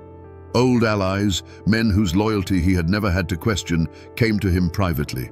They spoke not of treason, but of practicality.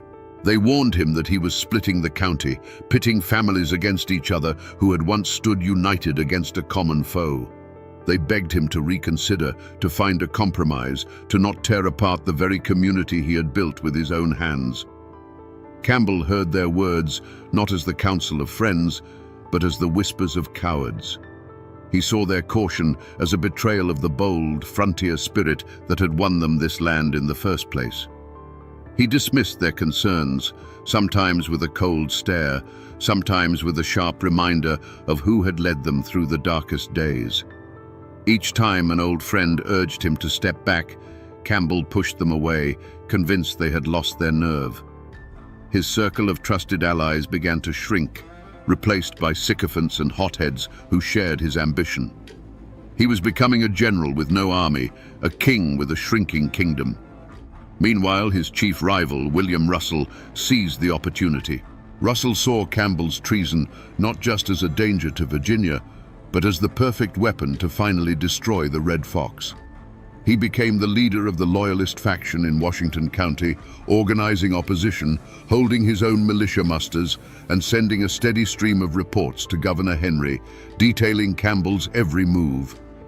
The political feud had now escalated into a cold war fought in the cabins and courtrooms of the Holston Valley. Every choice Campbell made to further his secessionist plot only strengthened Russell's hand and drove a deeper wedge into the heart of the community. The Red Fox was walking a path of his own making, and it was narrowing with every stubborn step.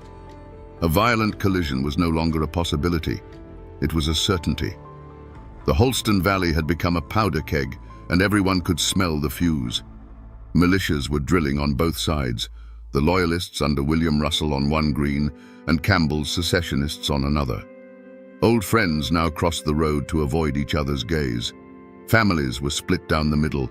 The air was thick with the tension of impending civil war.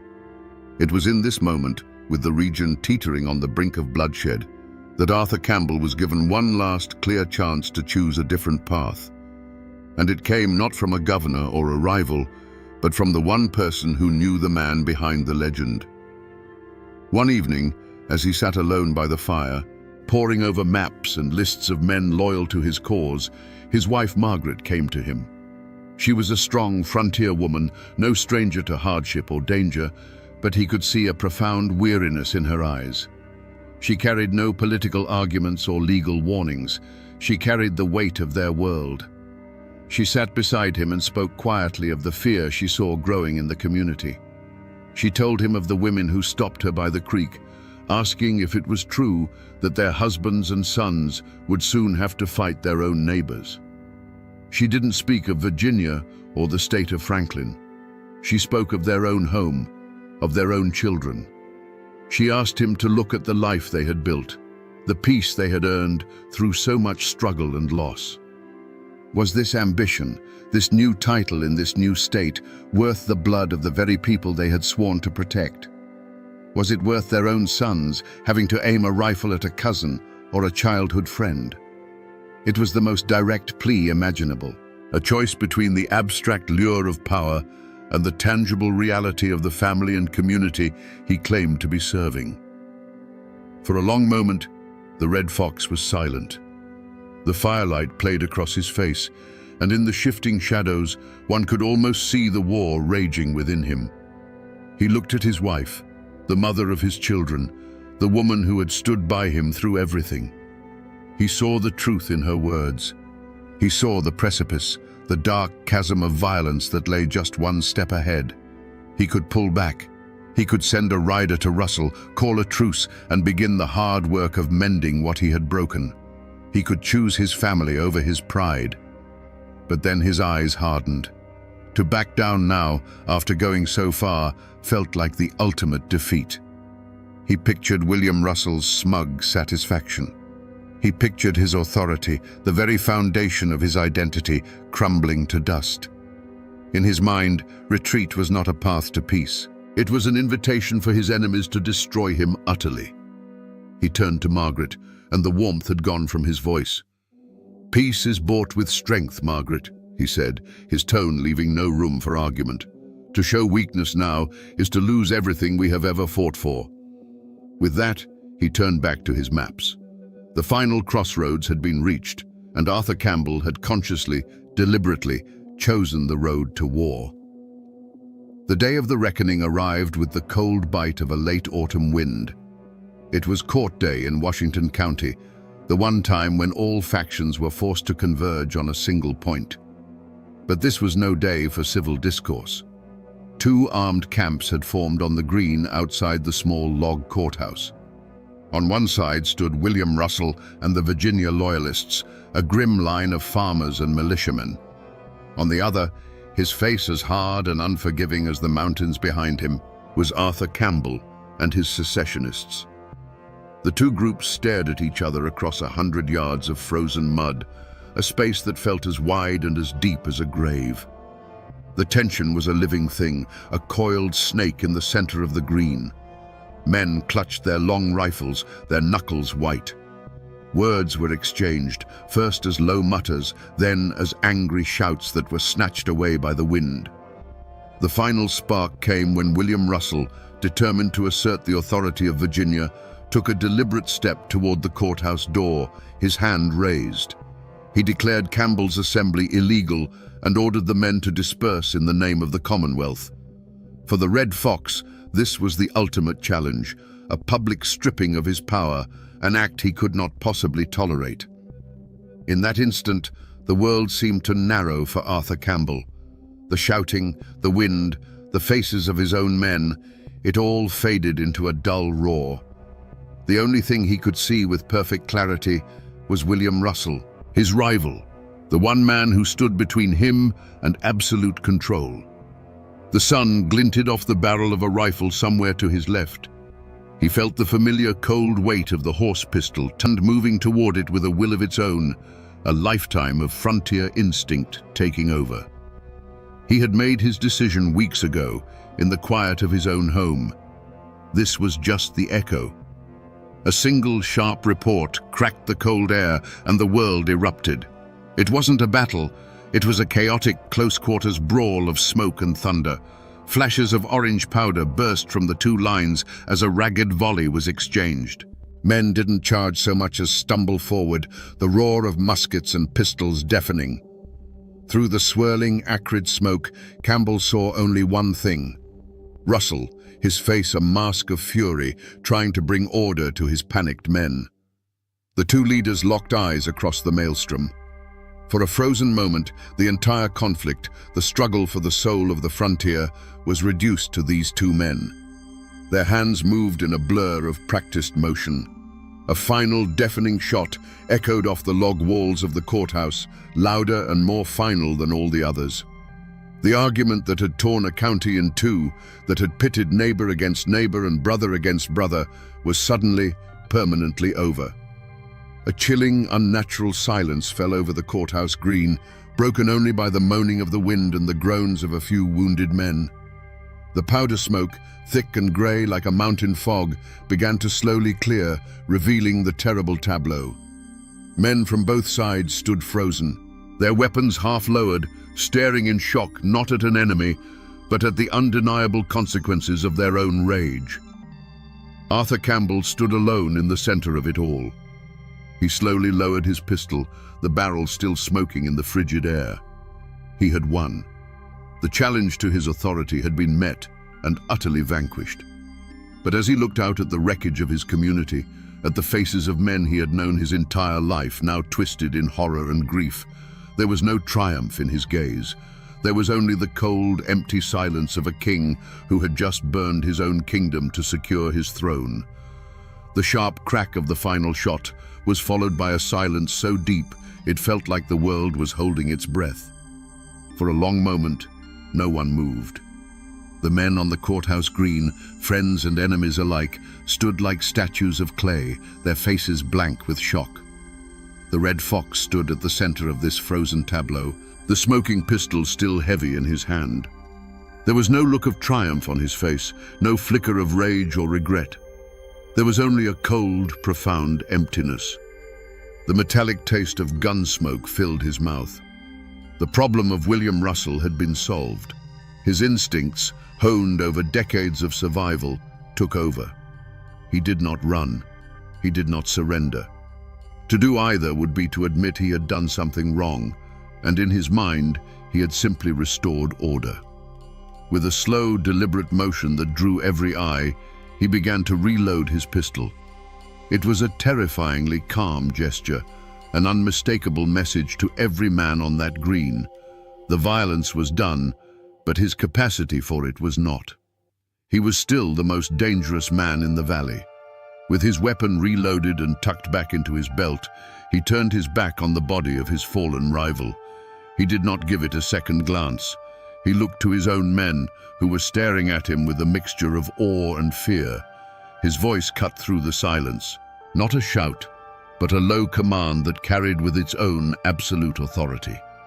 "See to our wounded," he ordered. "Then disarm the rest of them. Their foolishness is at an end." He was no longer a politician or a rebel. He was a general on a battlefield of his own making, and he was taking control of the field. Without another word, he walked through the stunned crowd. Men, both his own and Russell's, parted before him, their eyes avoiding his. He moved not like a man fleeing a crime, but like a landowner inspecting his property. He reached his horse, swung himself into the saddle, and rode away from the courthouse, leaving behind a community shattered by his actions. His active role in the physical conflict was over. He had gambled everything on a single violent act, and he had won. But as he rode into the cold hills, the end of this road was simply the beginning of another, far more treacherous one. The law of the mountains had been satisfied. Now he would have to face the law of man. The echo of that final gunshot on the courthouse green did not fade. It settled into the soil of Washington County like a poison, contaminating everything it touched. The single act of violence didn't end the conflict. It transformed a political dispute into a blood feud, a wound that would never properly heal. The men who had faced off against each other went home that day, but they did not go home to peace. They carried the ghost of the confrontation with them, and it sat at their dinner tables and whispered to them in their sleep. For the family of William Russell, the world had been turned upside down. They were now a family without a patriarch, their name forever linked to a public violent death at the hands of their greatest rival. Their grief quickly hardened into a cold, simmering hatred that would be passed down like an inheritance. Every Campbell they saw, every mention of the Red Fox name, was a fresh twist of the knife.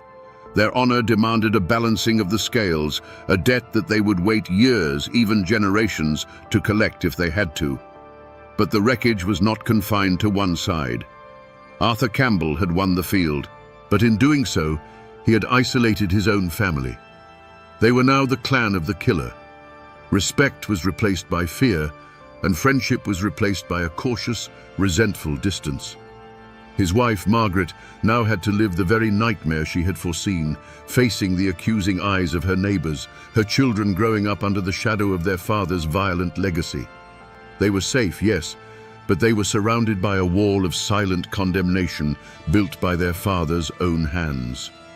The grand political dream of secession was dead, drowned in the blood on the courthouse lawn. The state of Franklin, seeing the fratricidal violence Campbell's ambition had unleashed, wanted no part of Washington County. Campbell had broken his own community for a prize that no longer existed. The energy of the frontier, once directed outward against the wilderness and external threats, was now turned inward. The project of building a civilization ground to a halt, consumed by suspicion. The tragedy wasn't just the death of one man, it was the death of trust.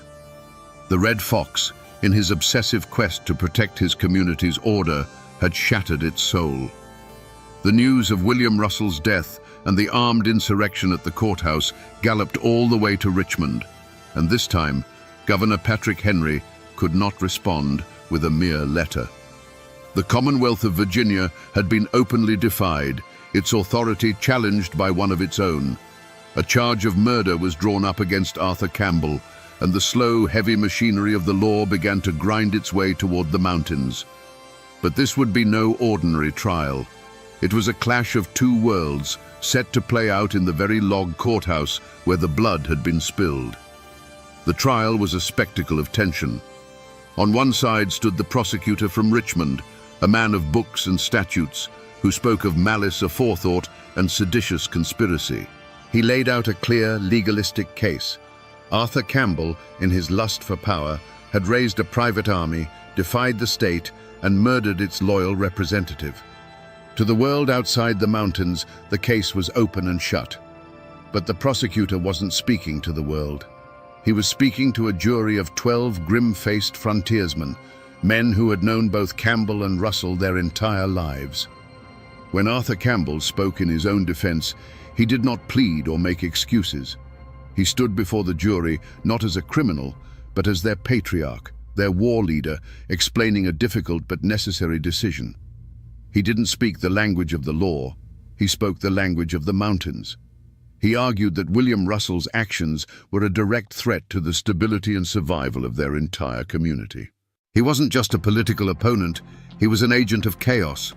In the unwritten, brutal constitution of the frontier, a direct challenge to the established leader in a time of crisis was a declaration of war. He framed his act not as murder, but as a battlefield necessity, the regrettable but unavoidable removal of a threat to prevent a wider, bloodier conflict. He looked into the eyes of the jurors, many of whom he had led through fire and snow, and silently asked them, "Which law do you truly live by? Theirs or ours?" The community, and the jury with it, was ripped in two. The Russell clan and their allies saw a cold-blooded murderer on trial and demanded the gallows, but many more saw something else. They saw the Red Fox, the man who had kept their families safe for decades, being judged by a distant, alien set of rules that didn't understand their world. The jurors were caught in an impossible position. To convict Campbell would be to defy their lives a living hell. To acquit him would be to sanction a killing and invite the eternal vengeance of the Russell family. In the end, after a tense deliberation, the verdict was read in the courtroom: not guilty. A gasp went through the room, a mix of outrage from one side and profound, grim relief from the other. Arthur Campbell simply nodded, his expression unchanging, and walked out a free man. But was justice served? Not by any modern standard. The verdict was not a statement of innocence, it was a verdict of fear and loyalty.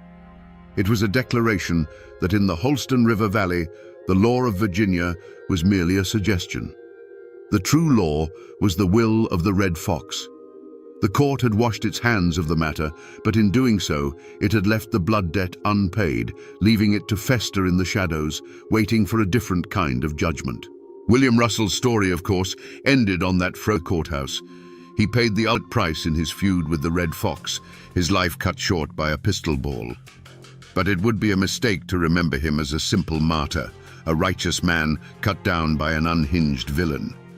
The truth, as it always is in the mountains, is far more complicated. Russell was no saint. He was a formidable rival, cut from the same hard, ambitious cloth as Campbell himself. Their feud was a clash of two mountain lions fighting for the same territory. When Campbell began his treasonous plot, Russell didn't just see a threat to Virginia. He saw his ultimate opportunity to finally break the Red Fox's power. He was not just a patriot defending his state. He was a political predator moving in for the kill. And in a bitter twist of frontier justice, William Russell achieved in death what he could not guarantee in life. His violent, public end became a symbol of Campbell's tyrannical overreach. The sheer brutality of the act horrified the very people Campbell was trying to lead. Any romantic notions of creating a new frontier republic were washed away in the blood of a neighbor. The state of Franklin, witnessing the fratricidal chaos, recoiled from the idea of admitting Campbell's fractured county into their union. The secession movement died right there on the courthouse green alongside the man who had opposed it. So, who truly won that day? Arthur Campbell walked away a free man, but his grand political scheme was left in ashes, and his reputation was forever stained with a kinsman's blood. He had won the personal duel, but lost the political war. William Russell lay in a cold grave, but his cause, the cause of keeping Washington County tethered to Virginia, had triumphed. His death ensured the very outcome he had fought for. It was a messy, unsatisfying, and tragic end for both men, proving that on the frontier, loses everything that matters. Arthur Campbell lived for another 2 decades after the trial, a wealthy and powerful old man who died in his bed in 1811. He was, by all accounts, a success. He had built a dynasty, amassed a fortune in land, and outlived nearly all his enemies.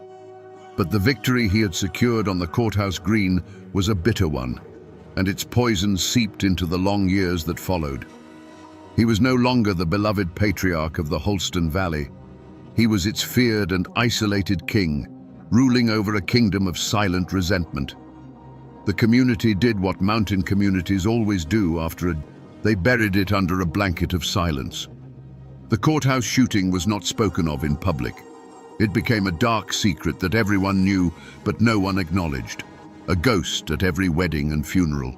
People had to live together, to raise barns and fight fires side by side, so they forced a fragile peace.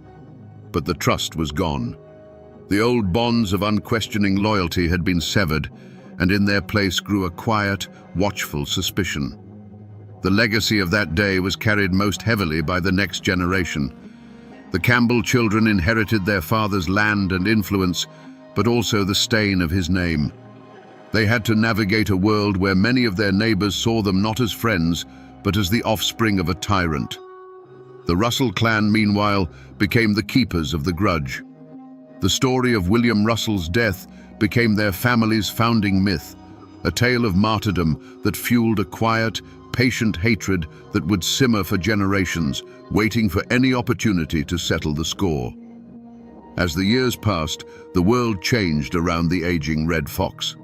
The frontier pushed further. Valley became a more settled, civilized place. New leaders emerged, men who fought their battles in legislative chambers and courtrooms, not with pistols on the lawn. Campbell's brutal personal style of authority became a relic of a bygone era. The very civilization he had bled to establish was now making him obsolete. He had won the right to rule his mountain. The mountain had simply grown past him, leaving him a lonely, feared figure, forever haunted by the silence of the community he had broken. If you travel today through the mountains of southwest, find the tracks of the Red Fox. The land he claimed is still there, crisscrossed by roads and dotted with towns he never could have imagined. Near the town of Marion, you can find the site of his home, Campbell's Choice. And in the old Royal Oak Cemetery, you can lay a hand on his weathered tombstone. These are the cold, hard facts of his life, carved in stone and written on deeds. But the true ghost of Arthur Campbell doesn't live in the graveyards or the history books. It lives in the whispers. Over the centuries, the man has been consumed by the myth.